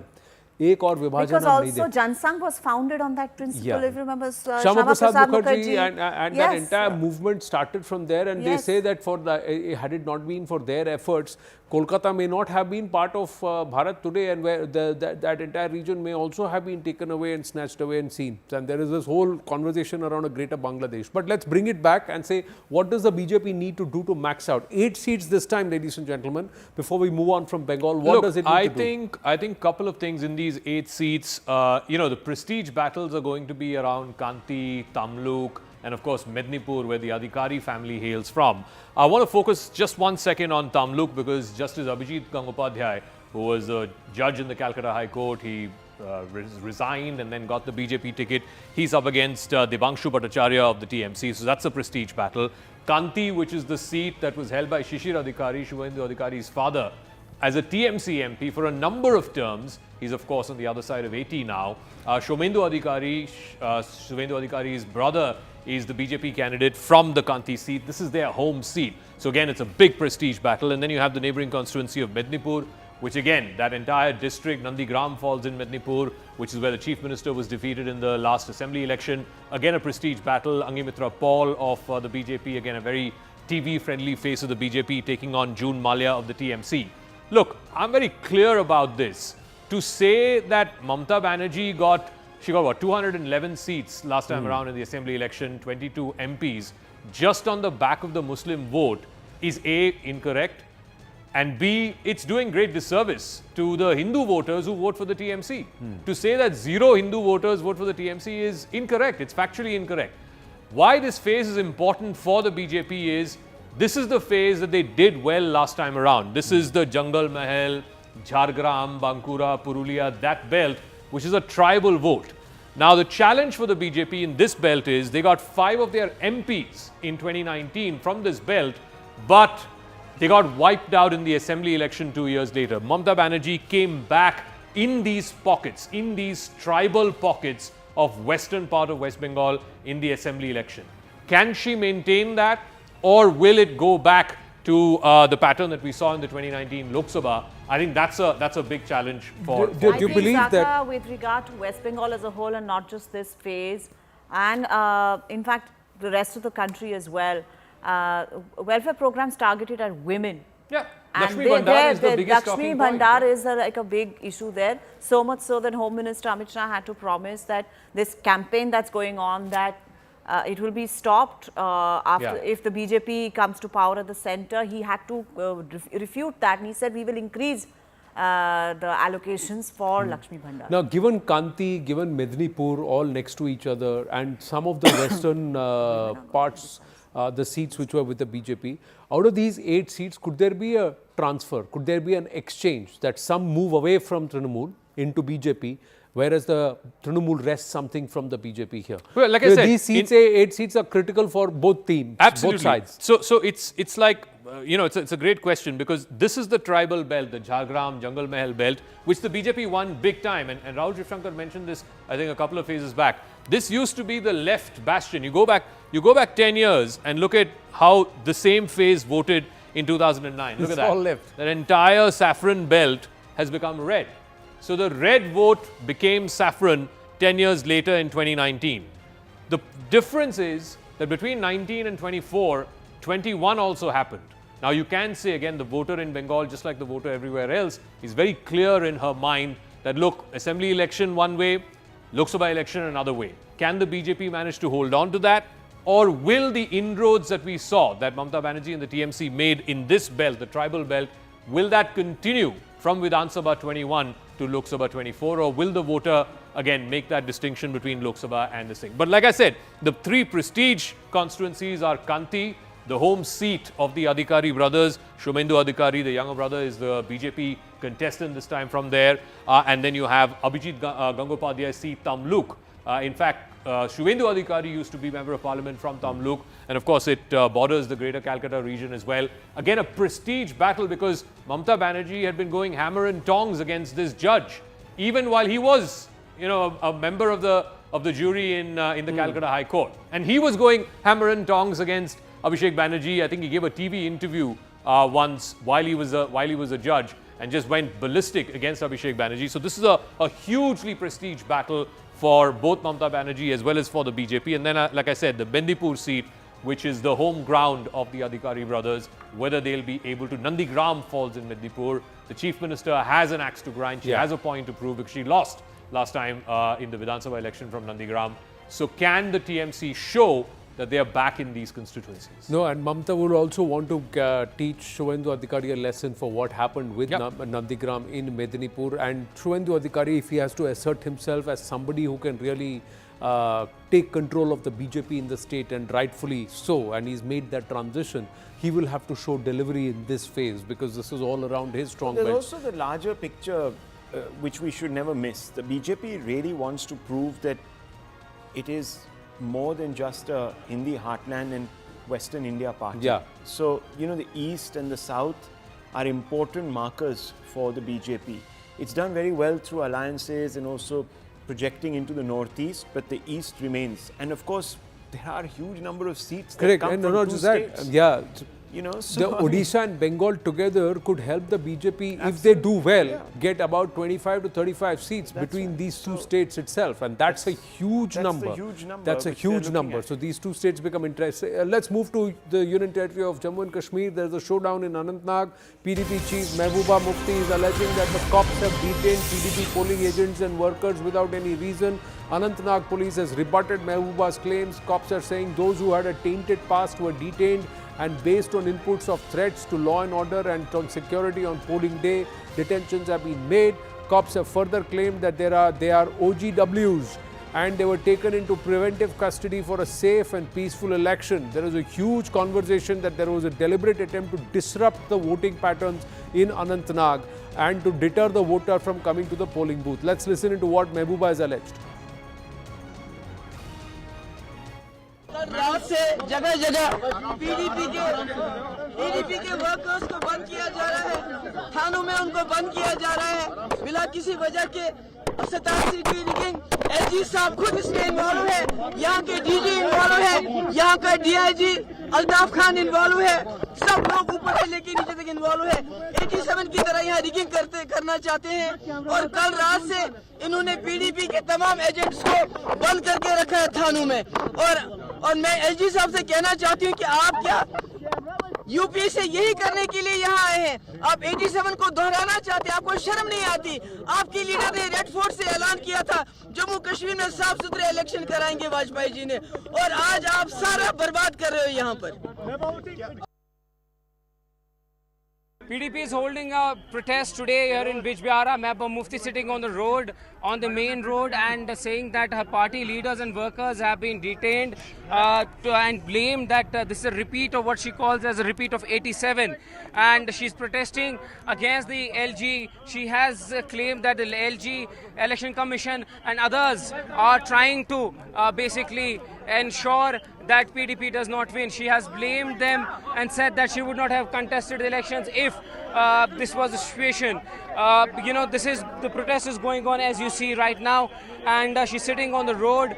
The Anantnag Rajouri elections are happening and Mehbooba is a contestant. She blamed that workers have been detained and at certain stations EVMs are not working. Her allegations have been there. One has to see that how does the Election Commission respond now. But yes, a massive protest by PDP on the polling day here in Bijbihara. Ishan now joins us live. Ishan, there's been a rebuttal that's come forth that they have taken people into preventive custody. OGWs have been taken into preventive custody. And if the rest of the Lok Sabha constituencies in Jammu and Kashmir were peaceful and there are no problems, why should there be any restriction with respect to Anantnag? Well, Anand, this is not the first time that PDP has alleged their workers have been detained. It was in the past as well, and back then also when we asked this question to the CEC JNK, we responded that JNK is a unique state where it has unique challenges in terms of law and order. And to ensure peaceful polling takes place, there are certain preventive detentions that happen. People who have tainted past, or people who have been associated with stone pelting, clashes, arson, they have joined political parties, or they are working on the ground for them. They are taking under preventive measure custody to ensure that the voting goes peacefully. You see that faces have gone peacefully, but as you see behind me, my Vijay Bhushan will show you, he is still staying on the road. It has been more than an hour since she's sitting on the road. Protesting, speaking to the media and alleging that direction का मतलब direction DG से direction इसको यहाँ के DIG south direction की 87 जैसे हालात पैदा करना इनको लगता है अगर लोग वोट डालेंगे but remember, this is a key contest that is taking place between Mehbooba Mufti. Ishan, how far is she sitting away from? Is she sitting near a polling booth or is it away from a polling booth? No, yes, she is away from the polling booth. Her polling station is around 1 kilometer away from this location where she's protesting. And how has the voter turnout been in Anantnag compared to Srinagar, Baramulla and some of the other regions? Well, brisk polling is going on. It is believed that the past records will once again be broken because peaceful atmosphere and the way situation is at the moment. People are freely contesting. People are freely going out to the polling station and casting their ballots and using their, exercising their franchise to pick their favorite candidate. Remember, this constituency has seen a lot of violence in the past. Anantnag, South Kashmir has been a hotbed of militancy post 2000. There have been clashes going on in these places, and previously we've seen during the induction and de-induction of forces and the polling staff, there will be attacks on them. But during the last two phases, no attacks have taken place. Not a single stone has been pelted, nor there is any stone pelting or hartal call. And that is where the centre is claiming its success in terms of J&K policies, while these political parties claim that this is because of particular Article 370, that people want to respond to the centre. But all of this will be seen on June 4 when the results come out and how. Well, the number of people behind you itself is a statement that how much of a movement and openness there is as far as movement of people is concerned. There is a huge crowd behind you, Ishan. But Anantnag is interesting. If Omar Abdullah moved from Srinagar to Baramulla to North Kashmir, Anantnag was supposed to be a Ghulam Nabi Azad versus Mehbooba Mufti, but Ghulam Nabi Azad is not contesting from there. So who's the contest with? Are there a lot of grassroots leaders who won Panchayat and DDC who are now coming up, MLAs who are coming up? Who is it against Mehbooba Mufti? Well, Mehbooba is fighting against a very, a leader from Gujar, a leader who's a very famous and is a spiritual leader for several Gujars who live in Rajouri. He has a huge voter turnout. He has seen it in the past that whenever he has contested from Kangan constituency, Mia Altaf has been able to bag a lot of votes. He has people who have faith in him because of his religious family lineage that he carries. That he gets not only votes in Kangan in the past when he contested MLA election, but he has a good faith in Puch Rajouri as well. And that is why National Conference chose him as a candidate. And Rajouri Puch was not part of Anantnag constituency. It was because of delimitation that Anantnag Rajouri became part of Anantnag constituency. And later on, the National Conference very cleverly put up a candidate who has an acceptance on both sides of Pir Panjal. Yeah. He has acceptance in Kashmir and then he has acceptance in Pir Panjal. It's an interesting candidate where Mehbooba Mufti is also trying to regain. Because after 370, she made a lot of statements. It's her first poll after a very long time. And Anantnag has been a bastion of PDP where it emerged from, where Mufti Muhammad Saeed came from, where they grew up in. And then she has faith in her voters. But will she be able to win it? There are other grassroots leaders like DAP chose a very little known candidate who's an advocate by profession to contest against them. But yes, there are a lot of people who are now choosing to contest. Remember, for the first time, we are seeing that so many candidates had, filed their nomination for Srinagar Lok Sabha seat. It hasn't happened before. People had fear, and whenever we used to point cameras during polling coverages, people would hide their faith. But it's no longer there. People freely speak to you. They tell you that why they are wanting to exercise their franchise and why do they want to vote in these elections. And it's a unique poll because you will notice here that a 55-year-old is a first-time voter. Given the fact that he has previously boycotted and previously has stayed away from the polls, but he's a first-time voter and he's accepted equally as an 18-year-old in these constituencies. We've seen it in Srinagar, we've seen it in Baramulla, and we're witnessing it in Anantnag as well. We're seeing a large number. Very encouraging words there, Ishan, coming through from you. And Mia Altaf is a very interesting choice that's been made, and that too pitted against Mehbooba Mufti. That just really stirs up the pot and makes it tougher for the PDP patron-in-chief or the PDP chief, Mehbooba Mufti. Mia Altaf, very popular in that pocket. Yes, Nistula. So there are 2-3 things which are very interesting about this Anantnag Rajouri seat. One is the delimitation has, added some areas there which has good Gujar Bakarwal voters there, which was not there earlier. So therefore, and these are people who have been given tribal status lately by the central government after the removal of Article 370. So they add a very interesting dimension to this contest. It has changed the nature of that seat. Secondly, Ghulam Nabi Azad withdrawing and it becoming a fight between PDP and NC is also extremely interesting. The third is that the BJP has not given any candidates in the 3 seats in the valley. Why is that? I had asked this question to Home Minister Amit Shah when Hindu had carried an interview.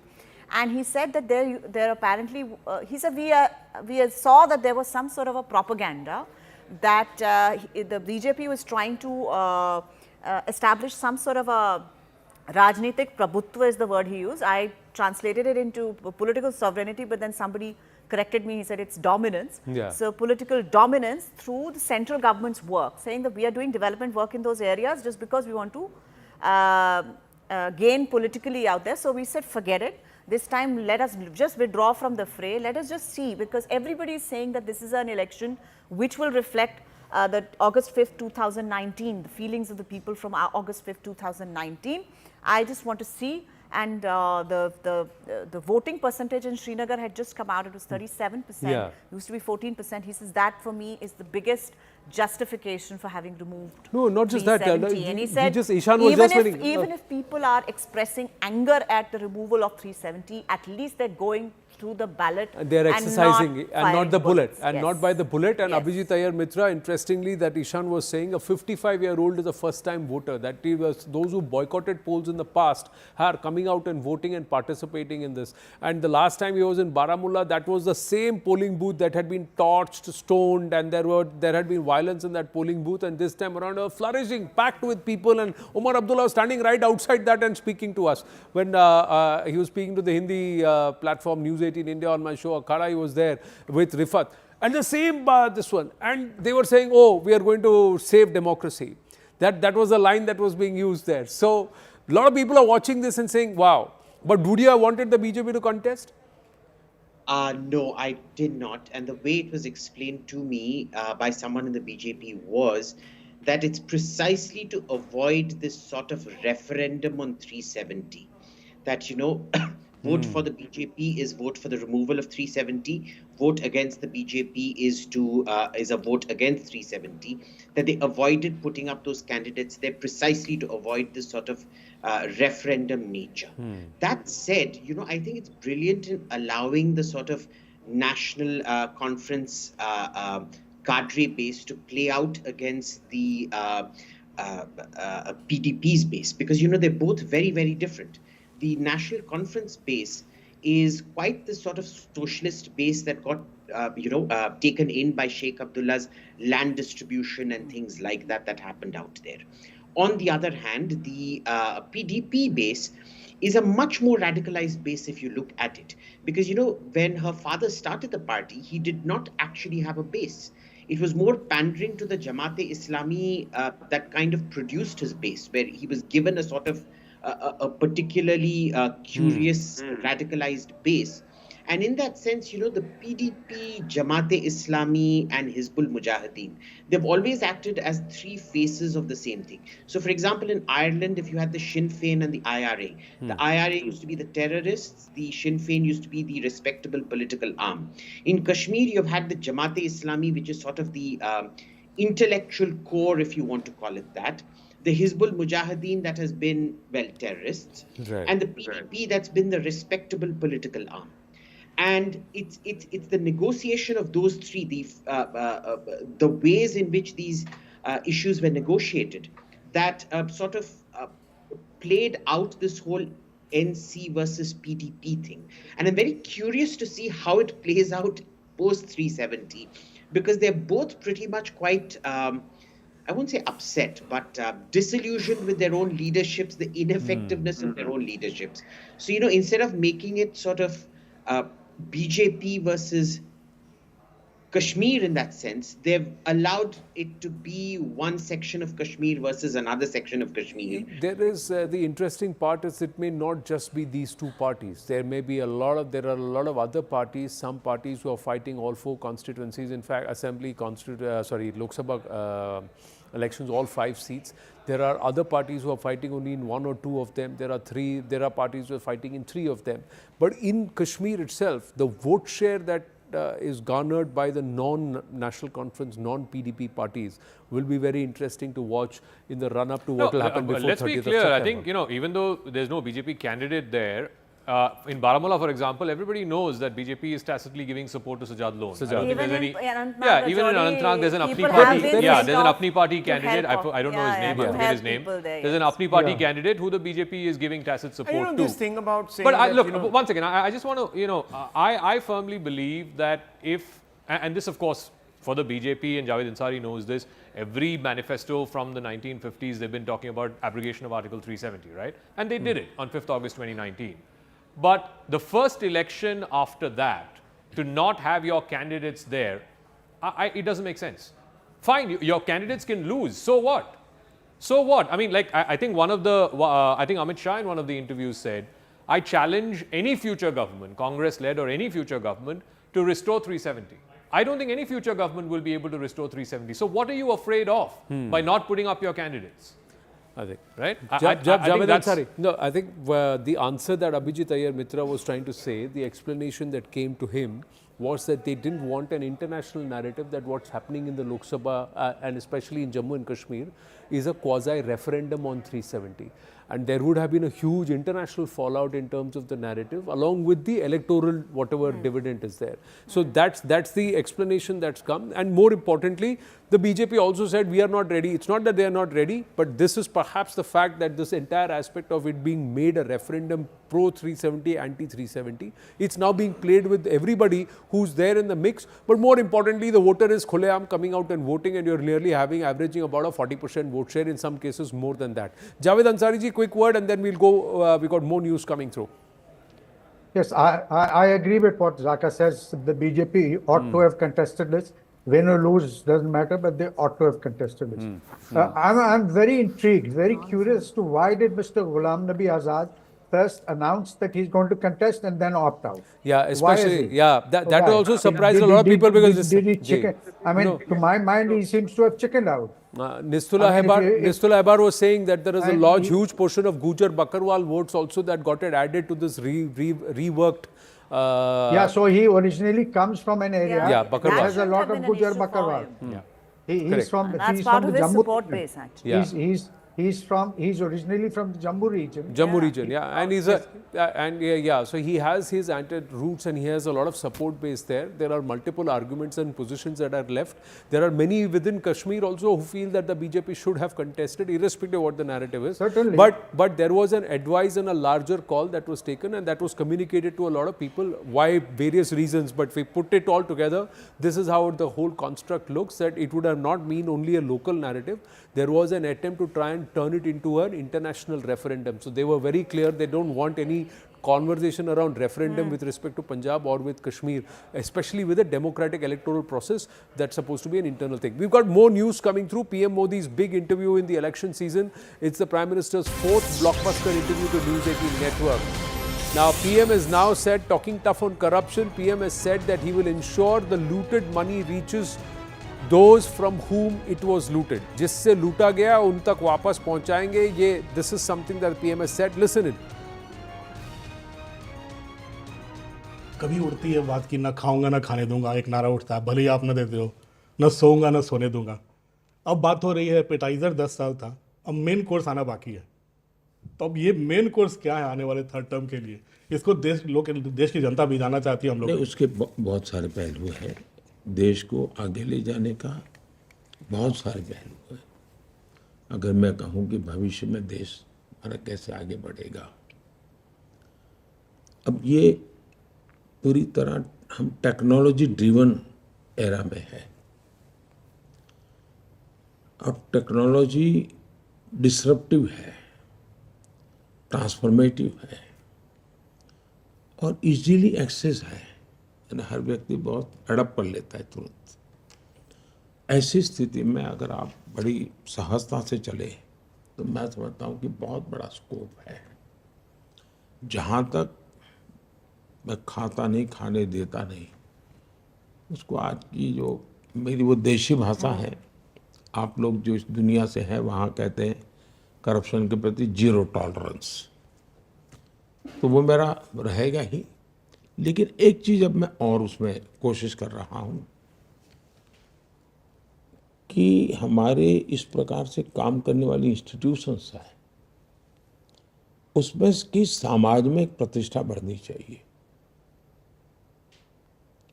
दुर्भाग्य से हम हमारे देश में जो मुझे अनुकूल नहीं वो सब निकम्मा, ये जो सोच है ये टोटली अनडेमोक्रेटिक सोच है. और उसी में से कुछ पत्रकारों को ब्लैकलिस्ट कर दिया जाए, वो उसी सोच का परिणाम है कि रिजेक्टेड. क्यों? क्योंकि तुम मेरे अनुकूल नहीं हो. बॉयकॉट. वो अनडेमोक्रेटिक है, लोकतंत्र की हत्या है वो. और इसलिए हमारी इंस्टीट्यूशंस के साथ भी वही हो रहा है. जैसे पत्रकार के साथ हो रहा है, तो मेरे अनुकूल नहीं तो निकम्मे. तो इंस्टीट्यूशन, तो मेरे घर पे रेड मत करो, मैं तो चोरी करता रहूँगा, तो इंस्टीट्यूशन निकम्मी. ये जो लॉजिक चला है, मैं उसका उपाय क्या? उसका उपाय यही है कि हमने ऐसी शख्सियत और ऐसे शक्तियाँ उसकी प्रतिष्ठा बढ़ा दीजिए. इनकी सामाजिक प्रतिष्ठा इतनी बढ़ाओ कि फिर कोई उसको हाथ नहीं लगा पाएगा. और मैं पक्का मानता हूँ कि आने वाले दिनों में जब देश समझेगा कि भाई ये 2200 करोड़ रुपयों के ढेर टीवी के सामने दिख रहे हैं पहाड़ नोटों के, तो लोग देखें यार कोई तो सिस्टम होगी जिसने पकड़ा होगा, तो पता चलता है जब वो इंस्टीट्यूशन है, वो संस्था है, वो संस्था है, तो उसके जैसे सेना के प्रति आज एक सम्मान का भाव है, वैसा ही सम्मान का भाव जो देश के लिए काम करने वाले इंस्टीट्यूशंस है उनके पास होना चाहिए। तो वो भी मेरा एक मिशन है। जब प्रतिष्ठा बढ़ती है तो उनकी अपनी बुराइयां होती है वो भी कम होती है। उनके भीतर कभी कभी बुराइयां जो आती हैं, आप मान सम्मान और तो उसको लगता है जीवन में बहुत मिल गया है जी, वो बुराइयों से बचता है, तो वो भी एक मनोवैज्ञानिक रूप से एक तरीका होता है। तीसरी बात है कि लोगों को तो ये लगेगा ठीक है सरकार ने पैसे ले लिए, हमारा क्या है। तो मेरी कोशिश ये है कि न खाऊंगा न खाने दूंगा, वो आगे है, जिसने खाया है वो निकालूंगा और जिसका खाया उसको खिलाऊंगा। Aman and Payal with us. Payal, but one of the allegations with the BJP is that they are also accommodating. Aman is also with us. So Aman, the BJP, the washing machine allegation, washing machine to Dhobi Ghat, ab to Dhobi Ghat kaha ja raha hai. So how does that fit with the PM's analogy on corruption? Well, I think, Anand, the PM is very clear. He says that, look, the agencies are doing their job, be it the ED, be the CBI, and the stashes of cash being recovered from certain opposition leaders in various states are testimony to the fact that there is deep-rooted corruption, which the ED and the CBI are trying to stop. And, you know, he said it's an example that please don't raid me because I'm from the opposition. If you raid me, I'll cry wolf. That approach, he said, we have to enhance the credibility of our institution. We have to make them, that is my aim in the second term, that the opposition keeps on saying that the institutions are raiding them, but that is not the truth because they are acting against corruption. I think the other major thing he is saying that this time, the Modi 3.0 big agenda will be that not only na khaunga na khane dunga, but the money that is recovered from the corrupt, from whom it has been looted, to the common people, that money should go back. The money should be returned to the people to whom it rightfully belongs. This is something, you know, the Prime Minister had also hinted earlier, if you remember, in conversations with certain MPs in West Bengal, when he mentioned to the chit fund scam, the other scams which had happened in West Bengal. He said that this money, which the huge money that ED has recovered, I will ensure a mechanism by which this money goes back to the common people. I think that could be a game changer. You know, that could जिनसे लिया है उनको वापस दूंगा. जिनसे लिया है उनको वापस दूंगा, because you know this has been a big criticism against Mr. Modi that, you know, all that 15 lakh promise ki paise promise kiye par diye nahi. Now Mr. Modi is saying that if I recover looted money, if I can trace back that from whom it has been looted, the common people, I will ensure they get it back. I think it's a major game-changing move for Modi 3.0 if that happens. Right. And this will be a big thing for the people, because money going back to the people will be a huge thing that if the Modi government can pull it off. Is there a separate fund or something that's created where this money goes back into into helping people for a larger cause, or going back into the service of the people, the money that's looted? But the corrupt, you know, bringing them into it and then adopting them into it, incorporating them into the BJP, and does the taint then go away, this washing machine Dhobi Ghat charge? Let's talk to the person and ask the person who we forgot to ask, the Kashmiri in the mix when he talked about Jammu and Kashmir, Rahul Shankar. There are allegations of corruption there in Jammu and Kashmir also. So where does that stand? And then please weigh in on the Kashmir aspect and then this conversation. This soundbite by the Prime Minister, that money belongs to the people and all of that, will no doubt, of course, exercise the opposition, because this is a direct attempt to suggest that it's the opposition that has taken all the money and is cheating the public. So I think this will again, as you know, Aman was saying, this will again reignite that entire conversation that took place supposedly, where Mr. Modi actually didn't really say that he was going to give everyone 15 lakhs in their bank account. He said if we were to recover that money, that money would lead to potentially everyone getting 15 lakhs. He was trying to contextualize how much money is actually floating around in the black economy. So I think that was very cleverly spun around. But again, he'll be held to this particular promise and, well, you know, suggestion or what have you. But I think fundamentally, look, unfortunately, corruption in Indian politics goes hand in hand, and there's no doubt about it. I mean, look at the number of corrupt people sitting in parliament, and you look at the various cases that have been drawn against them. How much money it needs now to fight an election? To fight an election. So how do you?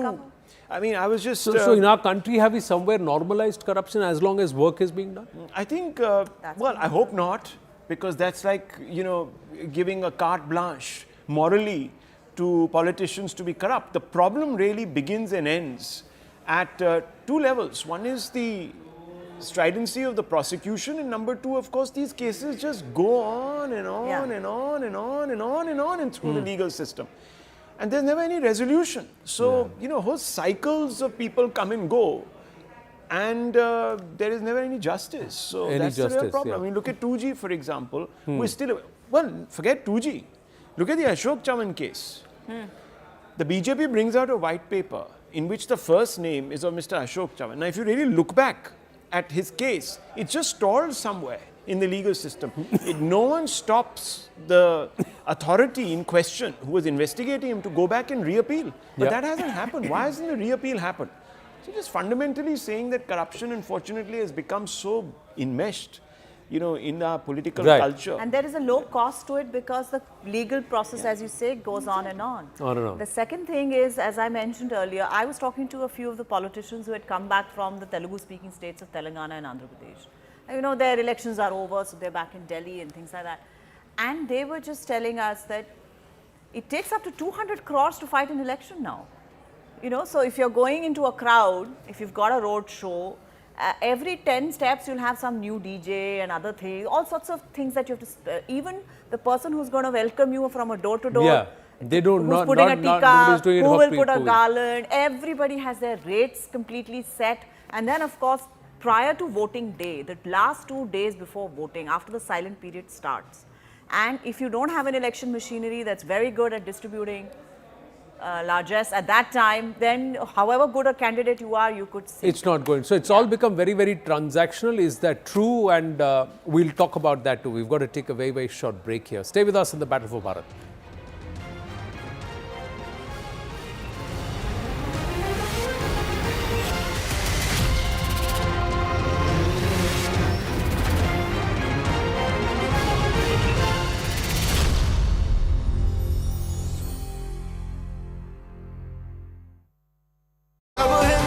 देश बचाने का चुनाव है और 10 वर्षों से वो इस क्षेत्र के सांसद महोदय हैं और मैंने जैसे अपने भाषण में भी कहा, लोग भी कहते हैं कि जब एक पानी पीने की जो व्यवस्था नहीं करा पाए 10 वर्षों से, और वो हमारे परिवार के सदस्य थे और आज भी हैं, मेरे बड़े हैं, अभिभावक हैं, मेरे चाचा हैं।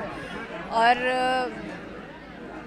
लेकिन एक चीज़ आप जानिए कि मेरे दल से लोक दल था, फिर जनता दल बना, फिर राष्ट्रीय जनता दल पड़ा, लेकिन रामकृपाल जी ने किसी भी एक कार्यकर्ता को अपनी जगह उन्होंने टिकट दिलाने का काम नहीं किया, चाहे वो एमएलए बने हमारे दल से, चाहे वो एमएलसी बने, चाहे वो बोर्ड के निगमों के वो मेंबर रहे हों, चाहे वो राज्यसभा गए, चाहे वो सांसद बने।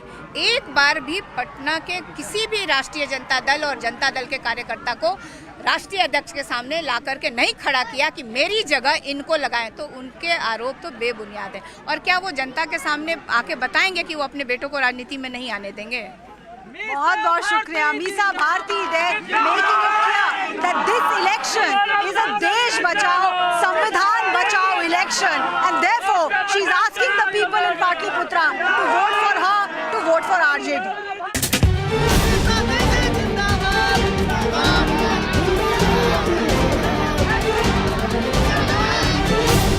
गरीबी कम करेंगे, महंगाई कम करेंगे और गरीबों को पक्का मकान देंगे। On a hot, sweltering afternoon, Misa Bharti is in Alampur in the Pataliputra लोक सभा।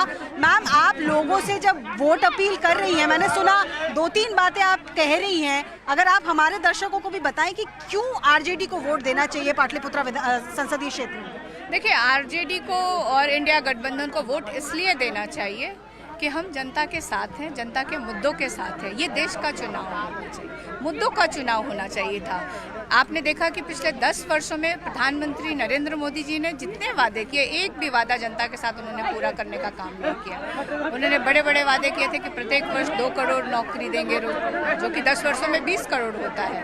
प्रत्येक व्यक्ति के खाते में 15-15 लाख रुपए आएगा, किसानों की आय दुगनी करेंगे, MSP लागू करेंगे, गरीबों को पक्का मकान देंगे। और सबसे ज़्यादा अगर देखा जाए तो अगर बिहार के साथ उन्होंने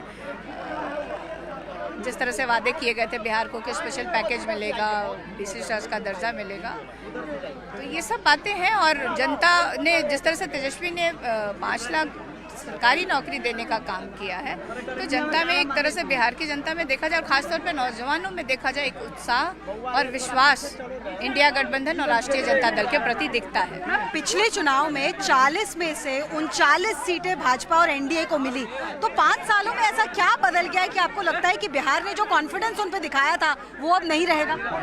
देखिए, एक बार आप उनको जनता को आप धोखा दे सकते हैं, 2 बार आपने देखा, लोगों को लगा कि चलो 5 साल का समय कम होता है काम करने के लिए, एक मौका और देते हैं प्रधानमंत्री जी को। लेकिन 10 वर्षों से जो इंतजार कर, जो युवा जिसकी उम्र वो रुकी तो नहीं है ना 10 वर्षों में, जिनको ये चुनाव देश की जनता लड़ रही है, पूरे चुनाव की ओनरशिप देश की जनता की है। सरकार को तलवार की नोक पर चलने के लिए मजबूर करे ऐसा विपक्ष होना ही चाहिए। अब अच्छे विपक्ष का अभाव ही मैं कमी महसूस करता हूँ। मैं तो हैरान हूँ कि कोई अखबार वाला किसी भ्रष्ट व्यक्ति का इंटरव्यू लेने जाए। एक चांद शोभराज मैंने अब बात देखा था कि लोग इसका इंटरव्यू करने जाते, न खाता हूँ न खाने देता हूँ। अब आगे में है, जिसने खाया है उसको निकालूंगा और जिसका गया है उसको खिलाऊंगा। इस बार मजबूत सरकार, स्थिर सरकार, 400 पार वाली सरकार, निर्णायक सरकार। Co-presented by की उम्र तो रुकी तो नहीं है, तो वो इंतजार कर करके अब थक गए हैं। और आप देखिए कि प्रधानमंत्री जी सिर्फ वादे पे वादे करते हैं, एक भी वादा वो पूरा नहीं करते हैं। तो अब मुझे लगता है कि जनता में उनके प्रति काफ़ी आक्रोश दिख रहा है। और वो क्योंकि हम लोग क्षेत्र में जाते हैं तो जैसे जनता आती है सामने तो वो बताते भी हैं। और एक तरह से अगर देखा जाए, मैं स्थानीय अपने क्षेत्र की अगर बात करूं सिर्फ पाटलिपुत्रा की, तो यहाँ पे 2 बार से सांसद महोदय हैं और वो भी भाजपा के हैं, लेकिन एक बार भी उन्होंने अपने काम के बल पे और चेहरे पे चुनाव नहीं लड़े हैं। आप यहाँ पे जितनी महिलाएं या कोई भी खड़ा है, आप पूछे कि एक जो बेसिक जो मूलभूत सुविधा जिसको कहते हैं पीने की पानी भी सही से अगर इस क्षेत्र को नहीं मिल रहा है, तो 10 वर्षों में इन लोगों ने क्या डेवलपमेंट किया है, क्या विकास किया है? आप विकास की बात कर रही हैं, बट साथ ही साथ यहाँ से कास्ट सेंसस की मांग शुरू हुई थी जब इंडिया गठबंधन पहली बार मिली। नीतीश कुमार तब आपके साथ थे। कमंडल की राजनीति क्या मंडल की राजनीति पर हावी हो रही है, क्योंकि राम मंदिर के ऊपर भी प्राइम मिनिस्टर वोट मांग रहे हैं? देखिए, जो कास्ट सेक्शन की बात थी वो हमारे नेता आदरणीय लालू प्रसाद यादव जी काफ़ी समय से उठाते रहे, और हम लोग विपक्ष में रहने के बाद भी हम लोगों ने इसकी मांग की, और हम लोगों ने जब सरकार में आया तो इसको करके भी दिखाया है, और उसके अनुपात में हम लोगों ने 75% आरक्षण भी दिया है। मतलब जब आप आरक्षण की बात करती हैं, ये भी एक कटाक्ष बार बार और लालू जी पे भी लगाया जा रहा है, मुस्लिम रिजर्वेशन, कि अगर इंडिया फ्रंट आई तो मुसलमानों को दे दिया जाएगा रिजर्वेशन, ओबीसी से छीन लिया जाएगा। ये एक बार नहीं, कई बार बड़े बड़े नेताओं ने, प्रधानमंत्री, गृह मंत्री, सब लोग ये आरोप लगाए। देखिए, क्योंकि उन्होंने कोई डेवलपमेंट का काम किया नहीं है, तो वो कहीं ना कहीं वोट देश को बांटना चाहते हैं 2 हिस्सों में। वो डेवलपमेंट की बात उन्होंने 10 वर्षों में जो काम किया वो जनता को क्यों नहीं गिनवाते हैं? उनको ये सब बातें क्यों कहने की आवश्यकता पड़ी? पर आपको लगता है इससे कोई फर्क पड़ेगा? सिर्फ वोट के लिए ये लोग कर रहे हैं, सिर्फ वोट के लिए ये लोग कर रहे हैं, लेकिन देश की जनता इनको बहुत अच्छे से समझ चुकी है, और इस बार नरेंद्र मोदी जी की और इनकी विदाई तय कर रही है। 2 और सवाल है, आपके परिवार पे पर्सनल अटैक भी बहुत होता है, लालू जी पर हो या आप लोगों पर, एक तो परिवारवाद का आरोप लगता है, दूसरा करप्शन का। रोहिणी आपकी बहन इस बार उतरी है चुनाव में, तो उन पर फिर एक आरोप लग रहा है कि इस बार तो परिवारवाद है और डेवलपमेंट के नाम पे सिर्फ परिवार को ही प्रमोट करते हैं। देखिए, अगर सारण की जनता, क्योंकि वो सारण मेरे पिताजी की कर्मभूमि रही, और अगर सारण की जनता और सारण के जितने भी 6 विधानसभा वहाँ के विधायक अगर मांग करते हैं कि आप अपने परिवार के सदस्य को ही वहाँ से लड़ाएं चुनाव, तो ये उन जनता के मांग पे उसको लड़ाया गया है चुनाव, और ये लोकतंत्र है। देखिए, दल ने टिकट दिया है, लेकिन वोट तो जनता को देना है। और कौन लोग आरोप लगा रहे हैं? जिन्होंने खुद परिवार के सदस्यों को टिकट दिया है। जमुई से कौन लड़ रहा है? किसके जीजा जी वो है? नवादा में जो लड़ रहे हैं वो किसके बेटे हैं? समस्तीपुर में जो बेटी लड़ रही है वो किसकी बेटी है, हाजीपुर में जो बेटा लड़ रहा है वो किसका बेटा है। तो ये कौन लोग हैं जो ये लोग आरोप लगा रहे हैं कि परिवारवाद की आरोप। तो परिवारवाद ये लोकतंत्र है, लोकतंत्र में जनता वोट देती है और जनता उनको जिताती है। और करप्शन का जो आरोप लग रहा है आपके परिवार पे, आपको लगता है वोटर्स को कोई फर्क पड़ेगा? वो तो कह रहे हैं कि इन लोगों ने लूट लिया, आपका पैसा लूट लिया जो सरकार ने भिजवाया था। देखिए, छोटी सी बात मैं कहूँगी कि प्रधानमंत्री जी इलेक्टोरल बॉन्ड पे क्यों नहीं बोलते हैं। मैंने सुप्रीम कोर्ट ने टिप्पणी की है कि ये असंवैधानिक है, तो आखिर प्रधानमंत्री जी कब देश को जवाब देंगे इलेक्टोरल बॉन्ड पे। और मेरे परिवार पे हम लोग का मामला न्यायालय में है और कौन लोग बोल रहे हैं, ये प्रधानमंत्री जी बोल रहे हैं। अजित पवार जी के ऊपर आरोप लगा करके और मतलब दूसरे दिन माला पहना के उनको शामिल कर लिया जाता है तो वो स्वच्छ सभी के हो जाते हैं। बहुत सारे ऐसे नेता हैं। अब ये कोई मुद्दा नहीं है, मुद्दा बेरोजगारी है, मुद्दा डेवलपमेंट है कि आपने जो वादा किया 10 वर्षों में उसको कब पूरा करेंगे। क्या मुद्दा नीतीश कुमार भी है? क्योंकि कभी आपके साथ कभी उनके साथ मैंने देखा क्राउड ने भी। मुझे नहीं लगता है, क्योंकि तभी तो प्रधानमंत्री जी ने भी उनका साथ छोड़ दिया है, अपनी सभाओं में उनको लेके नहीं जा रहे हैं। अगर मतलब नीतीश कुमार जी अब मुद्दा नहीं रहे तभी तो प्रधानमंत्री जी ने भी उनका साथ छोड़ दिया है, अपनी सभाओं में वो उनको लेके नहीं जा रहे हैं। आखिरी सवाल मैम, आपको जाना है, रामकृपाल यादव आप ही के परिवार की तरह थे, सबसे ज्यादा क्लोज कॉन्फिडेंट माने जा रहे थे, बट उन्होंने आपको हराया, फिर एक बार आप उनके सामने हैं। आपके कॉन्स्टिट्यूएंसी की जनता आपको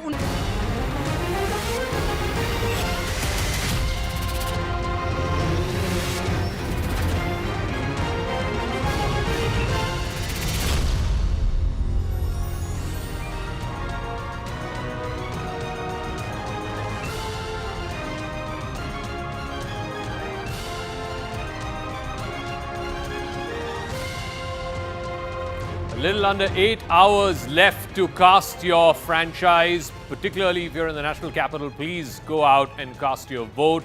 That is our humble appeal from the News 18 network. But right now, let's talk about the Prime Minister's interview to the News 18 network. It's the 4th time he has spoken to the News 18 network this election season. It's the highest that any network has managed to get the Prime Minister. For the first time, he's spoken about what he says is the weak opposition. He's rued the fact that there is no strong opposition in the country right now. He says that a strong opposition is important and required in a democracy.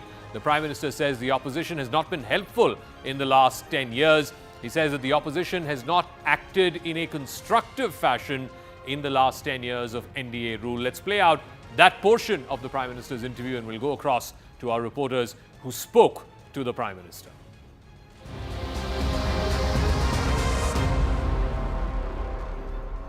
ये बात देश में बहुत है कि opposition strong नहीं है मोदी जी के खिलाफ, ऑपोजिशन स्ट्रांग नहीं हो पाया। इसका एक बड़ा कारण ये भी कि ऑपोजिशन के जो नेता हैं जो कैंपेन लीड कर रहे हैं, एक तरह से राहुल गांधी हैं, 2 दशक से ज़्यादा राजनीति में हैं, पर एक कुछ लोगों का कहना है कि वो मैच्योर उतना नहीं हो पाए। और कुछ लोग ये भी कहते हैं कि शायद राहुल गांधी सबसे बड़ा एक एसेट है बीजेपी का, क्योंकि वो ऐसी अब बयान देते हैं कि आपको उससे और एमुनिशन मिलता है कांग्रेस को एक्सपोज करने के लिए। आपको लगता है राहुल गांधी की जो ये कमी है उसका देखिए, मैंने अभी तक आपके एक भी प्रश्न का जवाब किसी व्यक्ति के संदर्भ में नहीं दिया है।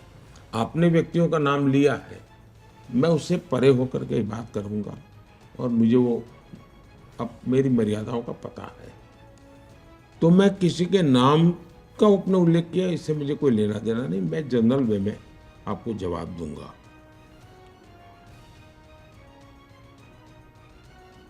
लोकतंत्र के लिए बहुत आवश्यक है कि एक बहुत ही मजबूत विपक्ष हो, बहुत ही सजग विपक्ष हो और सरकार को तलवार की नोक पर चलने के लिए मजबूर करे, ऐसा विपक्ष होना ही चाहिए। और मुझे इस देश में टैलेंट की कमी नहीं लगती है। इस देश में भरपूर टैलेंट है, उनको अवसर दिया जाए। मुझे लगता था कि 2014 से 2024 एक अच्छा विपक्ष मुझे मिलता। मेरे भी जीवन में कोई कहेगा क्या कमी है, तो अब अच्छे विपक्ष का अभाव है, मैं कमी महसूस करता हूँ, क्योंकि उनसे मुझे कोई पॉजिटिव कंट्रीब्यूशन मिल ही नहीं रहा। मैं तो सोच रहा था इन लोगों ने 60 साल सरकार चलाई है, तो मुझे सरकार चलाने में सुविधा होगी, मैं जाते आते पूछ लूँगा जरा बताइए क्या करना है क्या नहीं। प्रणब मुखर्जी साहब थे तब तक मुझे थोड़ा बेनिफिट होता था, वो अपने अनुभव मुझसे शेयर करते थे, लेकिन बाकी मुझे वो बेनिफिट मिला ही नहीं। तो मुझे खुद को ही मेरी पार्टी के जो अनुभवी लोग थे उनसे जो मदद मिली, उन्हीं से मुझे अपनी दुनिया खड़ी करनी पड़ी। और मुझे गुजरात का बड़ा मेरा अनुभव था, वो मेरे काम आया।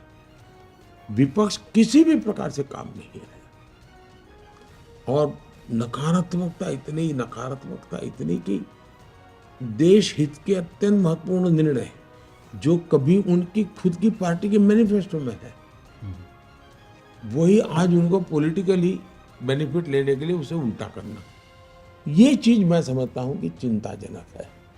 लेकिन मैं इस बात से सहमत हूं कि भारत जैसे लोकतंत्र में मजबूत विपक्ष होना चाहिए, सक्रिय विपक्ष होना चाहिए, और बहुत ही वेल ट्रेड, वेल इन्फॉर्म्ड विपक्ष होना चाहिए। इसका लाभ होता है जी। मैं गुजरात में था सीएम, मेरे यहाँ विपक्ष में जो लोग थे, लेकिन सभी सीएम वगैरह बैठते थे तो उसका एक दबदबा रहता था जी, और उसका लाभ होता था। हाउस में ट्रेजरी बेंच के लोग भी इधर उधर होते नहीं थे, उसका बेनिफिट होता था। अभी तो हालत ऐसी नहीं है जी, मेरे दिल में एक दर्द है ये।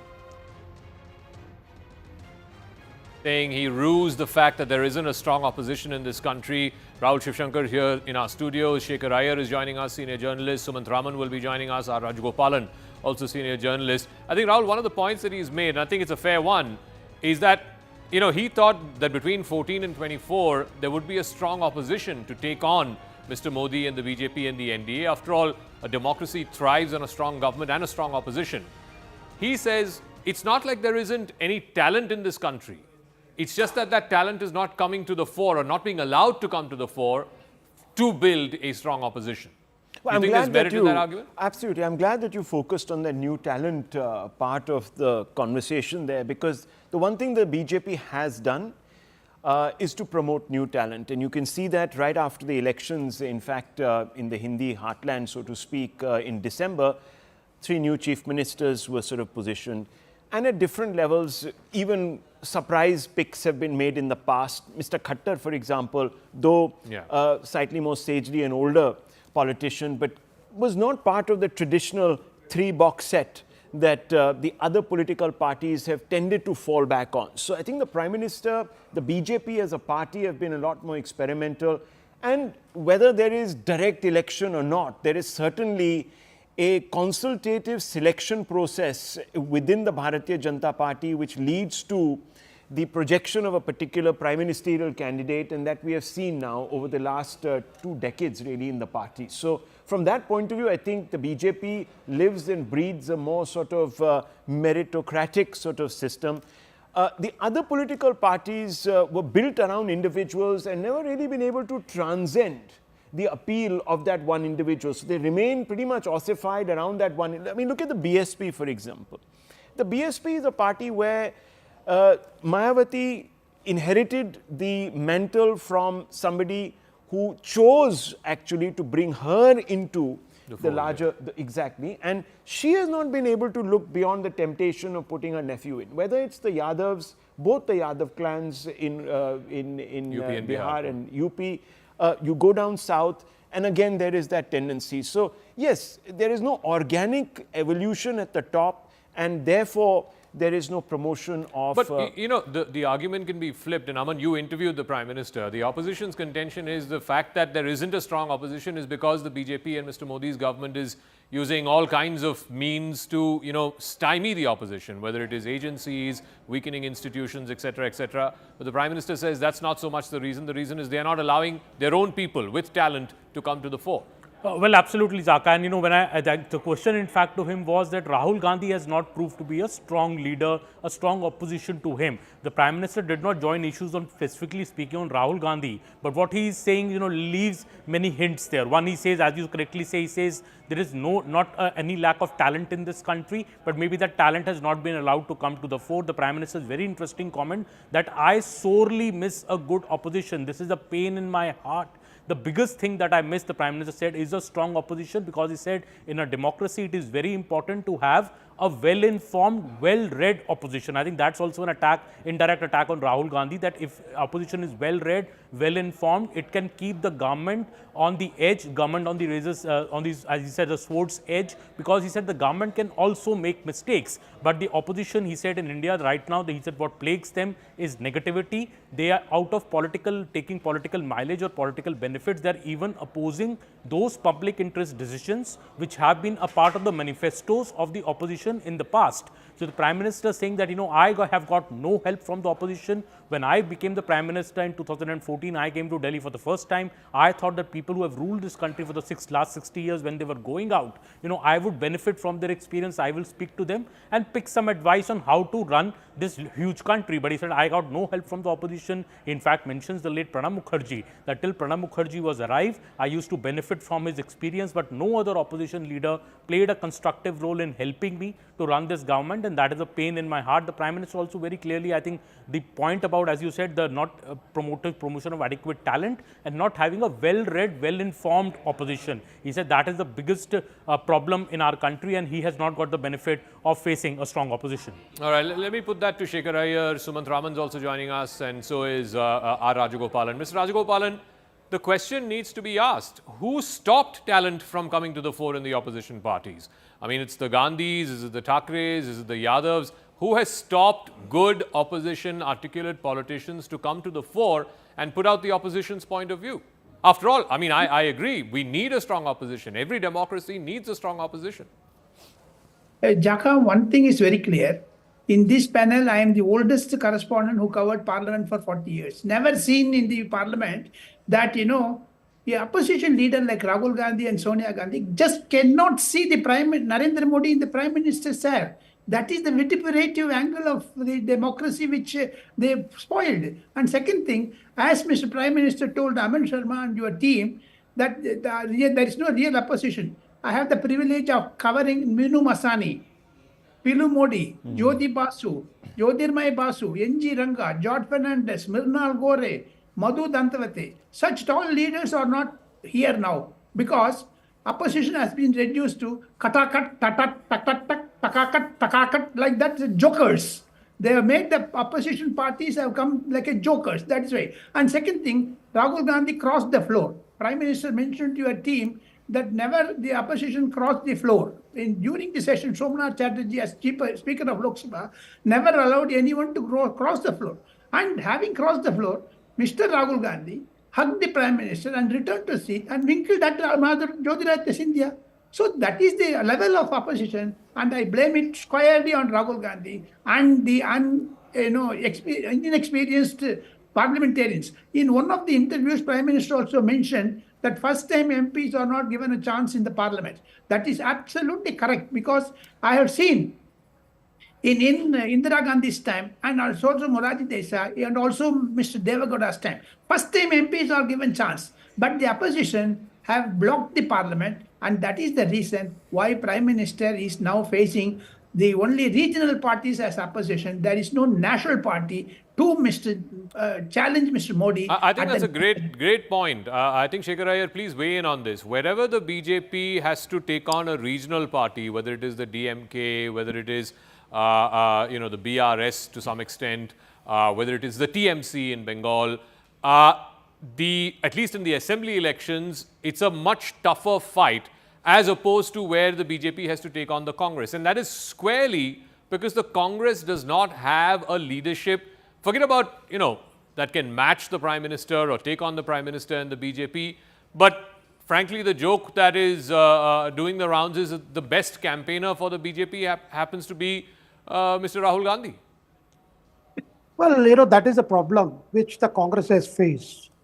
And, the previous era, what would we see was, excepting for the period when elections were held, whether in the state or in the center, in other times, individual political leaders could transcend their political affiliation and offer counsel to the government, whether they belong to the BJP or to the Congress. See, Prime Minister in particular mentioned Pranab Mukherjee. Now, Pranab Mukherjee belonged to that class, to that era where they could transcend the fact that they are Congress leaders, but could offer advice, even when the Vajpayee was Prime Minister or in subsequent. Similarly, We have seen leaders like Lal Krishna Advani, why even Arun Jaitley offered a lot of advice, particularly on the Indo-US nuclear agreement, on the nuclear liability bill that saw a lot of consultation. And similarly, in the Congress, you had leaders like Ghulam Nabi Azad, who was leader of the opposition Rajya Sabha. But that kind of friendly discussion between the government and the opposition was not to the liking of leaders like Rahul Gandhi, for whom they could not accept the mandate of 2014, they could not accept the mandate of 2019. So there was no question of any exchange of views or ideas between the government and opposition. But this was not the case earlier. Even during Indira Gandhi's time, there were bitter relationship between opposition leaders and the treasury benches. There were occasions where Indira Gandhi would reach out to some leaders and seek their advice. That era is gone. I can recall a period, even Somnath, when leaders like Somnath Chatterjee, Indrajit Gupta, they would seek out Vajpayee advice when during even UP's rule. I mean, the National Front government and United Front government. But that era is gone, because today, with the advent of leaders like Rahul Gandhi, even if there are leaders in the Congress who are willing to share some of their experience and thought on certain policy issues, I don't think the present dispensation of the Congress would like any such kind of dealing. That's the point Prime Minister is pointing out. Rahul wants to make a point, yeah. Yeah, look, the decline of the Congress system was a seminal paper that was written by Rajni Kothari. Now, if you read through it, you will see that the Congress had sort of gravitated towards a plebiscitary form where Indira Gandhi became the central pole. In fact, there was a president of the party that said, Indira is India, India is Indira.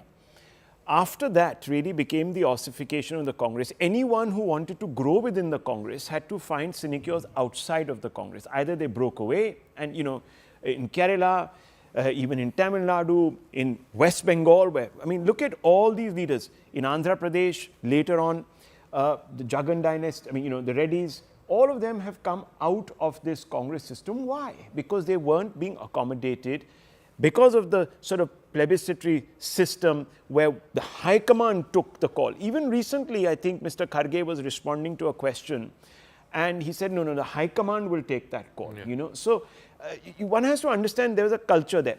On the other point of, Modi sort of going after the opposition, we've seen this play out. Indira Gandhi in 75 jailed the entire opposition. But that didn't sort of, okay. After that came a situation where a large number of opposition ruled governments, in fact, were taken care of, so to speak, using 356. That is actually a blow, a death blow, really, to any opposition party's aspirations. When they come to power, you have to sort of execute the mandate. If that is taken away from you, well, you lose your raison d'etre. But that happened. You've had at state levels, Akalis versus Congress, Jaya versus Karunanidhi, JMM leaders being jailed, and the fight between even RJD and JMM, the socialist parties. You've had, under the left, you've had persecution of the opposition for 25, 30 years in Bengal. Jagan Reddy was in jail, Naidu was in jail. So, you've had people going into jail from opposition, and this role is sort of constantly sort of reversed. So, I think the point really is, and the opposition has to ask itself some basic questions here. Have they allowed themselves to grow and evolve with the times and become more democratic so that their own parties begin to actually represent the aspiration? And this is why I feel that the AAP was such a promising experiment in Indian democracy in recent times, because really people from different walks of life came together. And again, unfortunately, there a personality cult has sort of overtaken. And that's really again, the Prime Minister talked about, without naming any of these individuals concerned, he's not named either Rahul Gandhi or Arvind Kejriwal, but Aman, he also talked about this whole thing about trying to make a Robin Hood out of people who have grave charges against them. Now, without getting into the actual phraseology, comparing him to Charles Sobraj and so on and so forth, I think the larger material point that the Prime Minister was trying to make is, these are grave charges. Even the courts of law have had to take cognizance of these charges, and yet you guys are giving him a platform, making him out to be some kind of a demigod-like figure.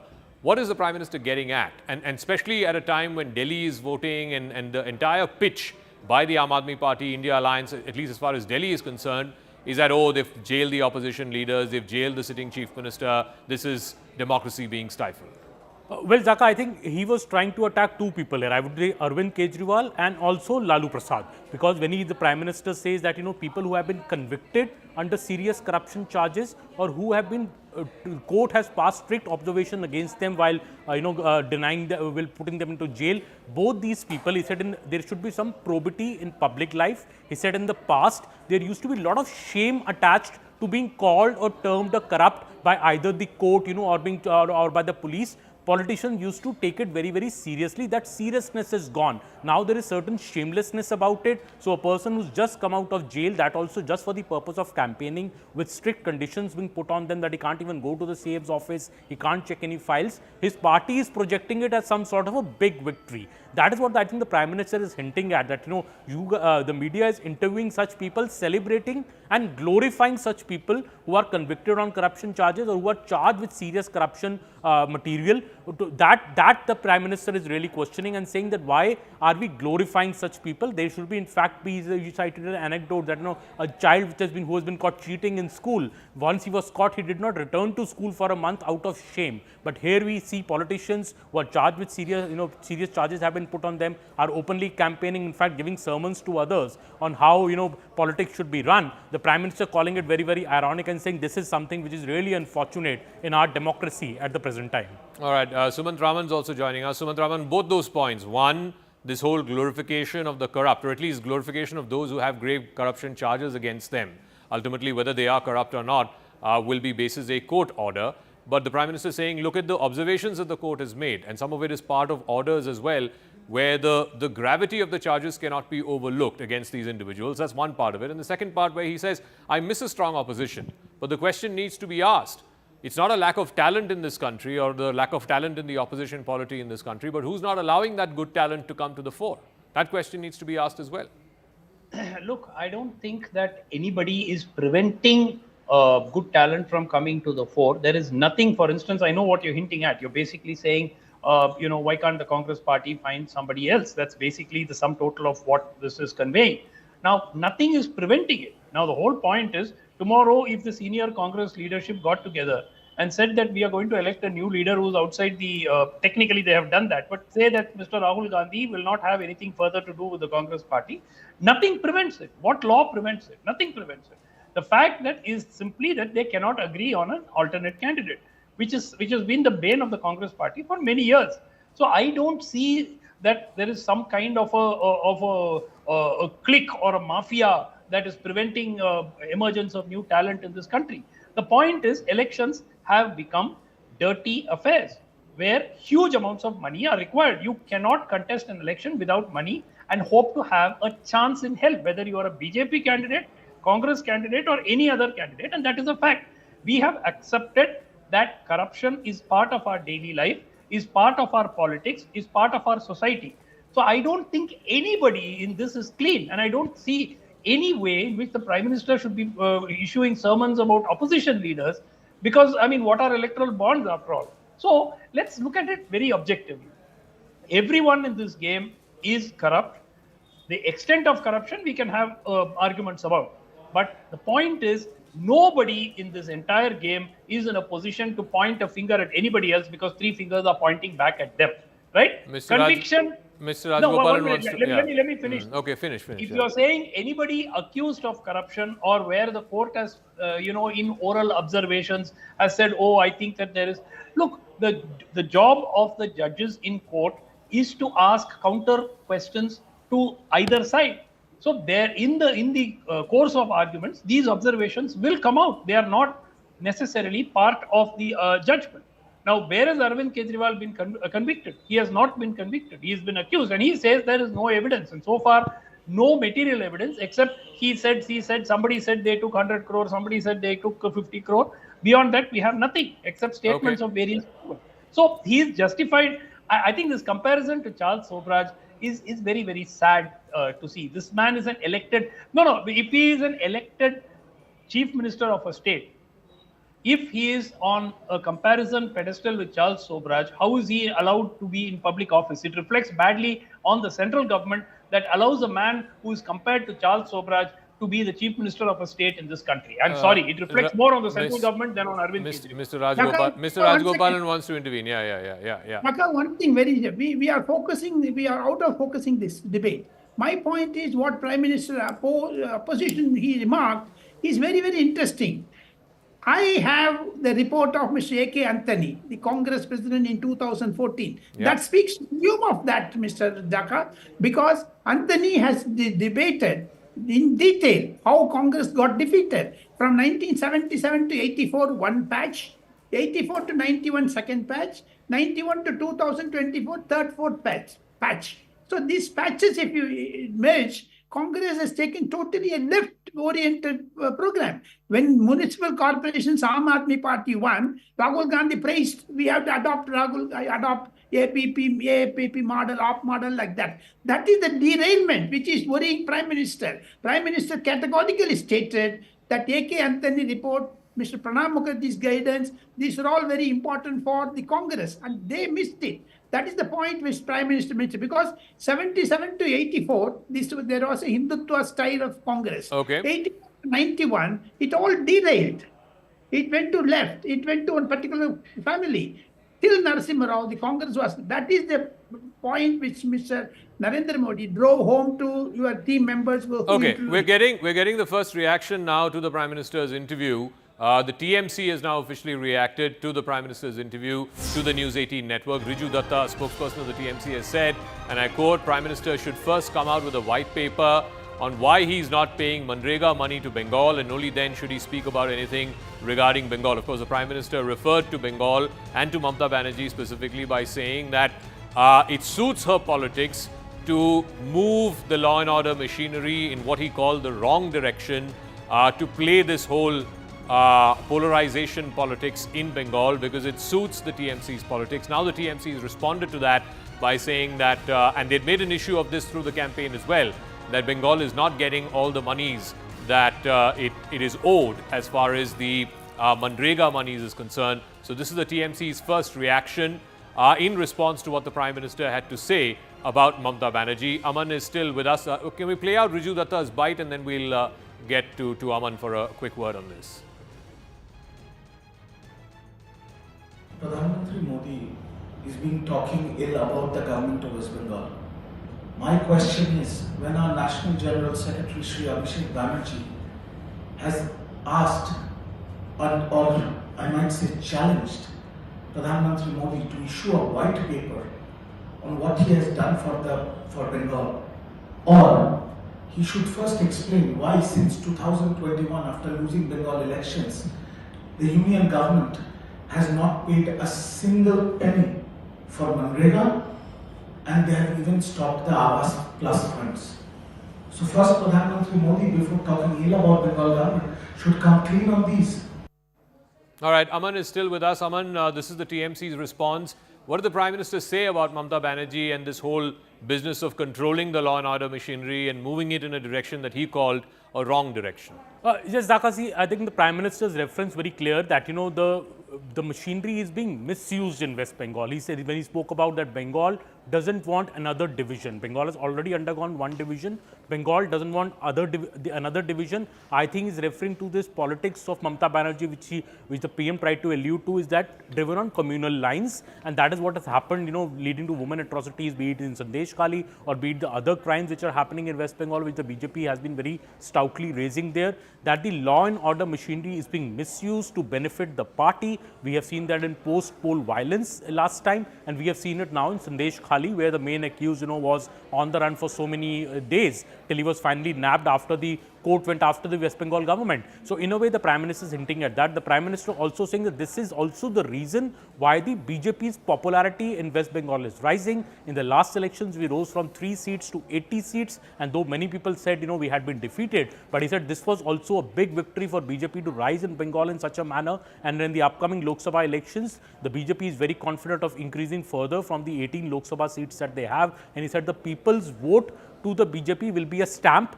on the BJP's politics in West Bengal, and it will be a vote against what Mamata Banerjee is doing in West Bengal, which is state-sponsored violence which is happening there and which is really causing a lot of problems to the common people who are tilting now towards the BJP. There are, of course, electoral reasons, Rahul Shivshankar, why the BJP is so gung-ho about Bengal and why they want to be in a position to be able to form a government there in Bengal. There's also ideological reasons. It's the land of Vivekananda. I mean, there's a famous slogan about what Bengal thinks today, the country thinks tomorrow. Bengal has had this sort of intellectual heft, if you will, which the BJP wants to capture, whether you like it or not. I mean, it is electoral purposes, definitely, that's on the forefront, no doubt about it. But more than that, ideologically, which is why they're so desperate about wanting to come to power in Bengal. Yeah, I mean, that's true of pretty much the rest of the country. I think the BJP is an ideologically, it's an ideological party which wants to come out and project a larger view of Hindu civilization and identity and sort of hark back to that to create a different identity for our country around the term Bharat, and sees itself as perhaps the champion of that third pole. It always says that, look, we've tried out the Western model, we've tried out, there's a cynic model, and now there's going to be the Bharatiya model, which is founded really on Hindu civilizational ethos, which at some level or the other has been papered over by a sort of postmodernism of Mr. Nehru. So that's really where that ideological sort of tension comes in. But, on this case of Manrega, which is an interesting response from Riju Datta. TMC, yeah. Well, look, it's been cutting both ways on the election, sort of at the hustings, because the TMC has been saying, and it's been making a big song and dance about the fact that roughly 7,000, I think, crores of the Narega fund has not been released by the center to the state. When you ask the center, they say, well, there's a fake job card issue, that we don't know if the real beneficiaries are getting it or if faked job cards are being used. Now, it was interesting because the government's own website data, and this came out in an RTI, suggested that about 98.8% of the job cards were actually genuine. So there is this tension between the center and the state on this, and this is sort of becoming, this payout is becoming a bargaining chip, if you will, a sort of electoral bargaining chip, if you will, between these two parties. But that doesn't somehow explain. I think it was an intelligent attempt to sort of change the goalposts there. Fundamentally, look, there are corruption allegations that have been made and held up in court, unfortunately, against the Bengal government. So there are problems. There was that whole cut money issue, which actually the Chief Minister, Ms. Mamata Banerjee, before 2021 assembly elections admitted to. And many people think that that is really what helped galvanize support for her, because people said at least she is contrite and has expressed regret. So, look, there is corruption at the state level there. You have had ministers from the TMC who have been held up as corrupt, and the party itself has sort of taken great pains to distance itself from them, and those charges haven't sort of withered away. Yeah, but Manrega itself has become a contentious sort of point between the centre and the states, and not just between Bengal and the centre. Yeah. It's happened at other state levels as well. Yes. But Shekhar here, I want to come back to the moot point about what is at stake in this election. And the Prime Minister has made that very clear. He's outlined that, look, this is a national election. It's an election to choose the Prime Minister. The opposition, on the other hand, is saying that this is about democracy and about saving institutions, that if Mr. Modi and the BJP were to win a third term, then India as a democracy as we know it will cease to exist. Zaka, the Prime Minister is very clear that he has gone to this election with what his government has tried to do in the last 10 years, between 2014 and 2019 and 2019 and 24. A law foundation has been laid for some big changes, for better growth in the coming year. And the whole thing is about continuation of these policies, so that people actually begin to see the dividend on the ground. And it is not that he has been speaking only about certain ideological issues. He has been speaking about his own government's achievements. When he mentions about 4 crore houses being built, or the Jal Jeevan Mission, or other schemes, or women self-help groups being empowered with lot of funds, with lot of new schemes, this is an election where the Prime Minister has gone with a report card. Now, unfortunately, a lot of opposition attack is not on the report card. It is on the larger issue of what they say, the constitution is in danger, there are a lot more problems, things are on a backslide and things like that. But on specifics, I haven't seen very specific attacks from the opposition. It's rather a broad side that Modi should go, Modi or no Modi. That kind of narrative has been sought. Here the Prime Minister is explaining, look, I am going to the people with what I have done, what I have achieved. And I am looking forward to do so many things because he has talked of Viksit Bharat. He has talked of big growth ideas. And he has also spoken of first 100 days. And people have been speculating about what will be those big decisions. What will be those decisions that will bring about big systemic changes in terms for growth and for removal of poverty. Sumant Raman, the idea, the problem with this whole democracy is under threat argument, and you go to the people with that, is other than the opposition, nobody else seems to be thinking that. And how do you go with that argument that democracy is under threat when 60%, 65% people are coming out and voting? We're not seeing any large-scale violence. We're not seeing any large-scale ballot stuffing and the kind of stuff that we used to see in the past. So if 2/3 of the voters are still turning up, that's a healthy democracy. So where does this argument of democracy is under threat be valid other than for the opposition? One second. Zaka, when we use the term, when we look at the phrase which is used to describe elections in a democracy, there are two words, free and fair.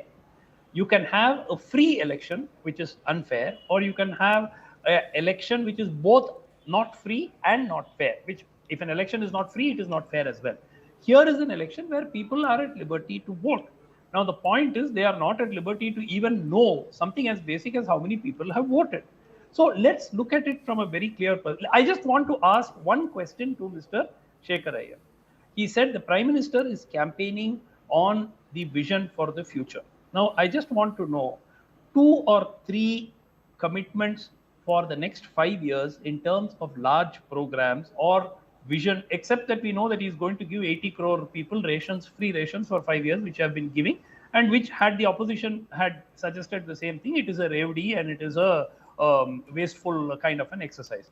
Now, my point is, this entire campaign has been largely driven by, fear mongering about they will take away your buffalo, they will take away your one house, they will, cut off your electricity connection.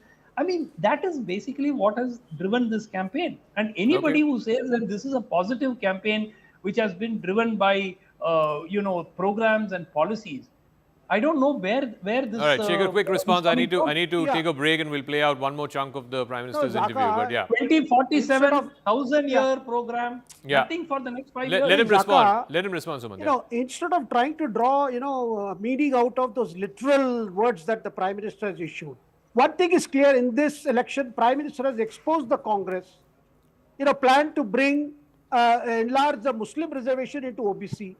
That has, and particularly all the oppositions are doing it, has been proved by the Kolkata High Court judgment on the, the way the OBC list was enlarged.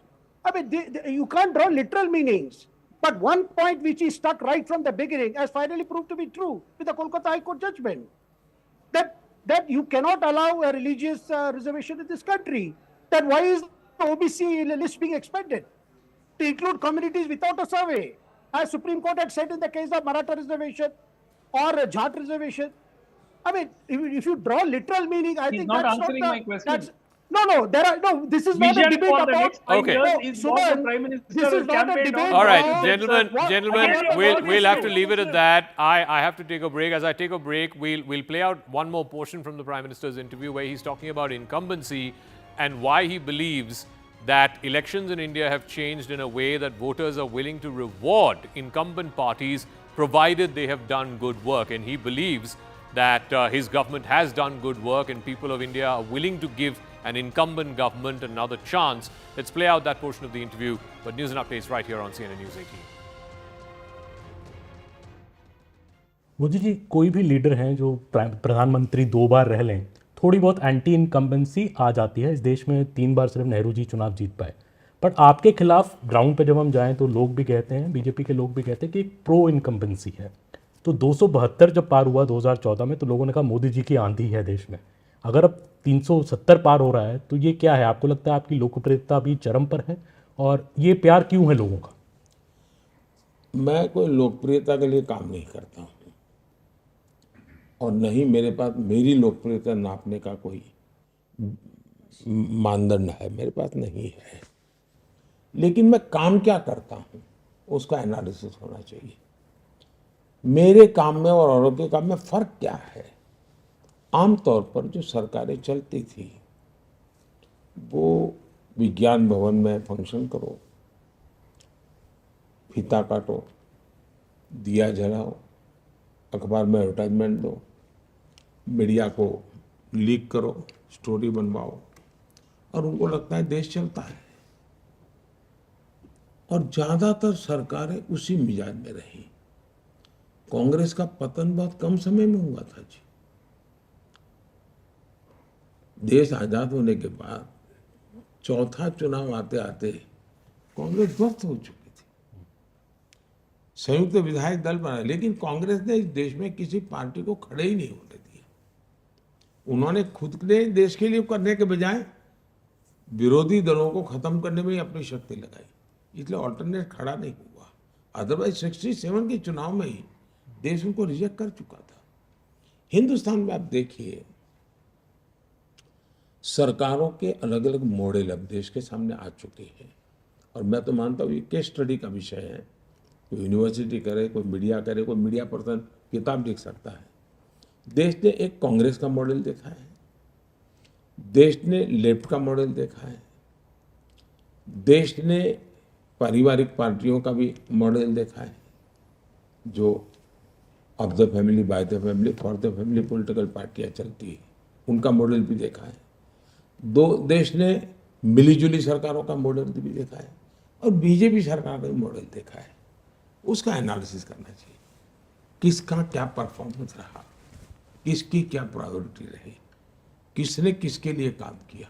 एक 100-200 parameter तो आप देखेंगे the best performance वाला model BJP का मिलेगा आपको। और जब परफॉर्म करते हैं तो सामान्य मानव का विश्वास बढ़ता है। फिर एंटी इनकम्बेंसी किस बात की होती है कि एक ऐसी सरकार, मेरा ये नहीं हुआ। हर एक का होता नहीं है, प्रो इनकम्बेंसी में कोई हर एक का हो गया ऐसा नहीं होता है। लेकिन आज पब्लिक मीटिंग में जाके मैं कहता हूँ भाई आप लोग ये चुनाव में जो करते हो करते रहना, लेकिन मेरा एक काम करना। और कहता हूँ मैं कि कहीं आप जाए झुग्गी झोपड़ी में कोई रहता है ऐसा मिले या कोई कच्चे घर में रहता है, उसका नाम पता लिख करके मुझे भेज देना।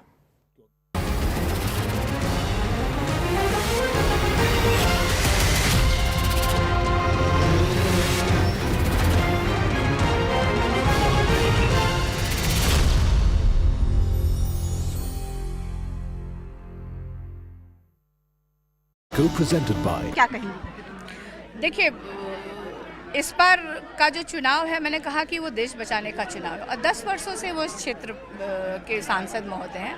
और मैंने जैसे अपने भाषण में भी कहा, लोग भी कहते हैं कि जब एक पानी पीने की जो व्यवस्था नहीं करा पाए 10 वर्षों से, और वो हमारे परिवार के सदस्य थे और आज भी हैं, मेरे बड़े हैं, अभिभावक हैं, मेरे चाचा हैं। और लेकिन एक चीज़ आप जानिए कि मेरे दल से लोक दल था, फिर जनता दल बना, फिर राष्ट्रीय जनता दल पड़ा, लेकिन रामकृपाल जी ने किसी भी एक कार्यकर्ता को अपनी जगह उन्होंने टिकट दिलाने का काम नहीं किया। चाहे वो एमएलए बने हमारे दल से, चाहे वो एमएलसी बने, चाहे वो बोर्ड के निगमों के वो मेंबर रहे हों, चाहे वो राज्यसभा गए, चाहे वो सांसद बने, एक बार भी पटना के किसी भी राष्ट्रीय जनता दल और जनता दल के कार्यकर्ता को राष्ट्रीय अध्यक्ष के सामने ला करके नहीं खड़ा किया कि मेरी जगह इनको लगाएं। तो उनके आरोप तो बेबुनियाद है। और क्या वो जनता के सामने आके बताएंगे कि वो अपने बेटों को राजनीति में नहीं आने देंगे? बहुत बहुत शुक्रिया Misa Bharti that this election is a देश बचाओ संविधान बचाओ election and therefore she is asking the people in Patliputra to vote for her, to vote for RJD.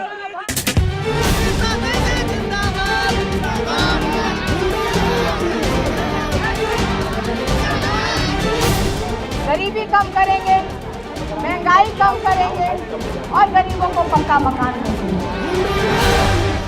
On a hot, sweltering afternoon, Meesa Bharti is in Alampur in the Patliputra Lok Sabha.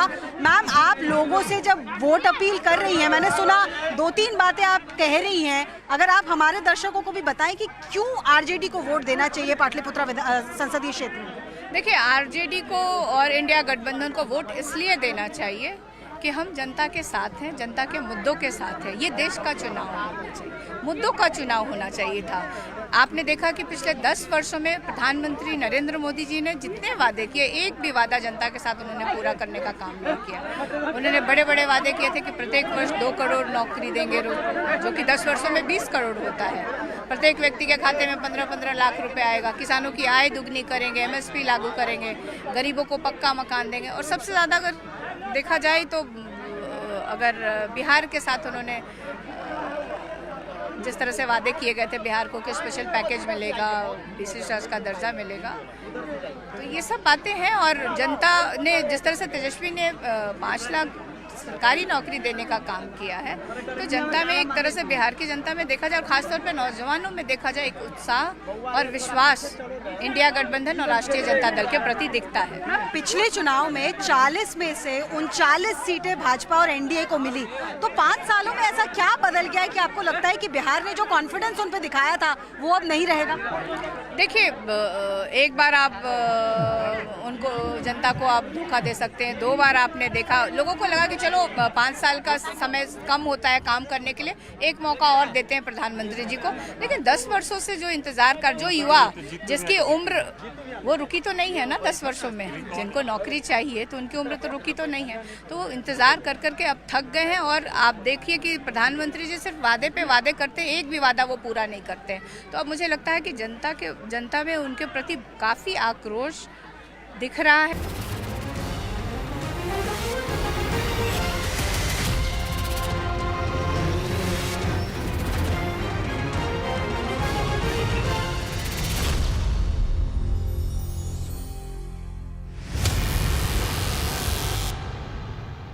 ये चुनाव देश की जनता लड़ रही है।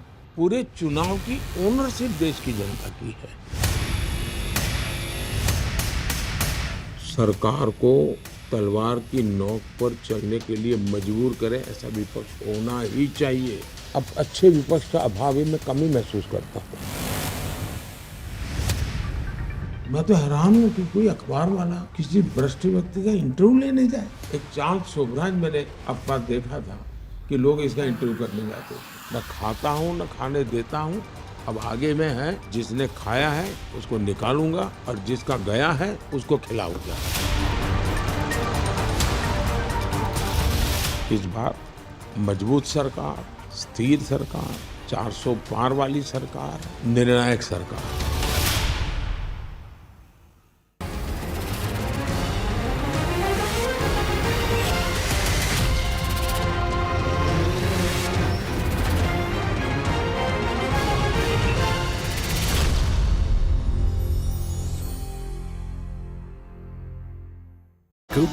क्योंकि हम लोग क्षेत्र में जाते हैं तो जैसे जनता आती है सामने तो वो बताते भी हैं। और एक तरह से अगर देखा जाए, मैं स्थानीय अपने क्षेत्र की अगर बात करूं सिर्फ पाटलिपुत्रा की, तो यहाँ पे 2 बार से सांसद महोदय हैं और वो भी भाजपा के हैं, लेकिन एक बार भी उन्होंने अपने काम के बल पे और चेहरे पे चुनाव नहीं लड़े हैं।